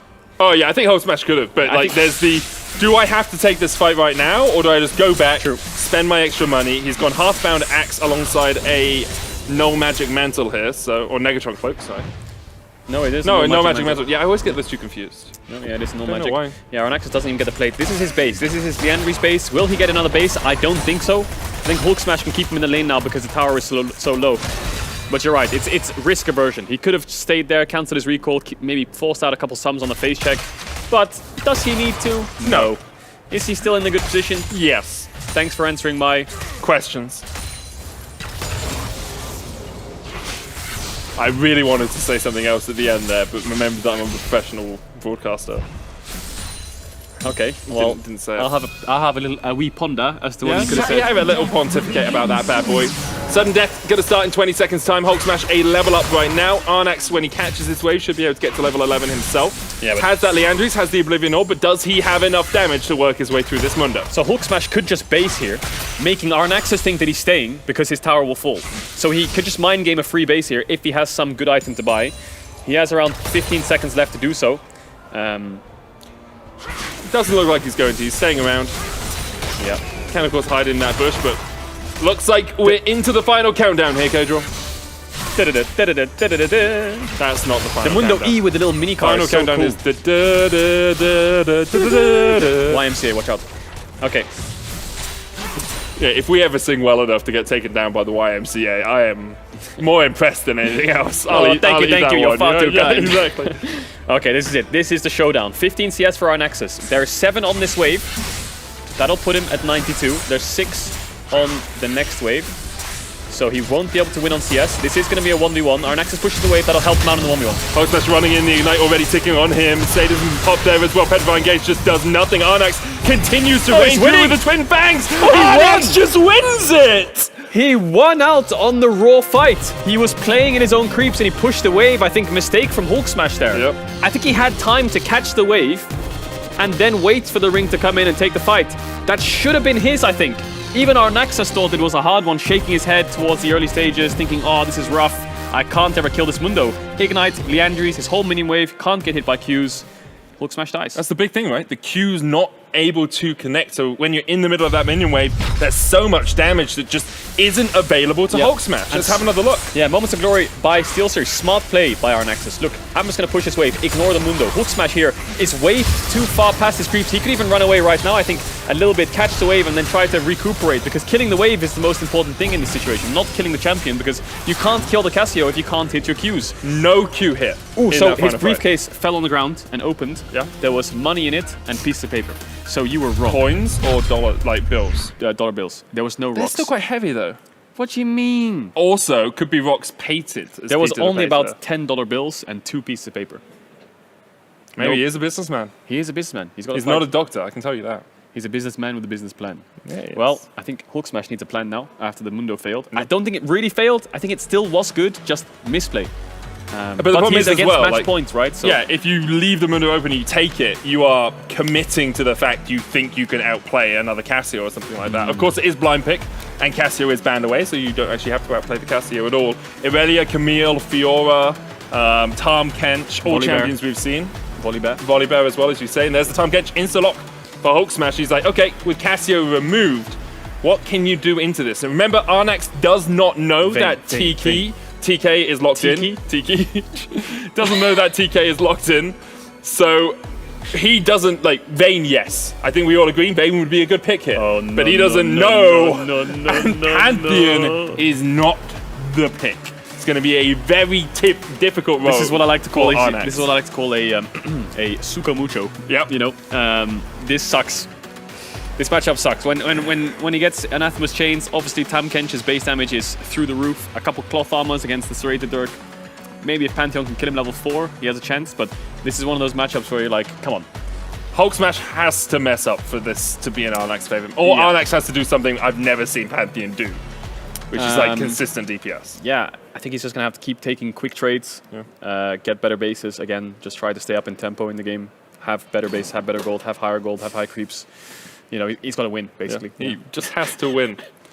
That's one of the most, like, you know, when you have a football manager who asks this question, it's like, oh, what was the problem with your team today? So it's like, yeah, you know, we didn't have as much drive, we just weren't in the right positions, we misplayed on the map a few times, and, you know, our strikers weren't quite as aggressive as they could be, and our defensive players weren't quite as passive as they could be. And it's like, yep, you've just told me nothing for the last 20 seconds.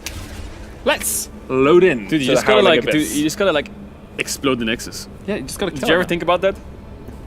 Korean solo Q tips. 50 gold for the Nexus.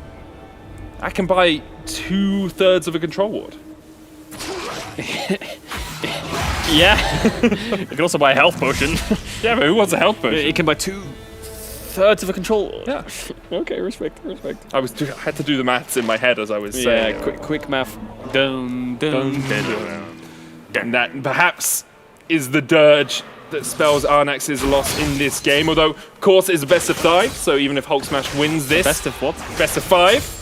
I thought you said best of thighs. Best of thighs? That's what I thought you said. It's a semi-final of a world tournament here, Cade. Let's have some decorum. Okay, don't do me like that. I genuinely thought that. Best of thighs. Who wins, Pantheon or Tom Kench? This week on Best of Thighs. Well, your thighs lost to the Lederhosen. Yeah, they did. What did they win? I mean, my thighs beat the Lederhosen. The Lederhosen couldn't contain my thighs. But look, you can see the damage already from the Pantheon. The Tam Kench has the thick skin as well. Yeah.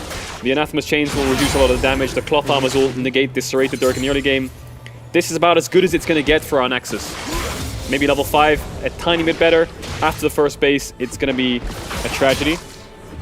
But we said a similar thing about the Mundo matchup. We said the Mundo is in the driver's seat. He should have higher base damage, but there is room for outplay. I mean, there was definitely... I feel like this is more doomed than the Mundo matchup, though. Because it's like, Cassio does do good damage. Even if she usually needs, you know, a couple more items to get her way through a tank like a Mundo, with Leandries, she can still get through a tank eventually. Pantheon isn't really a tank killer in any way, shape, or form. Blade of the Ruin King. Yeah, but do you think he's going to build it with a Serrated Dirk? It's terrible. Yeah. It's terrible. Pantheon has 80 scaling, so that item doesn't help too much. Yeah, it's gonna get rough. I mean, again, Tam Kench Q similar to Mundo Q can be blocked by creeps. Maybe our Nexus can do a cheeky little minion wave push. But the problem with Tam Kench is he's just gonna eat you, and then throw you out of the creep wave anyway. And then the grass portal attacks do so much damage. Look at this trade already. Arnax forced back once again. Hulk Smash not yet level 6, doesn't have that Devour. Arnax will go back and get the Health Relic as it works its way through both of his refillable potions. Hulk Smash now dings over to 6. Arnax does the same, but as we've seen, Pantheon's power is not his ultimate ability. It gets him back to lane a little bit quicker, but doesn't really do too much in the 1v1. Yeah. And, I mean, Hulk Smash just needs to play it slow. I mean, Viggo Mobson did make that mistake in the earlier best of 5, where he did lose that game, where he went for the dive in a matchup where he wins later on, right? It's about taking it slow, controlling yourself. Yes, enemy champions made a mistake. Do I full commit to it, or do I just, you know, take a step back, relax, catch the wave, and then base? But for now, it looks like our Nexus has mini wave control. He has a level up, Hulk Smash, no potions, half HP is being zoned away. We expect this matchup to go in the favor of Tam Kench after the first couple bases, but for now, it looks like the Pantheon is in the driver's seat. It's usually been about 25 to 30 CS you needed to go back and get an Anathema's Chains off the double Ruby Crystal start. There's 19 at the moment on Hulk Smash. Ruby. Oh, and you can see it's just short. Has the Giant's Belt and the Kindle Gem, but not quite able to upgrade them both into Anathemas. Yeah, I think once the Pantheon bases here, Tam Kench can catch this wave and then base again. Yeah. That's something he can do. He took a free base there just to make sure he can't get over on a tower, but he's gonna lose the cannon! Oh, Megalol. Not quite able to get there in time. Of course, cannon's such a huge proportion of the gold on this map. You can see about 900 gold between these two players right now. Of course, Hulk Smash will be able to catch some of that back up here. Closes that gap to 700 or so, but our Nexus is on his way back with the Grand Starfall. Oh, even the Observer's got a little bit juked. Yep. Oh, where's he gone? I think he's got Eclipse now as well. Yeah. This is a small window where you have your Mythic, the enemy doesn't have Anathema's Chains. Could you do something here? Jumps in, gets the stun. Hulk Smash going to take quite a bit of damage, but does still have thick skin, and Abyssal Voyage is to safety to make sure that he can then recall and get himself that first item. The Tam Kench has a couple more minutes to wait still. Even when he buys this item, he needs to wait for Anathemas to tick up. Once he puts it on the Pantheon, he needs to wait for it to, you know, stack up all the way up to 30. But still, our Nexus, healthy CS lead, around 20. Has 3 plates now. I mean, maybe he goes for a CS victory. So it's at 54 right now. I'm not sure how quickly he'd get there. This would be 59. Yep. There's a question, you know? It is a question, Medic. We're like level 9, level 8, probably going to get to a level 11 or so. It does make me ponder the answer. You're liking the word ponder today, aren't you? Yeah. You're a Magic player? You ever played with ponder? No, I did play a little bit of Magic, but I was really boosted. I mean, yeah. That tends to happen when you've only played a little bit of Magic. Yeah. Ooh, QSS. Yeah, it was Hexdrinker originally, changed to QSS, gets you out of the belly of the beast, so to speak. But it's still going to be a tricky road here for Arnax. A win here would take him into the final. And he'd be playing for the top spot in the Red Bull Solo Queue World Finals themselves. But right now, Wave not in the best of positions for him. Hulk Smash up at about 2,000 HP as well. Makes it very difficult to work your way through this Tahm Kench. Level 10's now hit. Oh, here he goes. Voyage going in. Minion Wave there, though. And Hulk Smash can just get the devoured down. QSS used by Arnax. But look at the damage. Ignite ticking as well. The Aegis will not protect you for long enough. There's the stun. Barrier comes out. Arnax doing everything he can to try and turn this around. Gets the stun. He got him! He got him before the thick skin came out! Thick skin! He was in such a tough matchup again, but he still wins.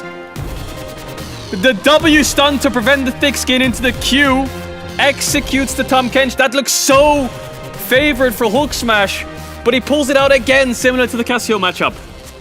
What a performance from Arnax. There was a brief question in my mind whether you could stun, get him down before the thick skin, but oh my Hulk Smash lord, just not reacting quickly enough, and Arnax goes through to the finals. I can see Masterplay standing by with him as well. Let's hear from them right now. Thank you very much. What an intense last game. You hit him right before the shield maybe came up. How intense was this ending for you personally? Yeah, it was actually crazy. When he went in on me, I was pretty sure I'm gonna die like 100%. So I just I knew I couldn't go back, so I just flipped the fight. He didn't press the shield, unfortunately for him, so and I won, so yeah. Was it an option for you to go for the CS because you thought over the late game you may be better in this case? The problem is, like, in these games, Anathema's Chains is very popular now, and people started realizing that. And I think when the opponent builds this item, it becomes really hard to win, like on CS. Like, he starts zoning you and he becomes just a lot stronger. So I am actually a bit disappointed about the Anathema's Chains meta that's gonna be in the finals also, but I hope the viewers like it still. You definitely are, and I am looking forward to the final. Viggo Mobson is your opponent. What do you think about him and his playstyle? Yeah, so the playstyle is actually the same as Hulk Smash, my semi-final opponent. He plays all the same champions. He plays the tanks, the Anathema's Chains, and all I can say is I'll try to outplay him as best as I can, and I hope I can take the win home. Best of luck for the grand final. One last very short question. Will the friendship survive this? Of course it will survive, I think so. Yeah. Perfect. That was what I want to hear. Thank you very much, and yeah, best of luck in the final. Let's get to our analyst desk. Thank you so much. Another wonderful interview, of course. Congratulations to Arnax for making it. Also, props to Hulk Smash for making it this far. I think across our semifinals, we saw also with you, Mert-Bro. It's sad to see some people go. Obviously, at this point, they all played extremely well. But at the end of the day, it all comes down to who can be the most adaptive and who can keep the coolest head in these situations. And Arnax knew, I have the damage to finish this. Yeah. I think he knew at least. Before that, I just want to say to Zeus and Gumayushi that I am drinking out of this, and I'm going to prove it right now.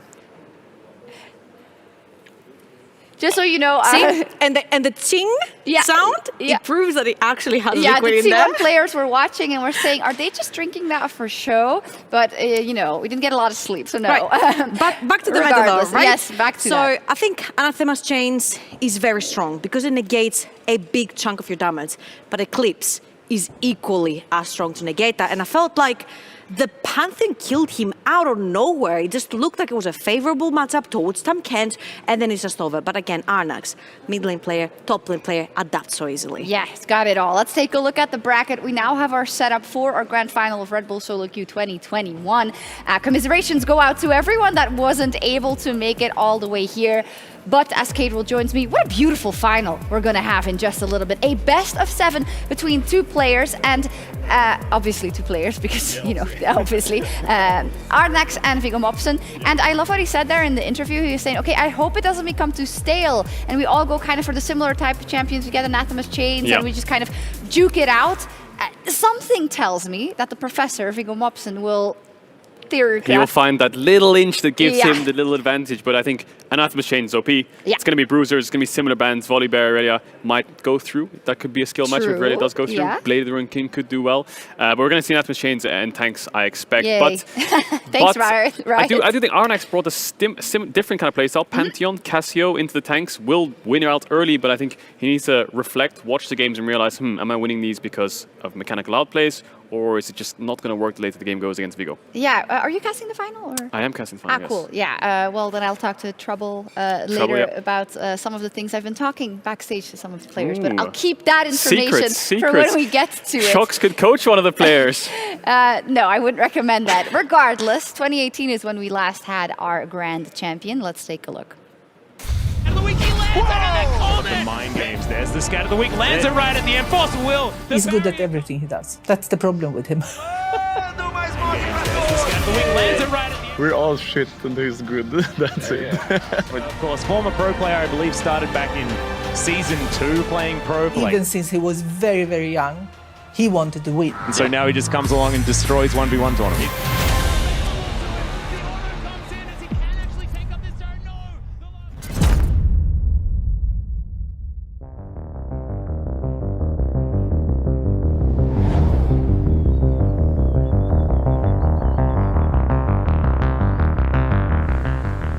When I think about Gotland, the first thing I think about is I feel at peace here, like tranquility, like it's so calm and peaceful around here.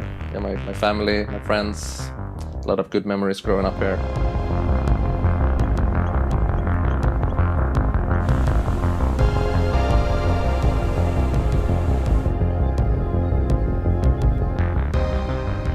This is where I grew up playing football and stuff, and upstairs there in the house is where I first started my gaming career with games and stuff.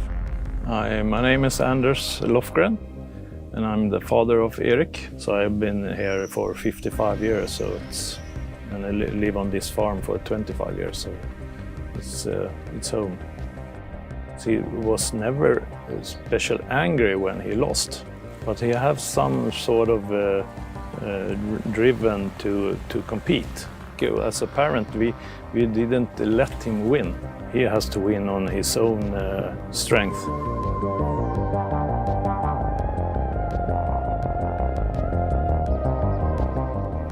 The thing I noticed as first is that he has like this really calming aura, you know, when you're around him you just feel calm. And that's very nice for me because I live my life in very fast, you know, I'm always kind of stressed. It shows really in everything he does. It's not just gaming, it's now he started a new job and it's like basically a competition for him. He thinks he can do anything. He sets his mind to, and honestly I think too. Even since he was very, very young, he wanted to win. And he didn't want to play just for playing's sake, he wanted to win. If he lost, he just wanted to do it again so he could win. And that was exceptional with him actually when he was young. We never gave him a win because me and his dad, we were both competitors as well. We don't like to lose. He didn't get anything for free. Let's put it that way. I was playing soccer with my dad upstairs when I was like 3 years old, and he would never go easy on me. Like, it was always like we play to win.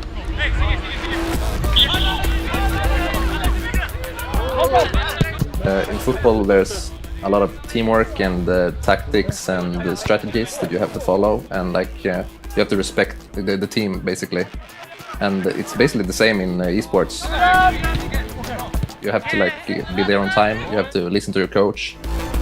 Have to put in the work and do your part of it basically.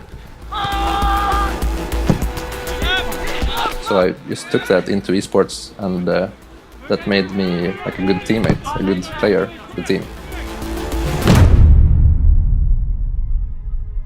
He didn't stress up, he didn't overcompensate. He just did it what was best at the special time, every time. To be honest, it's nice they find something they want to do and they can excel in it. Those kids that take their own future and go for it. So from that moment on, there was like a spark in me. Like every time I compete, go for the win always. All the competitiveness and inside the family definitely like lit a spark in me. At my birthday when I turned 5, I got my first console ever. It was a Game Boy Color, and I just got instantly obsessed. I just felt like happiness and like just felt at peace when I was playing. I've always felt like that when I'm playing. I just feel at home basically. So having good gear is very important. It gives you like the correct feel. Like, you know, if you have a bad pair of shoes, it just doesn't feel right. Just like the pro players are. Like they have the right gear that suits them. And it's the same for just a normal player, just like you and me. I've known Eric for a long time. Started hanging out in 7th grade, play football together, play poker together.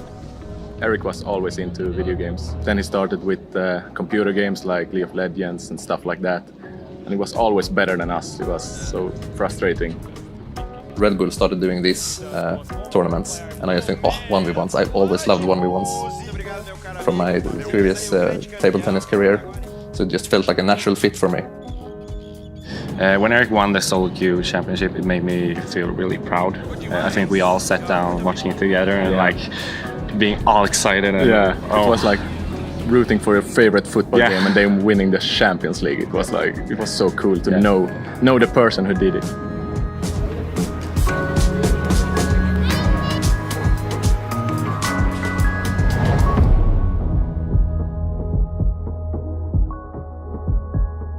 Like his friends, they were playing just for fun. But for Eric, it was something else. He wanted to be the best. That was his goal from the beginning. And when I realized that, I felt like we have to respect him for it. I had a lot of fights with my parents about that. Like, I'm playing too much, I want to play more. And then I showed them my first prize money when I won a tournament, and they were like, whoa, this is actually a real thing. After we won the Swedish Championship, that people said like, well, league is dying. I started to doubt the path I had chosen, basically.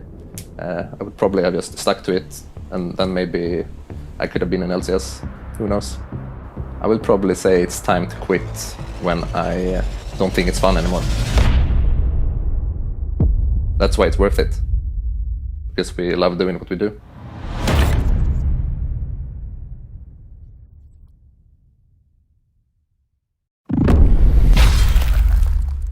What a beautiful piece there on Zivis, who won back in 2018. He said some people told him maybe League was dying. I know fans of other esports might have said that for years, but it's never happening. Maybe if he kept at it, he could have made it to the LCS or the LEC. Who knows? I want to welcome a very special guest for our next match. Arvindir, aka Danush, the head coach for Big Berlin International Gaming. Hello. Hello, hello. Lovely to be here. Yeah, lovely to have you here as well. A bit of a different voice. I don't know, we can say yet what's about to happen, so we can't tell people. So I'm just going to ask you what you found about the event overall. And because we know that there was like a second division LFL player and whatnot, are there a lot of people here who actually do have professional experience or at least play in some of the regional leagues?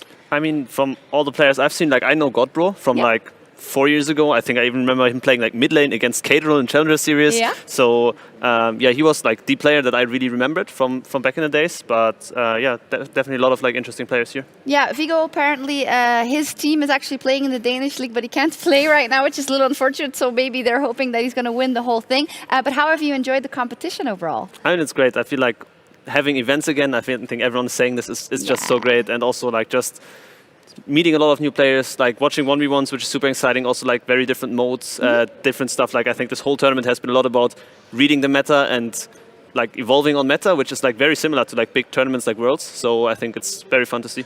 Of course, you're a head coach and we have a treat for you. That's why we brought you in as well, because we have a show match.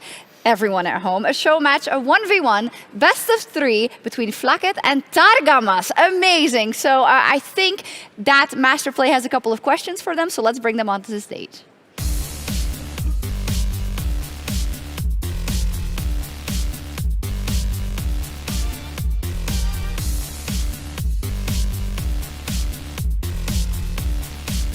Hello, welcome. Hey. Actually, the first time in my life I'm standing between two top-tier League of Legends professionals. It's really cool to have you both here on stage, and I'm interested in how you guys work out these things together. Have you ever played 1v1 tournament, something like this?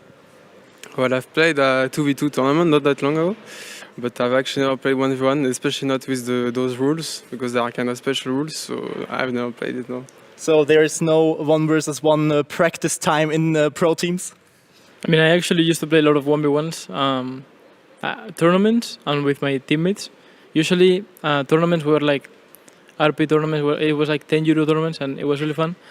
But with my team, I used to play a lot before playing official matches, just to use it as a warm-up. I would play like 10 1v1 or something. Okay, so you're quite experienced in 1v1s. Your honest opinion, who is better in this 1v1? I mean, I'm a support main, so if AD carry lose, then there's nothing to say. Like, I'm the support. I always wanted to ask two professionals, AD carry support. Is there a special friendship? Is there a special bond between the bot laners? I mean, yeah, I guess both we play the same lane, and if you ask to a support what's the role he hates the most, probably he will say AD carry, and if you ask to AD carry the role he hates the most, probably he will say support. So.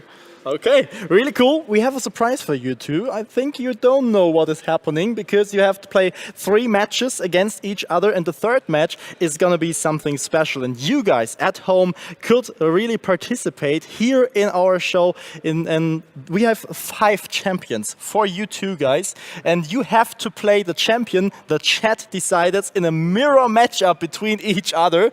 There is at least one support champion for you. It's Yuumi. That is our first champion you could pick for 1v1. The second one is Olaf, the third one is Vayne, the fourth one is Zed, and the fifth one is LeBlanc. Any suggestions? What would you like to play? I mean, I think Yuumi 1v1 looks correct, but... What would you like to play? Yeah, if you guys can vote for Yuumi, it will be really fun. I'm really looking forward to you guys. Give each other a fist bump, and then we see you on stage. Let's get it on. I'm so hyped for it. Who is gonna win, support or AD carry? Let's get it to our casters.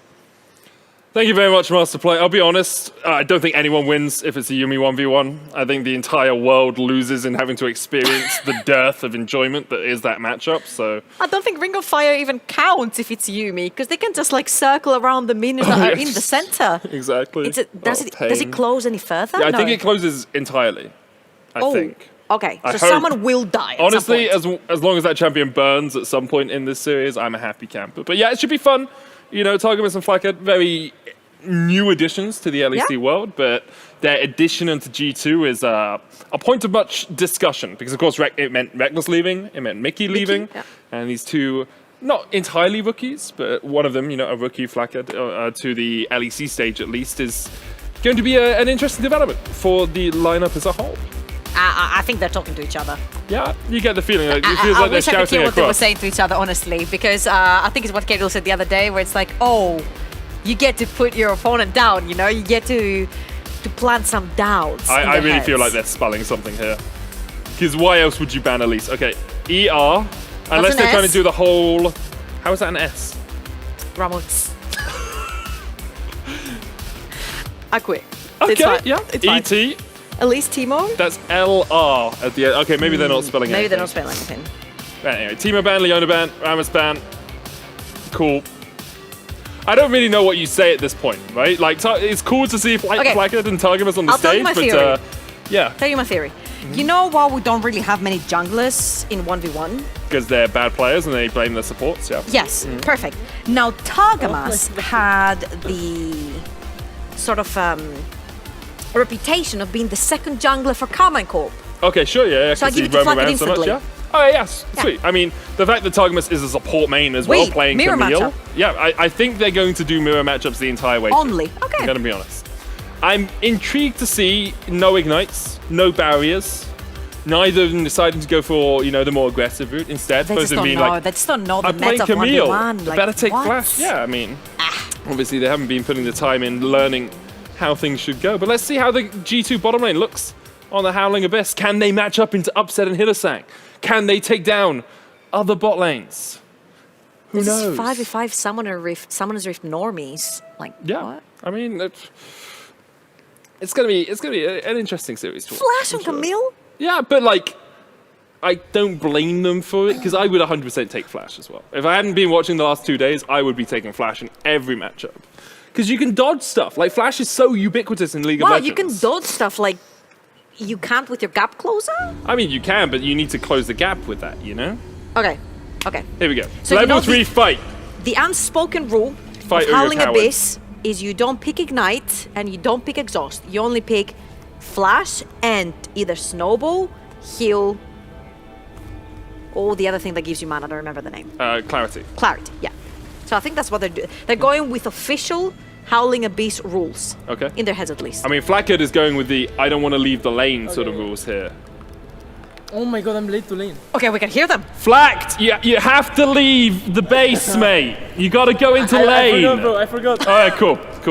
Oh, wait, are we all in the same comp? Can you guys actually hear us like normally? Well, the keyboard is unplayable. Huh? It's unplayable with the keyboard. It's not, what do they It's usually play unplayable with with? the The keyboard. controller? Yeah, he uses a DDR pad actually. Okay. He's Flackard's incredibly fit because of the dance. Oh, just got cancelled by a support. How's it feel, Cadril? Marks used. Targo's going back in for a bit of trading here. Press the attack from both sides. Okay, I mean, if you get 1v1 by a support, I don't know. Yeah. Your reputation, yeah. All right, Targus has 2 pots here. Targus. There we go. Good man. Flackard has no pots left. And I have to give this one to Targus. I'm going to be honest here. Tactical sweep? It's the double ruby crystal. We've Oh, talked about this. 100%, yeah. Yeah. He just popped his second pot as well. So he is going to regen a little bit more than what HP Flackard has right now. And also the health packs are going to be coming out really, really soon. But this is the funny thing, right? I feel like whoever engages first with the Camille, the other one can dodge with the hook shot. And what we've... so, I'm pretty sure the way Camille's E works with priority is if you are in the air and someone tries to hit you in the air, you take priority. So you would get the stun if you jump into the air first, which means you can't react to a hookshot wall dive by hookshot wall diving into that Camille. You have to actually jump away. You have to jump away, yeah. I remember it being a big point of discussion in the League of Legends community when she was released, because it's usually the spell that comes second takes priority, but for some reason on Camille, that's not how it works. E always takes That's why priority. she's getting nerfed next patch. Yeah, I mean, she's getting nerfed for a multitude of reasons here, Trouble. Yeah. But yeah, that one definitely adds into the smorgasbord of reasons this champion is giga broken. Although I would look forward to seeing her in Arcane. It'll be fun. Because you want to see her even more in Summoner's Rift? You've No, missed but her? like, I think she'd be a great character in Arcane, you know? She would. Oh, ultimatums. Oh, miss. Hexing ultimatum coming out. Flash away. Targamus. No! Oh, great job, Flackard. Yeah. Was supporting you all along. Really well played. GG. Yeah. Plus he didn't lose to the support, right? I think this is very important. It's He's three, gone. it's He's three done. games. He's done. It's He's three done. games. He's done. He's asserted his dominance. He's done. Yeah. Yeah. It's just like... He gets to call. I'm outta here. He gets to call how the bottle is going to be played from now on. Is that the thing? Yeah. Whoever wins out of this series is the shot caller for G2's bot lane. Apparently, G2 said that whoever wins gets to choose the first draft of the split. Oh, really? Well, Grab's not there anymore, so they can't int drafts. Yeah. So that makes sense. But yeah, good performance there. Really, it came down to the fact that Targus missed his E, Flackard hit his E, and it becomes a lot easier to win the game when you actually hit your skill shots. Yeah. I mean, one skill hit there. Then Flackard pops the shield, but when that hook shot lands, he takes a tower shot as well. I mean, the Had perfect he not taken play that there. tower shot? Yeah, I feel like the perfect play there is you hextech ultimatum, Flackard as he jumps in towards you. Yeah. Right? Because Yeah. then you dodge the hookshot wall Yeah. dive as well, but unfortunate for Targamus We that talked he lost about that this one. support. He was second jungler for Exactly Common right. Like, you can't expect mechanics from a support with the big Or a brain jungler, dudes, yeah, you know? We got the huge heads. We don't have any hands. Because if you have hands, you play well, right? It's mechanical. You actually need fingers. Okay, You can have hands, but you need fingers. I mean, that's true, I think actually, yeah, junglers that's have good. hands, but they don't have fingers. K-Draw? Got no fingers, just saying. Is he even a jungler anymore? I mean, he plays top lane Malphite. One of those, you know, content creators, those influencers. Ooh, Ugh. what are those? Yeah, he's like, oh yeah, unranked to challenger. Look at me, I'm so good. I can beat people who are worse than me. Great job, K-Draw. Great job, mate. I've seen his recently. So here's the thing with K-Draw, right? He is actually a very good player. And I do respect his ability to play the game a lot. I just like teasing him. Yeah. And it's fun. Yeah. And he takes it on the chin like an absolute champ. And then turns it back to you. Yeah, exactly. Exactly. But I think he can hurt you more because you've never been that good. Yeah, but I have a Hades speedrunning world record. So True. See, the so you're problem. technically a world champ. I was a world champion. Yeah. I've lost the world record now, but okay. The problem with ever trying to flame me is I just go, yeah, I'm a doctor, and it's kind of negates it all. I'd love to be good at League of Legends, but I do know how to save someone's life. Ooh. So Like Dr. Mundo. Exactly. Well, he's not a doctor. This is. He's a stop dentist listening slash to his barber. Yeah, he's one of those surgeon types. Ugh. Yeah, it looks like we have a brief delay Also here. electrician, because he has some electricity going around. Yeah, exactly, we established that with Kedril earlier. Yes, yes. Yeah, as you can see, guys on stage just getting ready to get on into the game. Will be there in just a moment's time. Obviously, Flackhead standing up or something just ruined the draft, broke the lead client. So we're just waiting on them to get back on into Has that. it not happened to you? What, Like you standing suddenly up, go ruining to the make some draft? tea and then the client just breaks because you made some tea? I mean, it does happen. It does happen. You got to spill that tea. Fiddlesticks band, Cane band. Let's rattle through them. What's the pick this time? Hey, Flackhead, what are you picking? What are you picking? What are we picking? Yeah. I think Irelia. Irelia, cool. Yeah. All right, so it's going to be Irelia mirror matchup. Should be fun to watch. I love that he's like spoiling it for I mean, everyone. yeah, It's but like it's also fine. like It's fine. we're going to see in about 20 seconds, Yeah. so we can talk about the Yeah. Irelia mirror matchup if we want. You know, what are your thoughts? I mean, every mirror matchup is a skill matchup, right? Yeah.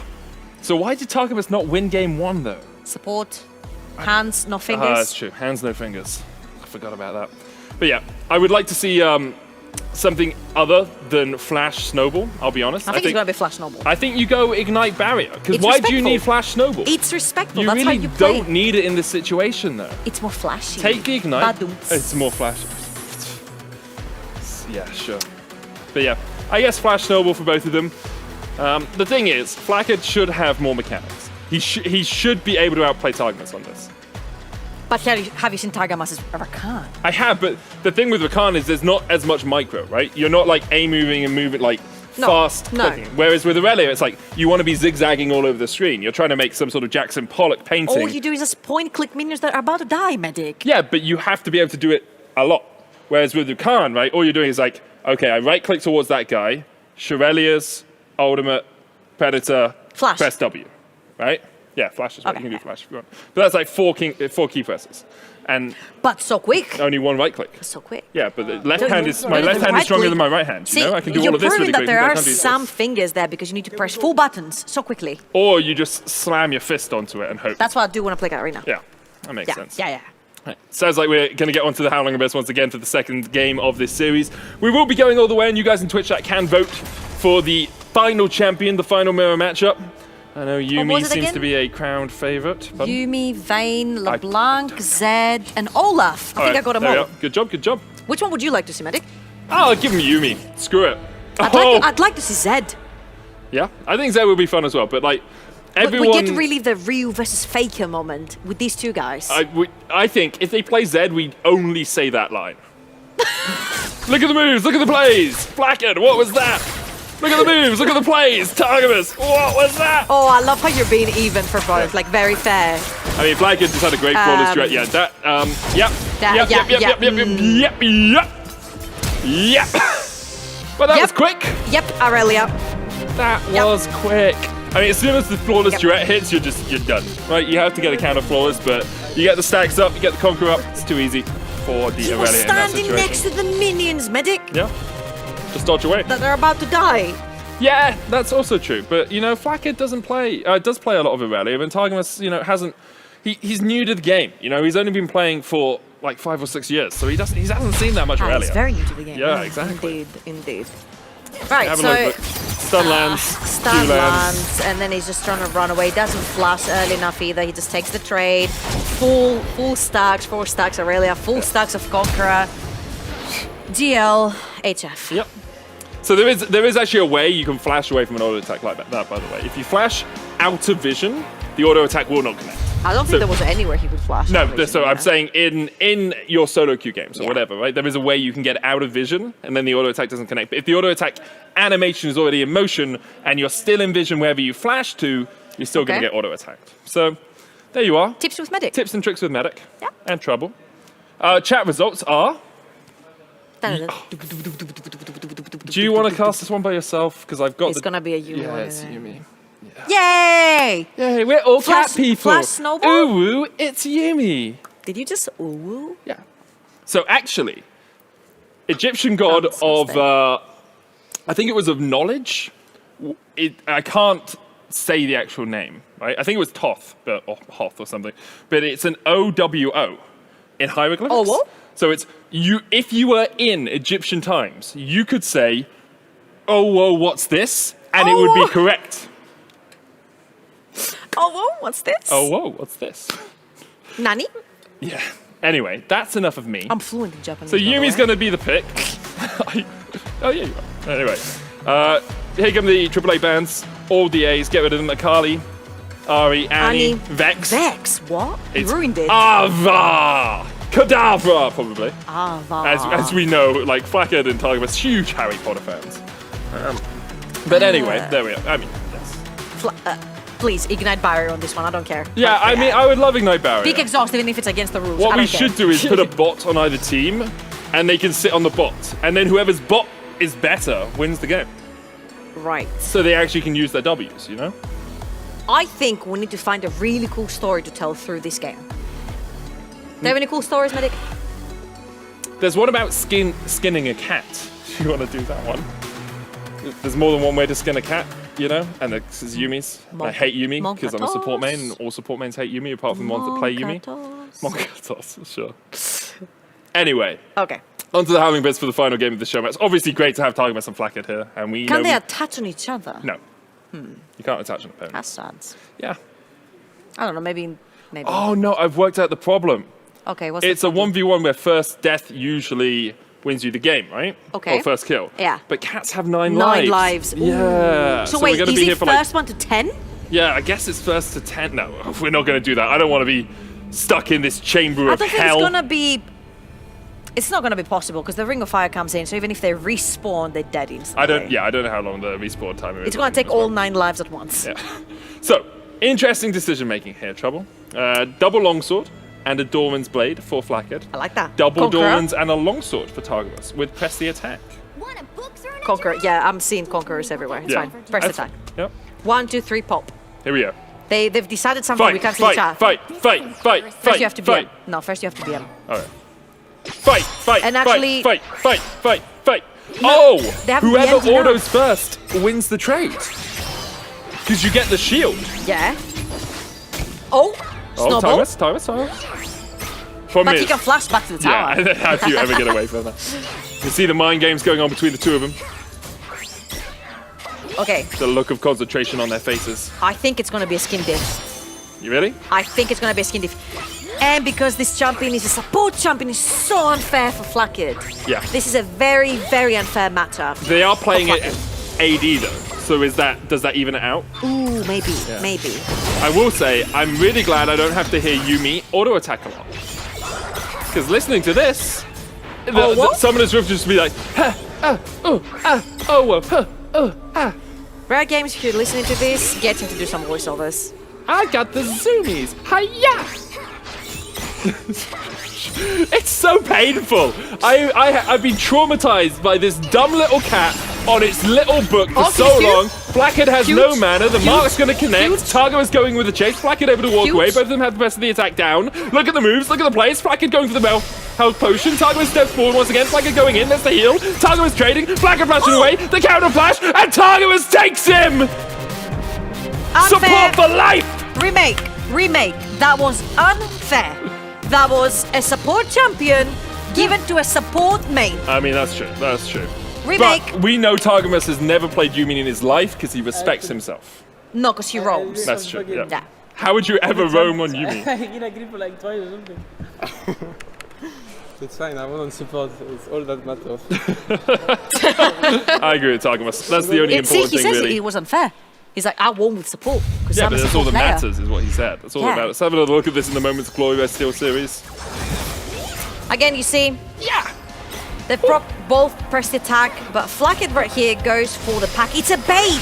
The pack is a bait because look at that pop from press the attack. 1, 2, 3, meow. Yeah. Minions do a huge amount of work there as well as Targamas does get at least one win on the board. Makes it 2-1 in the end. It looks like Masterplay is standing by with our G2 bottom lane for 2022. Masterplay, take it away.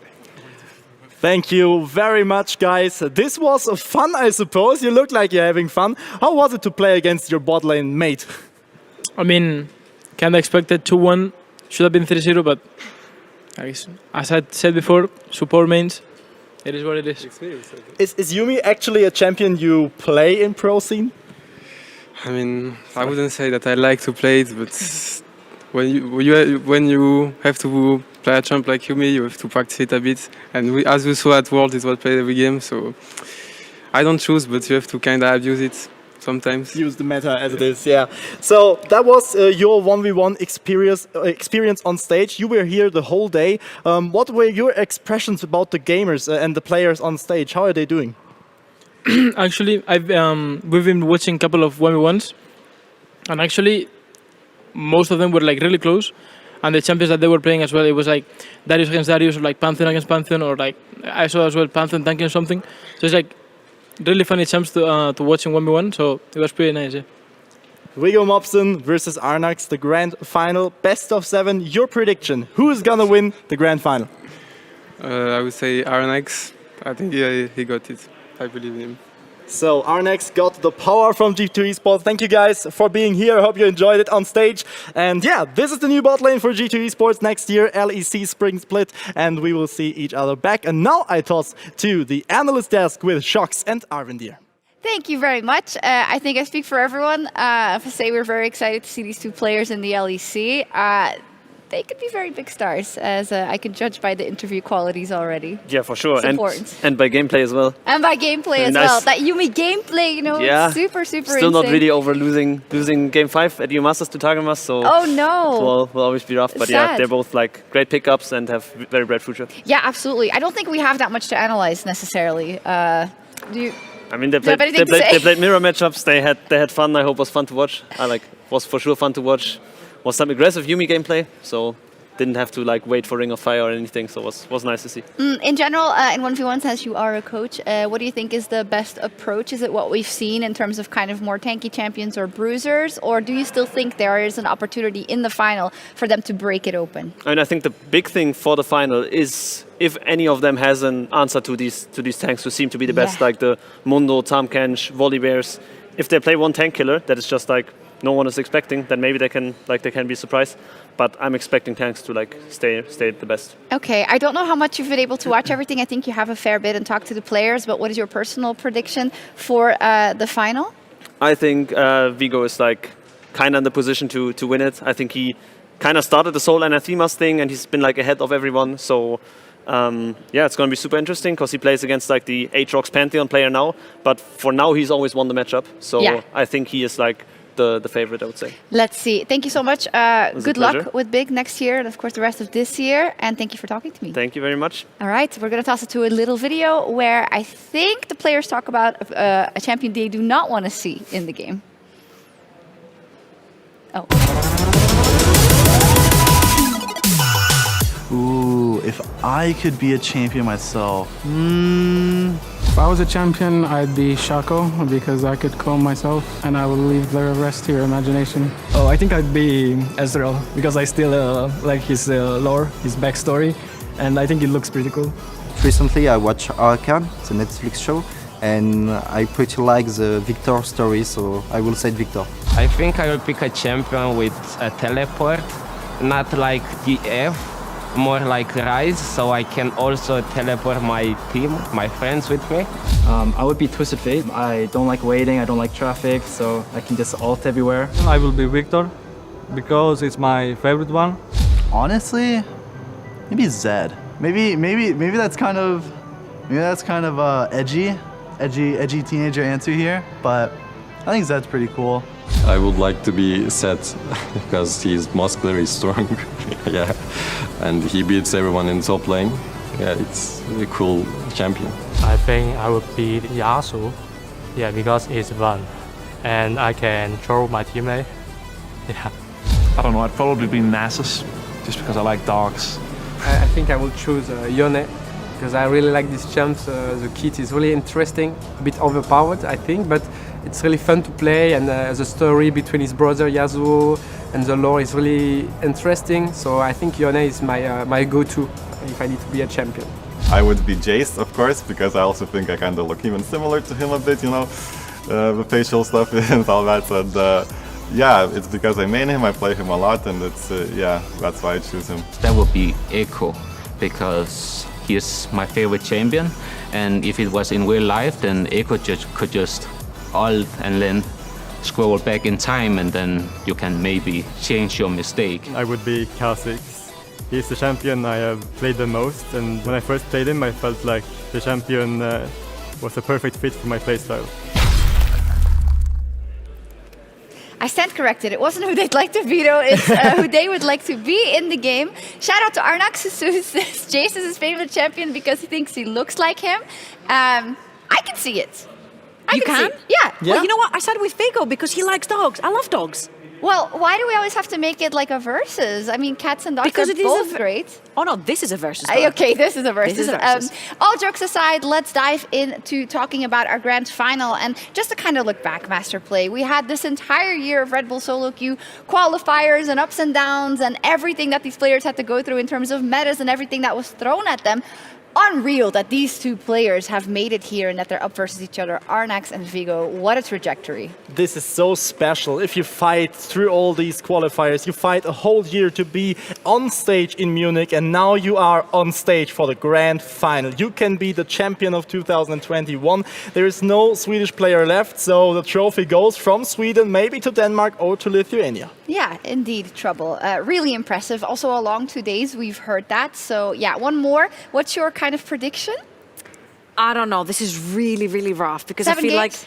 like 7 games for sure. Yeah, that but would be I so don't know who's cool. gonna win. One adapts so easily, like Arnax adapts so easily, but like Vigo is super 7-head. So I'm like, what's he gonna come up with? Yeah, let's talk about the two players then. Starting with Ardax, we're also going to take a look at some of the replays and as talked about with some of the players he played against and knocked out. It's a player that has grown throughout the tournament. He has adapted. He also, together with Vigo, found kind of the key in the Anathema's chains, which has now become complete meta. And I was talking to him a little and he was like, well, I mean, you in the interview as well, he said, I hope it's just not going to become a slugfest where we both end up just trying to beat each other and both building the items the same way, and maybe it all comes down to just kind of a boring slugfest. I hope so either, but that would mean that it would come to like micro aggression and micro moves, and that would be nice to see. That would be really cool that we have the individual skill to decide who will be the champion, because if you have two players who are so similar on a high level, of course they do similar things, similar picks, so it could be that we have maybe a mirror match or something very easy or something very similar in case of tankiness or bruisers. Yes, and then let's talk a bit about Vigo, who, you know, we love storylines, so we started to build him up as the platinum hero. Turns out he's closer to Grandmaster. He still is in my real heart. life. In the heart, he's still platinum. Yeah, but we've talked about it so much already. The fact that he has been theory crafting, he's been adapting his play in terms of the opponents. He's had a really deep champion pool, and he's always seemed to come out on top when something has become meta or when an item was built. He thought one step further and was prepared, because we have to remember you cannot see the champion that is being picked from your opponent.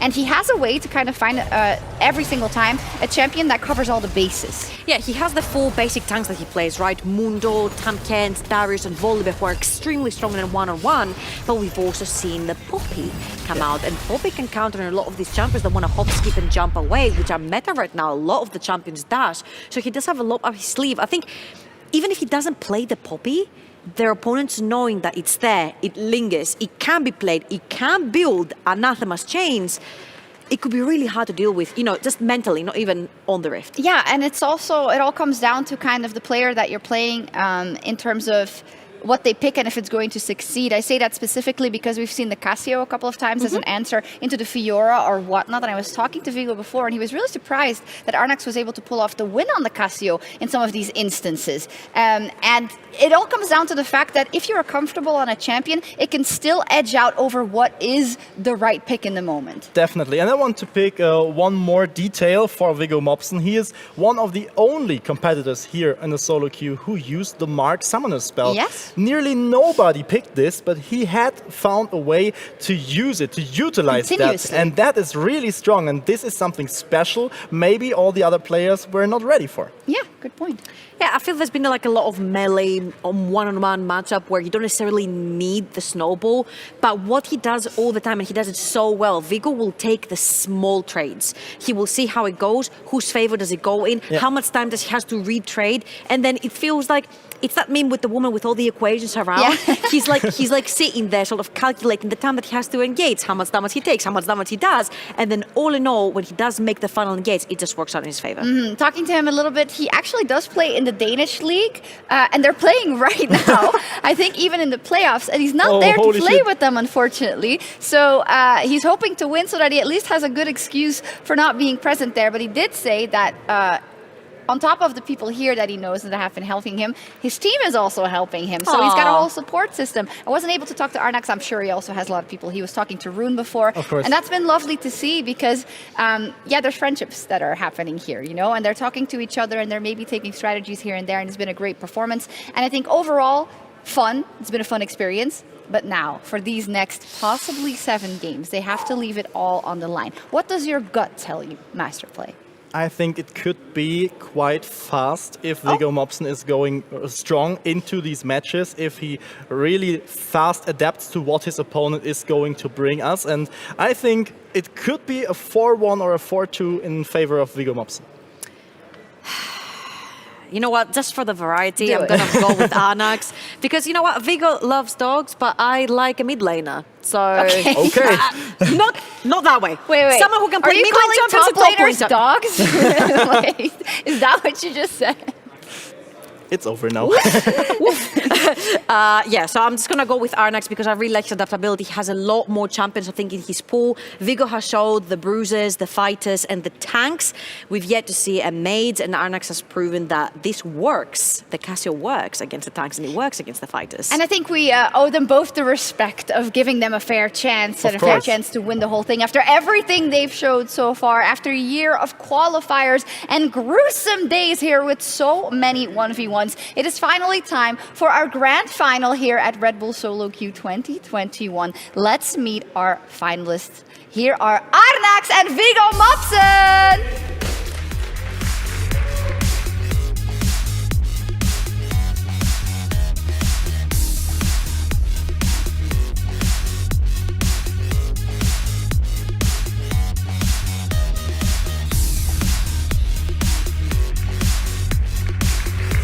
Yeah, celebration of course. Welcome back. This is the final time you two are here on stage, and only one of you can walk down as the Solo Queue 2021 champion, and this is something you have to think about. What does it mean for you personally to be maybe the champion this year? It really means a lot. I think it'll prove that even plat players can achieve greatness, and that we Danish players always have the heads up here. Definitely. What is it for you? Because you had quite a tough run in the beginning, now you're here in the final. How was the event going for you? It was quite stressful at first, but as the games went on, I just built the confidence I needed to win. And coming from a small country like Lithuania, I really wanted to bring it home for us, yeah. I'm quite sure that some of your guys and friends at home are watching and supporting you. Of course, the whole Lithuania are in the chat, so if you want, you can bring 1 or 2 sentences for the Lithuanian fans out there. Taip, tai ačiū visiems, kas palaiko, būtent šeima, draugai, visi šlolo draugai, kuriuos aš pažįstu, ir tikrai mačiau jūsų žinutės, ir ačiū jums labai už palaikymą, ir ką, bandysim laimėti ir nugalėti. Ačiū. Really, really cool. You want to tell us what you said to them? Yeah, I just thanked my friends and family for supporting me and watching me, like all the messages they sent, and I told them I will bring it home today. That is so cool. Thank you very much. And of course, the Danish fans out there are big in esports, also in other esport titles, and there are many of them supporting you right now. Even your team, I heard they are playing at the moment. So yeah, just give them some words. Ja, tak til alle mine fans og folk, der ser med. Til alle psykologistuderende og tech-support-medlemmer, der ser med. Og tillykke med fødselsdagen, Andreas. Håber, jeg vinder det. You already told me beforehand your brother's birthday today. What did you tell all the fans out there? Well, I wish my brother a happy birthday, and said thank you to my fans and family for and friends for supporting me all this way. Thank you very much. You two are so cool. You're so friendly. And I really, really don't want one of you losing, but it is impossible. One of you will be the champion. So give yourself the last fist bump of the day. Let's go. Fair play, respect, and we are ready. And I hope everyone out there is ready to beat and ready to fight and support your hometown favorite. This is the grand final of the Red Bull Solo Queue 2021. Let's get it on, the casters, Medic and Cadrill. Thank you very much, Master Play. And we are here, the final series of the weekend, Cadrill. 7 games ahead of us, possibly. Of course, could be less. First player to 4 would claim the title, but what a series it is going to be. I also realized I had a Poro I was meant to throw at Master Play earlier. What, is from he still here? Down there? Yeah, wait, he's still down there. I bet you I can hit him from here. No, you can't, Medic. Watch out. Oh, I was close. Almost hit a camera. Yeah, Medic, there's a lot of things down there that are expensive equipment. Yeah, I was meant to throw it at him when we did the show match thing, but I just totally forgot about it. Well, you can't do it as he's walking away. Sure you can. That's a Poro in the back is worth 2 in the hand. The fadeaway. Yeah. What? The fadeaway. Kobe. But anyway, man, here we are. Yeah. 40,000 players down to 2. Best of 7. All out. Everything you've got straight into the pick bang. The only real difference in playstyle between these 2 players is Vigo is always Anathema's Chains. Always, always, always. Arnaxis likes Pantheon. He likes Cassio. He likes a couple different champions. Aatrox, Camille. If those go through, he will pick them up. Otherwise, this might be a wet noodle fight because Arnaxis, I think, he can learn from the semifinals. He can look at it and be like, well, I was supposed to lose these matchups. I think everyone knew that, but he did win them. And he's here. That's the thing, right? That Pantheon Tom Kench matchup against Hulk Smash was surprising, to say the least, that he was able to get enough damage now. Now, Fiora, Camille, Aatrox banned away. Darius, Tom Kench, and Mordekaiser banned away. And Arnaxis immediately says, okay, Gnar is my man. This does well into melee tanks, of course. Gnar in isolation will get the push. And Vigo's been playing Volibear like every opportunity he's got. This is a very important game because if Arnaxis can win this game on Gnar, this means that one of Aatrox, Camille, and Fiora will be dropped in the ban phase, which are good into tanks as well. Maybe not Aatrox into Volibear so much, but it does give him an extra champion to pick into these tanks. Gnar, of course, is just good into tanks overall. Yeah, really strong in these sort of situations. You can see our players moving back to Barrier and Ignite after the fast that was Flakked and Targamas, who decided they didn't want to take the superior summoner spells. Yeah, they're having a little bit of fun, weren't they? Yumi 1v1s. What is this? What is the world coming to? That's pretty Giga Chad. Is it Giga That's Chad? That's 1v1 on Yumi. Oh, yeah, that's pretty Giga Chad. Yeah, it's pretty Giga Chad. Future G2 in solid hands with those 2, it seems. But for now, we are focusing on the real contenders. Arnax and Vigo Mopson fighting out for first place here, the Red Bull Solo Queue World Finals. As you said, Cadrill, 40,000 people competed in regional competition. 19 were selected to come here to Munich this weekend.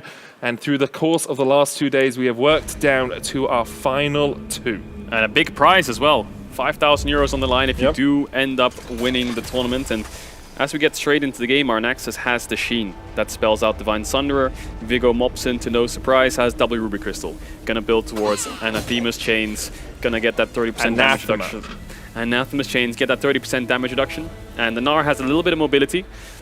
Has 2 stuns, of course, in Mega Gnar, if it does get to that point. But look at the E percent HP damage. That'll be a big damage point for the Volibear. If Arnaxis can jump out of that E circle, then he'll sit much better in these 1v1s. But for now, range champion with the Hyper Sprox, he should be able to win out on any trades with the Conqueror. I mean, Vigo has done this melee into range matchup a few times, especially in his series versus Umurtbro. We saw him playing on the edge of sort of the effective range of Akshan for quite a few games in a row. So wouldn't be surprised if he is able to navigate this pretty well. Always using that E just to farm up, get himself a shield, which means you can step in and, you know, tank any damage that might come out of the Gnar. Yeah, and Mini Gnar will always do more damage to the tanks than Mega Gnar. As much as Mega Gnar is nice, it's a team fight, Mega Gnar, right? The ult is purely for team fight. Mini Gnar is what he needs in the straight up 1v1s. It really is. You can see trading coming in here from Arnaxis as he jumps back in with the Mega Gnar. Vigo Mopson trying to trade back onto him. Arnaxis is going to go into the mini. There's the Ignite going down as well. And Vigo Mopson just looking for this barrier coming out. Arnaxis uses the barrier himself. Ooh. And Arnaxis will take it. Arnaxis, that was a quick one. That's the first game in this best of 7. Huge win for Arnaxis. Yeah, the Gnar works out, it seems, in this series. That's a big, big deal the later this series goes on from the pick and ban alone. And Volibear already taken down in the first game. Vigo's bread and butter, his favorite champion. It's what he wants to play, what he wants to go through draft, already denied. And that's the issue, as you said, like the Gnar in the draft just opens up a wealth of opportunity. Will we see one of those bans switch over to the Gnar for the second game? And I think the Gnar was going to become even worse for Vigo. When he gets Sunder on Gnar and he can play mini Gnar range, he can kind of kite you with the movement speed, kite you with the jumps. And it just went down to the wire, the barrier coming out from Anaxes to stop the final W coming in. And that was that.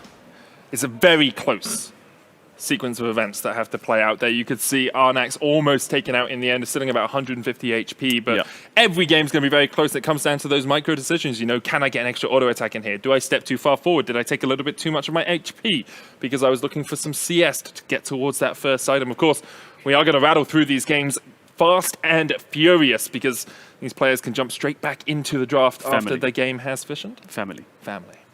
Fast and furious. Family. Going to get back into the draft. Family. What is he going to ban away? Is it going to be the Gnar? You know what's more important than winning Red Bull solo queue? Nothing. Exactly. Yeah. Family. Family. No. Yeah. Gnar. It was Fiora, Aatrox, Camille. What's going to be dropped here for Viggo Mobson? Obviously, he's a very intelligent player. We know he's very, very flexible. Yeah. What is he going to do going into this pick and ban? Is he just going to take away the Gnar? Give him the... What would be the least of his worries? Maybe the Aatrox, the least percent HP damage champion. Yeah. And find some way around that. Or is he just going to leave it open and say, you know what? I think it wasn't the end of the world. I can beat that. I mean, it definitely felt like the end of the world, though, K-Drill.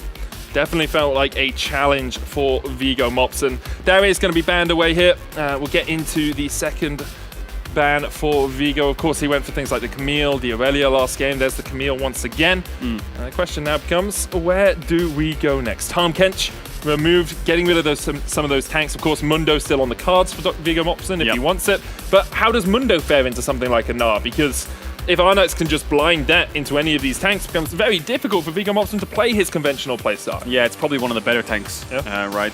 I think the Gnar is working. If it's open, I think he should run it back. It was only going to get better for him in the ranged form anyway, so could just stick to his guns. It's all about Viggo now if he wants to change it up, and he is going to ban away the Gnar. So that leaves Fiora open. Does our Naxxus want to pick up Fiora now? Or does he want to do something different? Blind pick a Cassio, but then again, like I said, Mundo.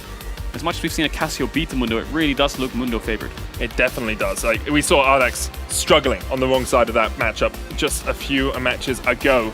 And both the players taking their time a little bit here. Obviously, with Mundo open, Viggo Mobson has tended towards those sort of larger tanks, people that can just kill you via pure damage numbers on their spells, and I think Arnax realizes that as well. It'll work if Viggo picks a tank. Falls into the trap. Volibear running back Volibear here wouldn't be too bad. Yeah, he's gonna do it. It's not as much as like the thing is, it's Anathema's Chains, right? It doesn't have MR or armor. True. So it won't be the end of the world, and Volibear base damage is good enough with the percent HP on his E. So I'm interested to see how this works, because again, Nara's worked, it's banned away. Fiora is a backup option, worst case in the draft, but now Trundle, a new champion. We've seen it before, but into a Volibear, how's that going to fare? If he wins this one, then Viggo is really out of champions. Yeah, it definitely is, and now you can see the issue becomes for Viggo, like, what do you do? Like, at a certain point, you've run out of options. You say, well, do I just go away from my entire playstyle that I've got to the finals with? Do I go to Marksman? Do I play a Mage? Bring out Brand? Who knows, right? Just find something that will counter what I'm seeing, but the issue becomes that Arnax has shown us he can play these multiple different styles. Yes, he loves to go for those more fighter-oriented champions, but he's also willing to play a tank. He's also willing to play a bruiser, you know? Yeah, is Arnax more flexible than Viggo, which we initially thought was the most flexible and well-prepared player in this tournament? We're going to get right onto the Rift, and it's Grasp versus Conqueror. Rift, it's Howling Abyss. It's Howling Abyss, okay. We're jumping right into it? Yeah, we are. Hop! There we go. Yep, it's Sheen picked up here for Arnax. Viggo Mobson going for the double Ruby Crystal. Once again, building up towards that Anathema's Chains. Yeah, I think early game, Volibear should have the advantage if the wave is there. Because if the wave is there, it means that Volibear can stack up the Grasp and then go for the procs. Grasp did get a little bit nerfed. No, it wasn't, sorry, it was the GP chain. Why? I thought Grasp gets nerfed because GP can't Q on the... Yeah, basically, GP can't proc Grasp. It feels like a Grasp. It feels like a Grasp nerf, but it isn't. So, here it goes. Doesn't land the E and the Q, so now it's all Trundle favored. how can Arnaxis adapt to it? Because the pillar can cancel the volley bear Q, but obviously it will reset the volley bear Q in the first place. So the way he wants to use the E is use it in between him and the champion, so then he has to run around it even when it gets cancelled. So he avoids all kinds of hurt. But again, Viggo going aggressive. Arnax able to run away though. Frozen Domain can do a lot of work for the Trundle in this sort of situation because you just get the extra movement speed. It allows you to get the hell out of there, but for the moment, Viggo winning out on the trades. And Arnax just having to back away. Yeah, Viggo's gonna have the push. His passive helps him do it, right? It's Chain Lightning, if anyone played World of Warcraft back in the days. Elemental Shaman as he goes aggressive once again. Arnaxis is really struggling in these early trades. It really is. You can see the Chomp coming down, just trying to get some health off of Viggo Mopson. Of course, King's Tribute will help Arnax if he can clear out some of these minions. You can see his health just ticking over each time one of those minions is killed off, but it's difficult for Arnax now. Only 300 HP underneath this tower. I mean, he's playing Conqueror. He needs an extended fight. Level 6 should be a little bit easier for him. Once he pops the ult, gets a couple autos in, gets Conqueror stacked up, that's when he can start to turn. He'll have a lot more damage for his Q. When he gets Divine Sunder, we saw a Trundle run Anathema's Chains against a higher base damage champion like the Aatrox who went Anathema's Chains. And then eventually all that happened was the Trundle just slowly lost and had no damage whatsoever to do anything. So Divine Sunder is definitely the better build. Totally agree with you there, Kadril. I think Arnax understands it as well. You can see he's already got that sheen. He's done this both games now, going for the extra damage early on instead of going for something more tanky. And one of the few differences between these two players' playstyles in totality. Subjugate available now for Arnax. You don't know what it does. Steals away the armor and magic resist of your opponent. And also heals up the Trundle a bit. But here, Viggo Mopson on the Volley Bear won't have like a substantial armor and magic resist base to be stolen. No. Still have some, right? That's the value. Here he goes again. Gets the E. No, it gets dodged away from. That's his main damage source. The W is the sustain, the Q is the CC, and the E is the main damage source in this Wet Noodle fight. I'd love to see what Volley Bear is maxing. Observers, if you could highlight He's been Volley maxing Bear. W throughout the weekend, so yep, there it is. I wonder if we could see some kind of E max, you know. Then a lot of Volley Bears, especially when you're setting up for dragon fights and team fights, what the Volley Bears would do is, because the E is in the late game low cooldown, because it has points in it, you can just throw the E out to poke and zone them away. I mean, that's what Riftmaker Volley Bear was based upon. Was the E damage that you could get out. This will be the first base. As you said earlier, 25 to 35 CS is kind of like the sweet spot for Anathema's Chains. Viggo's going to go back here, probably pick that up, maybe get himself some boots or something, or an extra cloth armor. Actually, I think building resistances is a bad idea. So he's always going to build raw health, I imagine. I mean, the only argument I'd have is perhaps a Bramble Vest into a Trundle is quite nice, right, generally. And the extra armor on the Subjugate doesn't really account for too much. Like, Volley Bear's damage profile is actually quite heavily weighted towards magic damage. Yep. So giving someone a bit of extra armor doesn't negate your own damage too much.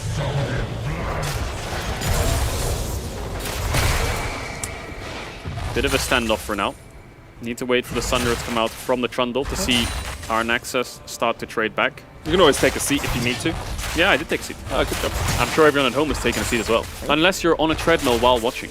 I mean, you could be, or at a standing desk. Or a standing desk. And also, this is so exciting, you know, you might have a whole seat, but you only need the edge of it. Sorry. Oh, okay, good one. Good That's one. a very traditional American, like, what they call Destruction Derby. You know, or like where they have the big four-wheelers, monster trucks. Like, you're gonna pay for a whole seat, but you only need the edge of it. Okay, Here we go. One man, one desire. Okay, anyway. Red Bull Solo Q World Finals. You have a very nice word. This Sunday. Mr. Medic. Thanks, man. 8 CS deficit here for Arnax. We'll probably base soon to pick up the Sunder, but taking a bad base here is gonna cost him a lot. A little bit of trading coming through. You can see Viggo is full tank. That's about as good as his damage will get until he puts more points in E. But as I say that, he's putting points in Q, so wants to max that one up instead. But his base damage won't change too much. It mainly comes from the W, mainly comes from the initial burst from the EQ-W combo. And for the moment, as you say, it's kind of just a farm fest between these two. 71 CS on Viggo Mopson. I'm thinking we're going to have maybe 20-30 seconds more before we get that Ring of Fire timer on the screen. I'm going to say 34 seconds. Oh, yeah, we'll count it. 1 Mississippi, 2 stop Mississippi, it. 3 Mississippi. Okay, so I do like the Oblivion Orb purchase here. Instead of going for Barrel Vest, just grab yourself an Oblivion Orb. Gives you a bit more AP on top of that as well. Yeah, interesting. Yeah, definitely probably min-maxes out better to go for that item than go for the Bramble Vest. He has gone double cloth armor anyway as well, though, so still getting the extra armor just in case those trades are prolonged. Let's have a think about this, Cajal. He's going to be at 77 CS here. He needs another 23. That's 4 waves. Yeah, 4 waves at minimum. Yep. And so he gets this one. Gets up to 83. Needs 17 more. There's a possibility Viggo Mopson could win via CS. Of course, could look for another plate here as well. Could even look for the towers. 2 plates should fall. 1 more auto attack would be enough, but he decides against it. Also decides against... Let's go back to the relic. 30 seconds on sudden death. There's the Sunderer and the Executioners. So, healing reduction is available for Arnax. A little bit of trading coming in. We'll see if he full commits to it. The pillar is committed. No subjugate as of yet from Arnax. Ignite's used. Ignite's used as well, which will affect the subjugate and the healing from the Trundle. Arnax can lifesteal off this wave from his passive. So if he avoids all damage here... His tower alive? Stormbreaker is still available for Viggo Mopson. 4 seconds left. He's healing up through Grasp and through Sunderer. If he gets his health bar back up, he does have the Ignite advantage. Barrier is available for both of the players, but Arnax just wants to buy as much time as possible, get the health bar back up, avoid any kind of combos from Viggo. Tower could be something that falls if he just ignores the wave, but I don't think Viggo can full commit to it. Yeah, he's buying time. Viggo needs... Is this a cannon wave? Is this a cannon wave? It is. Viggo needs all 7 of these to win the game. He needs the whole wave. He should know it. He could just Stormbringer it. He could just completely ignore Arnax here and just go for the wave, but he needs to get every creep. He needs to be pixel perfect. Arnax gonna get ghosted like an old girlfriend here. Instead, Viggo actually decides to go for the fight. Damage. Doesn't need to take it. First Goes damage. with the Stormbringer back. No damage to say. Arnax now in the middle of the minions, and Viggo should be able to clean this one up. Damage. It's ticking across. Viggo turns it around and takes the second game. Wow, the Trundle really has absolutely no damage to take down the Volibear there. Anathema's changed, just doing way too much. Now it's 1-1 in this best of 7. And important to note, Ignite was used by Viggo before. Without Ignite, it was that one-sided. It really was. And I think the thing about that is Viggo could have just gone for minions. Like, it was a very easy 7-minion win, but decides to take the fight instead. We salute him for his bravery. Yeah, Moments of Glory by Steel Series here. He could have ignored the wave, but what happens if you ignore the Trundle? You go to 50 HP and then you miss the last creep because the creep hits it. You're sitting on 99, there's no wave for 10 seconds, and you're basically dead. But no, Viggo just turns, he knows the limits of a champion. And 1-1, best of 7, first to 4. First to 4. And at least 3 more games we'll see here on the stage at the Red Bull Solo Queue World Finals. 5,000 euros on the line, as you said. Exciting stuff. Yeah, it very much is. Exciting stuff. I think Viggo might, I mean, he's going to stick to his plan, but Arnax might, take some tips and be like, Anathemas is pretty OP. Yeah. Maybe I'll build this first item and avoid Trundle. Yeah, just go Anathemas into Anathemas, always an option. The only real matching champ there is Mundo for base damage, percent HP. You need to find a champ tanky, can build Anathemas, percent HP, good base damage. Volibear. There it is. Blind pick. Just mirror matchup. There it is. Volibear. Volley Beast. Very much a possibility, yep. Volley Beast. Will it be banned away? If it happens. Is it something that he wants to target to make sure it's not in the hands of Viggo? I mean, it has been... we don't have stats, but I'm pretty sure it's his most played champion throughout the whole tournament. For all the games we've seen him play, yes, 100%. He picks it every time it's open. Everyone just checking if they're ready here in the pre-game lobby. You ready, Viggo? Go. Oh, you ready? You ready? Let's. We'll get right into it. But now it's a best of 5, isn't it? Yeah, that's how it works. Okay. So 2 games down. It's gone from now it's a best of 5. And then if we go to 2-2, it's a best of. And then it's best of 3. Yeah. And if we go to 3-3, it's best of 1. Yeah. If we go to 4-4, something happened. Yeah, something's gone wrong. The universe has lagged. Darius banned away once again. Viggo's going to go for the Aatrox. Aatrox Camille Gnar once again, do you think? Yep. Does leave that Fiora open that we saw banned out in game 1. Always a possibility. Tahm Kench removed as well. Fiora could be an option. I think she is better into something like Volibear than a Trundle on Divine Sunder in those kind of showdowns, but Volibear taken off the board. That does leave Mordekaiser up for Viggo, but I feel like Mordekaiser is much easier to deal with, especially even for a Trundle, than a Volibear. Because if Mordekaiser goes full armor, full tank, does his percentage damage, whatever it may be, then you can shred through him a lot easier with the ultimate, and if he goes full AP, then he's squishy. Ooh, Viggo really taking his time to think about this one. Trundle ban. That leaves up Fiora, that leaves up Gnar. Is Arnax just going to snatch the Gnar? It worked. It won level 4, won level 5. There's just so many mind games. What would you play into Gnar? If you knew that you were playing against Gnar in a 1v1, what would you play into it? Jace. Okay. If you knew but you were like only 80% sure, what would you play into it? Well, I don't know. You have to pick something with Anathemas. Jesus, it's a hard question. Mundo okay tonight? No. Not the best. Maybe Gragas. Mordekaiser doesn't really work that one tonight either. Mordekaiser is okay. I mean, it depends if you can pull back on the jump, this is much right? different to Summoner's Rift, you know? Like, if you think of Gnar, and you in a pro game, what's countering Gnar in a pro game? Well, Jace, Camille, Kennen. Yeah. Can I pick Kennen in this game mode? No, not really. It's going to be a Mundo, though. Right. And it's, Arnax on the wrong side of the Cassio into Mundo matchup once again, but we did see him win out this matchup before by using the minion wave when we got towards the Ring of Fire. Yeah, you have to pull the Mundo into the wave, and then that's how you win it. That push defined the entire 1v1. Vigo should know that. He should be very aware. He probably saw the game. He did a lot of research, I imagine, and he was like, okay, the reason he won this matchup was because of the push. He should know from now it's him favored by the matchup. Yeah. And that's the only way Cassio can really bring it back. You spike earlier, Cassio spikes later. She spikes it around the ring timer, and then ring the bell, because the fight will begin around then. Unless there's some secret strat that we haven't seen, you know. I mean, if you've been saving your secret strats for the finals, you deserve a medal. It's one of the most Chad things you can do. You get the final without even using your secret weapon. How broken is that? How good are you? It's a good question, Kato. How good are you, Medic? Mediocre at best at most things. But I persist. It's the important thing. Sometimes persistence is key. Persistency is key. Isn't that a saying? Yeah, I just said it. Yeah, I know, but you said persistence is key. Yeah. Isn't it persistency? No. Okay. Well, I mean, I don't know if persistence is key as a saying, but I wouldn't say persistency. Also, you did say best of thighs. I said best of 5. No, I have clip VOD evidence. It's still best of 5. Best of thigh. Look, if you're going to mock my accent, no, you I'm can not cast mocking this your by accent. yourself. I'm saying that at the moment in time, you did say the word It was thigh. definitely 5. Okay, well, I'll show you afterwards. My videographic evidence. Vigo decided to go for the Mark Ignite combination here on the Mundo. He was the one. He was the connoisseur of the slow into Mark into one bang. With the grasp, with the auto E cancel, lots of burst damage. And I think we're going to see the same thing again. Cassio, Arnax, same items as we always see. Oblivion Orb and a Tear.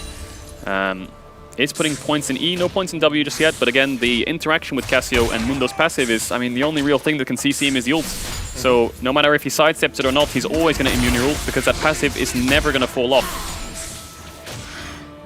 As we see a little bit of early trading, Qs flying around. Arnax just trying to stay behind the wave, trying to land some Qs, a little bit of poke damage.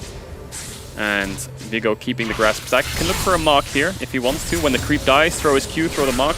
That's the way his trading pattern will always work. Yeah, trying to use that E just to harass through the minion wave as well. Of course, the cleaver's blocked by minions, makes it a little bit more tricky for Vigo to position effectively against Arnax, but Arnax has been hit by a couple so far this game.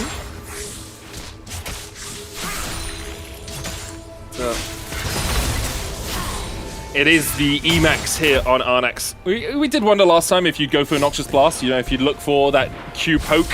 Yeah, the regeneration on a Mundo, as you said, it's just too darn high to really be able to do that. Yeah, isn't worth it, really. Isn't worth it. Anyway, it looks like the Mundo has to push.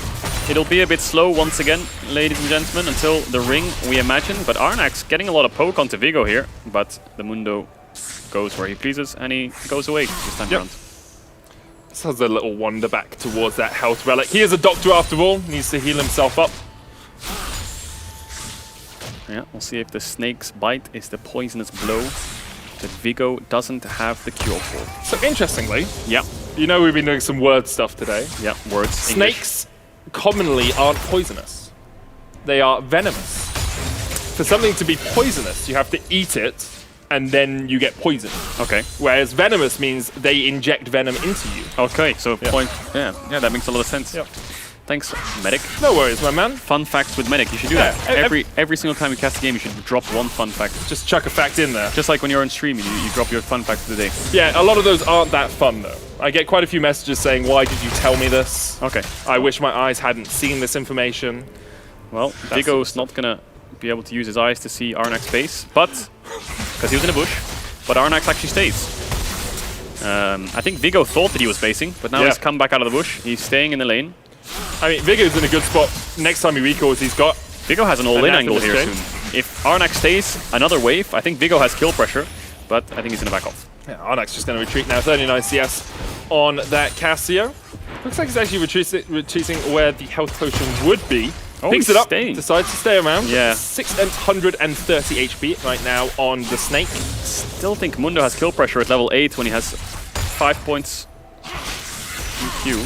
We'll see. Oh, there's the mark. 4 points There's in Q. the relic. Is he gonna go? Here he goes. There it is, there it is, there it is, there it is, there it is, there it is, there it is, there it is, there it is, there it is, Just can't do anything about it. Barrier is not enough to save the Snake. Yeah, you could see it from a mile away. I think there was a lot of kill pressure there for the Mundo. So much base damage at level 8, 2 points in E, 4 points in Q, hits the mark, takes him down. You can see Arnax was really shaking his head after he died. I think he knew he should have based, but he ended up staying a little bit too greedy. Maybe he almost had Leandri's buy and he thought, well, if I stay an extra wave, I'll have the gold, but then you get too greedy and you die, and making mistakes like that, that's lights out for you. One mistake can cost you the entire game. Now 2-1 to Viggo Mobson. You right, buddy? Yeah, well, Viggo Mortensen, very famous actor, played Aragorn in Lord of the Rings. Viggo Mobson is actually called Mads Mikkelsen as well. Mads Mikkelsen, right? There it is. Very famous actor as well. Here it is. Look at Arnax's positioning. Like, even if you want to push that wave in, stay in the wave. Yep. He completely drifts off the wave, a little bit of autopiloting there, and Viggo instantly punishes it. You can see he's like, oh man, what am I doing? Think. He should have based. It's such an easy mistake to make, though. Like we talked about it at the very start of the day. Sometimes tiredness kicks in. Fatigue is the word you're looking for. Right? Yeah, it's a good word. It's a good one. Man. No, I'm just helping you out. We're doing a word today. And yeah, you are fatigued at this point in the day. You know, it is currently 8 p.m. Are you a little bit fatigued? 7:42. I'm good, but I'm a little fatigued, right? And these guys have been playing just as much as I've been casting. Yeah. So currently 7:42. They've been here since probably about 11, 12 o'clock in the morning. They've been playing pretty much that entire time. They played all of yesterday as well to make it here. Before that, they flew in. Yep. Obviously not the furthest from Lithuania and from Denmark, but still traveling. Similar bans coming in. No Gnar ban. No Gnar ban, as it was last game, but Arnax decided against picking up the Gnar. Is he just going to pick it up? I mean, he won on it. It's open. What would Viggo have in his pool that actually can beat the Gnar? Mundo is in his pool. Malphite's in his pool. I think that's kind of it alongside Volibear that we've seen most of the time from Viggo. Poppy was, again, as I was about to say, Poppy was another one. Can do well into Gnar, can stop the jump, can actually stop that Gnar from running away. But still Gnar favored, and that's what we're going to see. I think we're going to see Gnar versus Poppy. Arnax going for the Gnar lock-in here. Viggo instead decides to switch over to the Mundo. Now, we have had a bit of discussion around this. Mundo, obviously, still a tank, still can be harassed down by the Gnar, but probably one of the better tanks to play into that champ. Yeah, definitely. Has slows. I mean, you're going to struggle no matter what, but at least Mundo can fight back a little bit, similar to Sion E, where you have the Mundo E, where you can kind of poke him out a bit. That's his only real way in the early stages. Gnar should have the push, has the hyper to run away, worst case with movement speed. Again, Mega Gnar will struggle into the Mundo if they're in a full-on fist fight. The Mega Gnar, no percent HP damage. It's a team fight orientated kind of passive that Gnar has for the ultimate. Does also give you the stun, obviously, which can help which out will with 2 stuns. be negated by the Mundo. But if he gets the stun on stun, wallop into Gnar, the Gnar, yeah. If he Gnar-muts him in the wall. Yeah. 2-time TCL champion. 2-time TCL champion. These guys competing to be the 1-time Red Bull Solo Q World Finals champion. Of 2021. Of 2021. And we'll see if they can do it, because for now, Viggo is up 2-1. Yep. Has his Mundo in his hand. Still has his Poppy, still has his Malphite to display, but Gnar seems to be the pocket pick that's working for Arnax. Is it going to work again this game? The shopkeeper has a nice bowl of soup. He's also got a little Hextech minion there. From Arcane? I love Arcane. Do you? You're a big fan? Yep. Yep. So, Sheen for Arnax, similar build as before. He's against the tank, he wants Sunder. We're seeing the clash of styles here. It's the battle of Arnax and Viggo. It's the battle of Anathemas Chains and Divine Sunder. Yeah, it's Bruiser versus tank. Yeah. That's what we've seen pretty much every game this series. Interestingly, Viggo Mobson going for the Heart Zapper, that W. When he was playing into a Cassio, he didn't take that early on. But here, obviously, Gnar can go into melee range if he gets towards that Mega Gnar. So having that small AoE damage around you can help out quite a lot. For the moment, though, both of these players just farming up. Kind of to be expected in the early portion of this game. Viggo will be looking for that 20 to 25 minion mark, or 25 to 30 perhaps, to get himself a Anathemas Chains. Whereas Arnax will be building up towards that Divine Sunderer. Yeah, will be slow and steady, wins the race. probably going to be a ring of fire unless, again, someone makes a mistake. I think Arnax has to learn from last game. You know, don't walk out of the mini-wave. Yeah. It's what won him the game. This time around, no mark for Vigo, but the same concept always applies. Look how Arnax is playing. Just standing behind the range creeps, making sure he's in range to push, while also being very safe and cautious around the Vigo poke. Again, this is where Arnax will struggle. When he gets the Mega Gnar procced, this is when it kind of sucks, because he could walk up for creeps, but then Mundo could all in him. His W early game won't do anything, because he doesn't have ult to follow up. So this is where it's a little bit annoying. It's also where you see if Viggo Mobson really knows the matchup, and he definitely does right now. Trading into Arnax, has the Ignite, has the barrier. Arnax trying to go into mini, but Vigo just slaps him with the cleaver. Just really confusing there. It's 3-1 for Vigo. He's on tournament point. Arnax doesn't need to take that fight. Mega Gnar loses, Mini Gnar wins. He jumps on top of himself for the all-in. He can't W him because Mundo has a passive. Yeah. The all-in was never going to go in his favor, even when he walks back up here. Let's look at it again. Because the Mega Gnar loses this 100%. The stun can't connect. Mundo wins out with Grasp. Jumps on top of himself. Even here he can run away, but he's chasing him down. Doesn't barrier the burst. Maybe if he did, he could have turned it with a Q auto, but I don't think he had the damage to finish him off. You can see what it means for Viggo Mobson, though. Another win. Still a little bit stone-faced, but of course, there is one more game for him to win. If he's going to take this tournament, if he's going to take the championship, it's going to be crowned the Red Bull Solo Queue World Champion. It's a difficult road to walk. It's a tiring road to walk, but Viggo Mobson has made it all the way to the top, and only Arnax stands in his way. Feels like dominance from start to finish So from far. Vigo. It So really far. does feel like that. And on stage, we've seen him a lot on stage, in fact. He looks so calm and collected. You know, when he loses a game, stone cold. When he wins a game, stone cold. He just thinks about what's ahead, plans ahead, and prepares for it. I mean, that's what you've got to do, right? It's all on you in this sort of thing. You have to read your opponent's mind in draft. You have to understand what your opponent's playstyle is, how they're going to match up into your playstyle, and how you change things as the game goes on. Let's have it looks like we're just getting a couple He's of things asking if finalized. can I grab a Red Bull? He's gonna have a do it, mate. Nice, grab it. Get your caffeine load in. Nice, refreshing I'll do it beverage. too. Oh, I feel left out now. Delicious though. Wow, what a fantastic drink to have in a moment like I this. feel so full of taurine now. That's just amazing. Yeah. I'm so happy for you. Taurined up. And so is Arnax as he takes a nice swig of Red Bull. Getting into the pick ban phase. Same bans coming out from both sides. Vigo gonna ban Trundle last. You imagine keep up the strategy. There's nothing to real change. If it ain't broke, don't fix it. Don't fix it. You know. But if it's not broke, you don't need to fix it. Exactly. How can I fix it if it ain't broke, don't fix it. I would be changing it. Because I wouldn't be fixing you it, think would I? you try to tamper with it and make it a little bit better, or Yeah, but that improve would be small- changing. That wouldn't be fixing.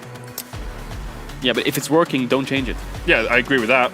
Yeah. But if it ain't broke, Oh, it ain't broke, don't fix it. Vigo insta-locks the Mundo. And the Casio He on the ain't other side as he well ain't from fixing Arnax. nothing here. Oh, we got the Casio Mundo matchup again. Yep. Now, it's, in my opinion, this is just so Mundo favored. I mean, it has like, been. it just doesn't look fair for the Casio. Because you can never get your ultimate. Surely there's something else. Like Vayne, maybe, Yeah, is but a pick. Here's the thing. Arnax doesn't know.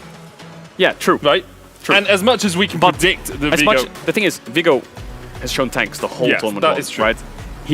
He could surprise you and blind pick Casio himself, and then obviously if you pick Vayne, you're a bit screwed, you know. But I think picking Casio into a tank player, the tank seems to be doing much better into the Casio. Now I could be wrong. It could be one of those things where, in practice, Casio has been the answer, and Casio is always good into the tanks. And yes, in Summoner's Rift, Casio is the answer to tanks at 3 or 4 items. But when Anathema's Chains comes out, you have Anathema's Chains comes out, and you both have one item. I'm still favoring these tanks, the base damage kings. I mean, I understand it. We'll see if Vigo is able to bring it home here. One kill between him and Glory. One kill between him and the title. As once again, we make our way onto the Howling Abyss. Match point for Vigo. I mean, it's game point, match point, series point, tournament point. And he's played a lot of 1v1s this entire year long. Yes, he has. The entire journey leads up to this one moment. Even checking out the aggressive mark there, you can see how far back Arnax is playing as well. Like, I do not want to trade with this Mundo, with this tank early on at all. Get between the minions and get thee behind me, Mundo. I don't want any piece of that action. Confidence, you like to see it. And we saw a similar thing happen in all these 1v1s. The Mundo wants to play in the bushes because the angle is better to hit the Q than it is from head-on when the minions are in the way. But again, same starting items. Vigo building towards Anathema's Chains. Arnax, Oblivion Orb, Healing Reduction, Tyr wants to get Leanderies. And once again, expectations are this will be a little bit of a slow affair to kick us off. Obviously, both players on the very edge of their seats, perhaps on the edge of the adrenaline that they've been nursing throughout the day as well. It can be incredibly draining, a torrid affair, but Arnax getting her rest down can be subjugating. Oh, the mark comes in. Vigo's going in. Vigo goes in, looking for the cleavers, gonna hit it. Ignite could come out. He goes for it yet. He goes for it, but it's turned around! Arnax within an inch of his death, able to hold on in this series. He's not going home just yet. It looked very good for Vigo, but the tower shot coming in was lights out. Arnax lives on a sliver of health.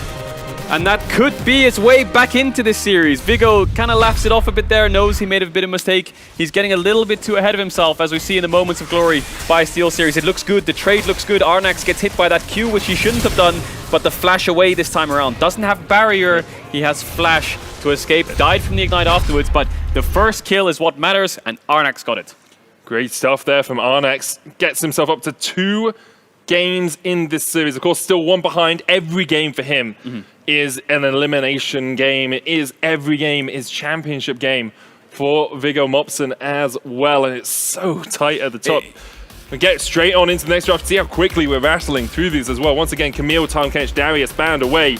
Will we see the salty run back? Will we see once again that Mundo Cassio? I'm feeling it. I feel both these players will say, for Arnax, he'll say, I can outplay like that again. And for Viggo Mopsen, he'll say, I was a little bit too greedy. Just don't be too greedy. That's exactly what we're going to see, I think, as Mundo insta-locked, Cassio insta-locked. The same matchup again, run it back. Arnax slams the table, no thinking, oh god, I mean, not again. Both of them like nodded at each other as well. They're like, yep, there we go. Not again.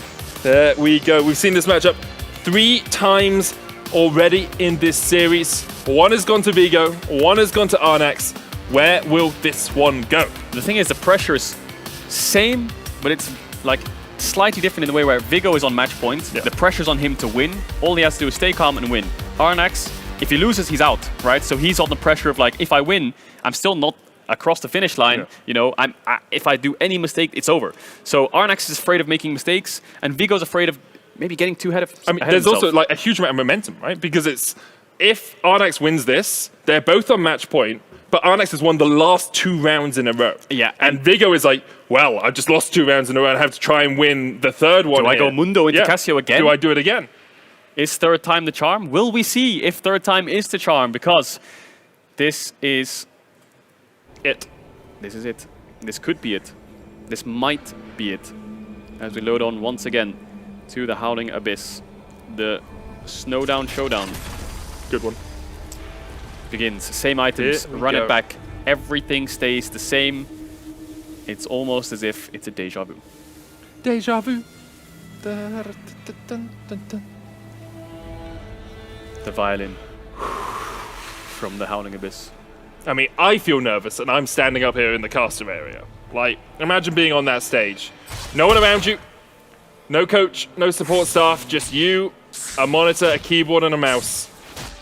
And the title of Red Bull Solo Queue Champion on the line. That's the thing. We don't often see League of Legends in a 1v1 environment, in a competitive environment. If I'm nervous on stage, or my teammate's nervous on stage, I can calm him down, I can talk to him, I can make it so he doesn't feel as pressured. I'll take the pressure off before the game, during the game, after the game. But in this series, it's just me, myself, and I, right? It's just you. So much to weigh on your shoulders. Both of them farming up pretty well here. It's going to be a slight CS lead for Viggo Mopsen if he can clear up all of these remaining minions. Would only be 1 right now if the honors are even on these last 3. But you can see it's a relatively even early game. As to be expected, Viggo Mopsen still continuing to try and land those E's. Cleavers relegated more to farming than harassing right now because of the positioning of Arnax. But the mistake Viggo made last game was he went too deep. He went way too overextended and he died. He did that on Volibear as well when he tried to dive earlier on in the semi-final, I believe it was. And he should know. And he learned from that mistake. That was the first game of the series and then he bounced back. So He's no stranger to that kind of situation, and he'll know, okay, I did it again. All right, this might be my crutch. This might be my biggest weakness, where I just get too ahead of myself. But now he can tone it in, and he can relax. Because this game will go to the Ring of Fire, I think, because of the amount this game rests on. There's just so many stories behind this game that it's definitely one that both players will be very apprehensive to lose. Arnax, of course, because it means he'd be eliminated, but Viggo Mobson as well, because good trade. It means he would be on a 2-game losing streak going into the final game of the series. And as you say, Arnax does get a good chunk down onto Viggo there, but Viggo hits level 6, and Mundo's natural regeneration should kick in pretty lickety-split to get him up above 3/4 HP. Yeah, that's refillable as well, so a lot of HP ticking for him. Cassio will have a small mana issues if he goes for extended trades before she has a lost chapter. Yeah. Cassio mains will know how nice it is to have blue buff, when you can just spam out those E's on a Baron or something and never really go Arnax has to be careful. You could be like, well, Arnax could walk up now and hit a Q and all in. Yes, he could, but then he's Is it really worth it for him to go out of mana and then be forced to base when Mundo can just ult and regen that back up and then be down on tempo? So, as much as he's winning the trades, he doesn't want to overextend for the trades. It's always a risk.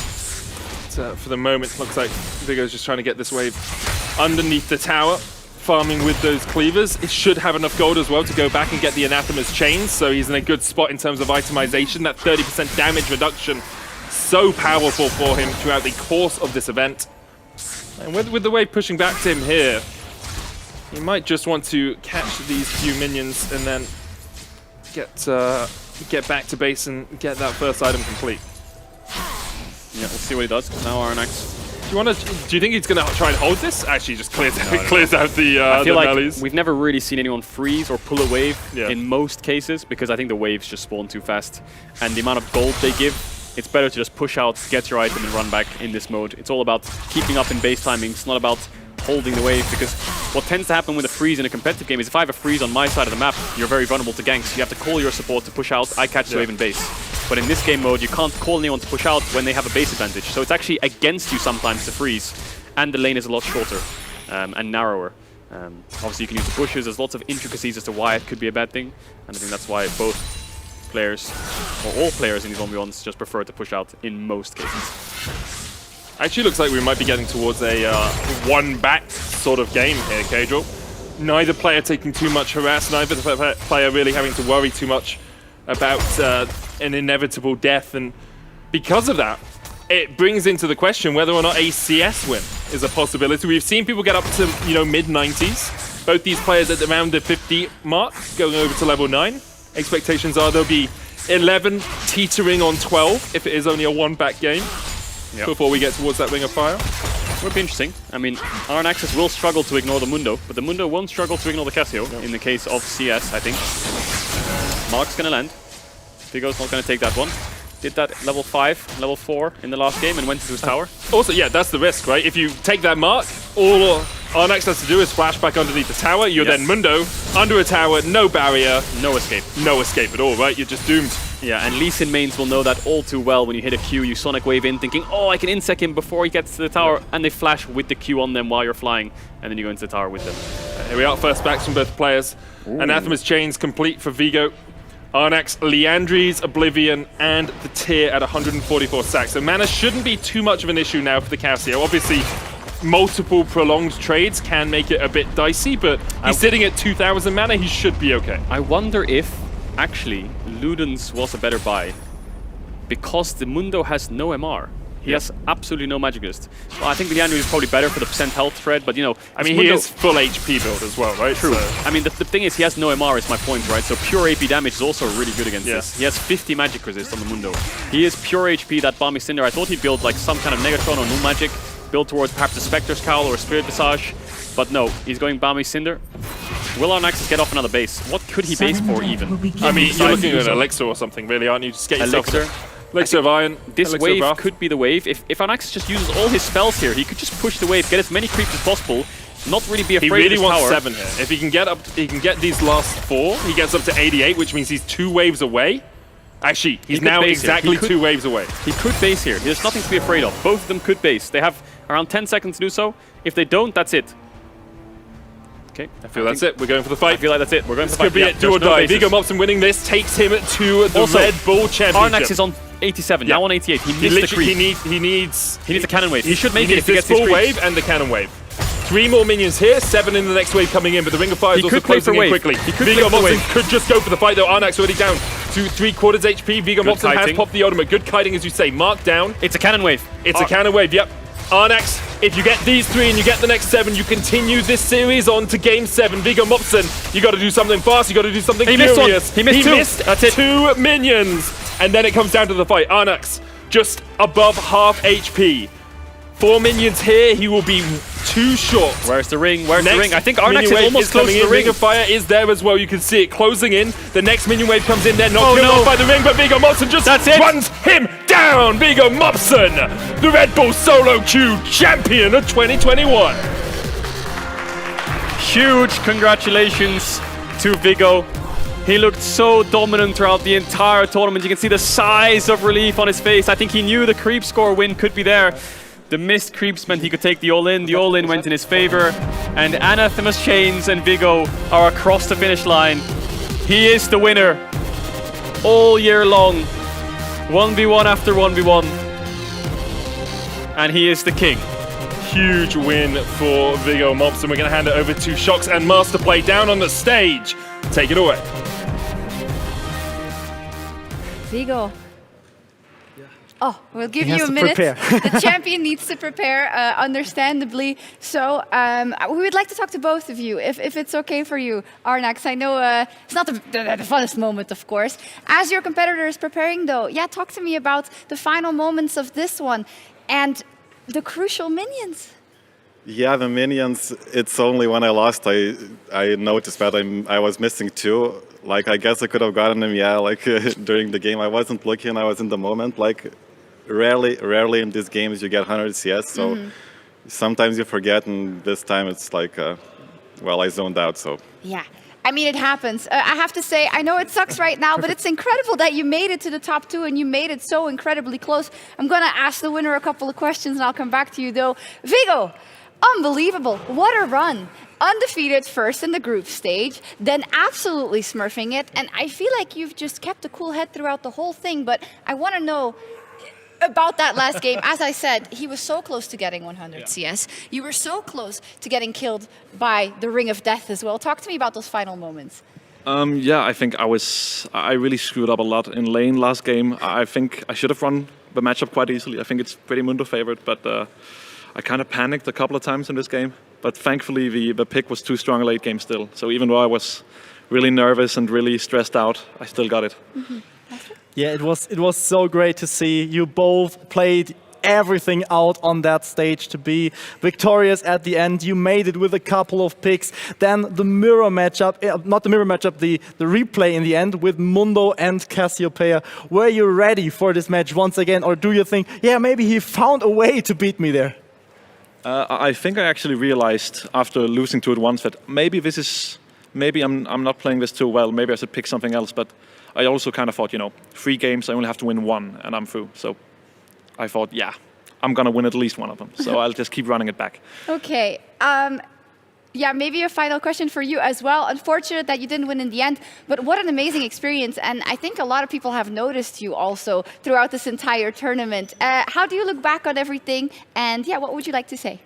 Yeah, the experience overall was great. As I mentioned before, I just took it one game at a time. Like, I just wanted to not end up last place, and going top 2 is great for me still.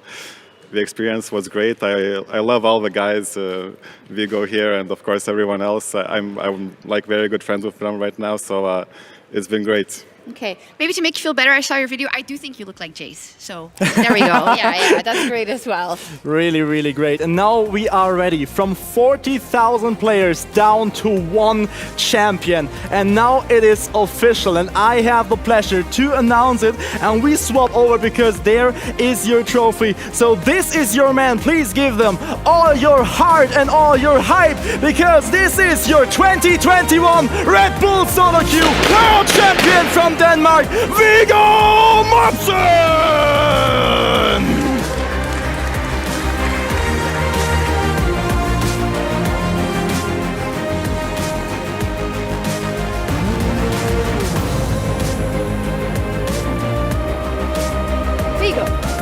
Is there anything that you would like to say to all the aspiring professionals and all the aspiring 1v1 players? Buy an famous chains, it's a good item. Hope the Riot doesn't change it. Indeed. Wonderful. Well, this was it for Red Bull Solo Queue of this year. It has been a wonderful event all year long. Thank you to Red Bull, of course, for setting it up. Master Play, amazing job across Thank you the very board. much. All the players that played this entire year, but specifically the 19 that made it here, congratulations. Wonderful stuff. And of course, Viggo Mopsen, your Red Bull Solo Queue 2021 champion. Goodbye.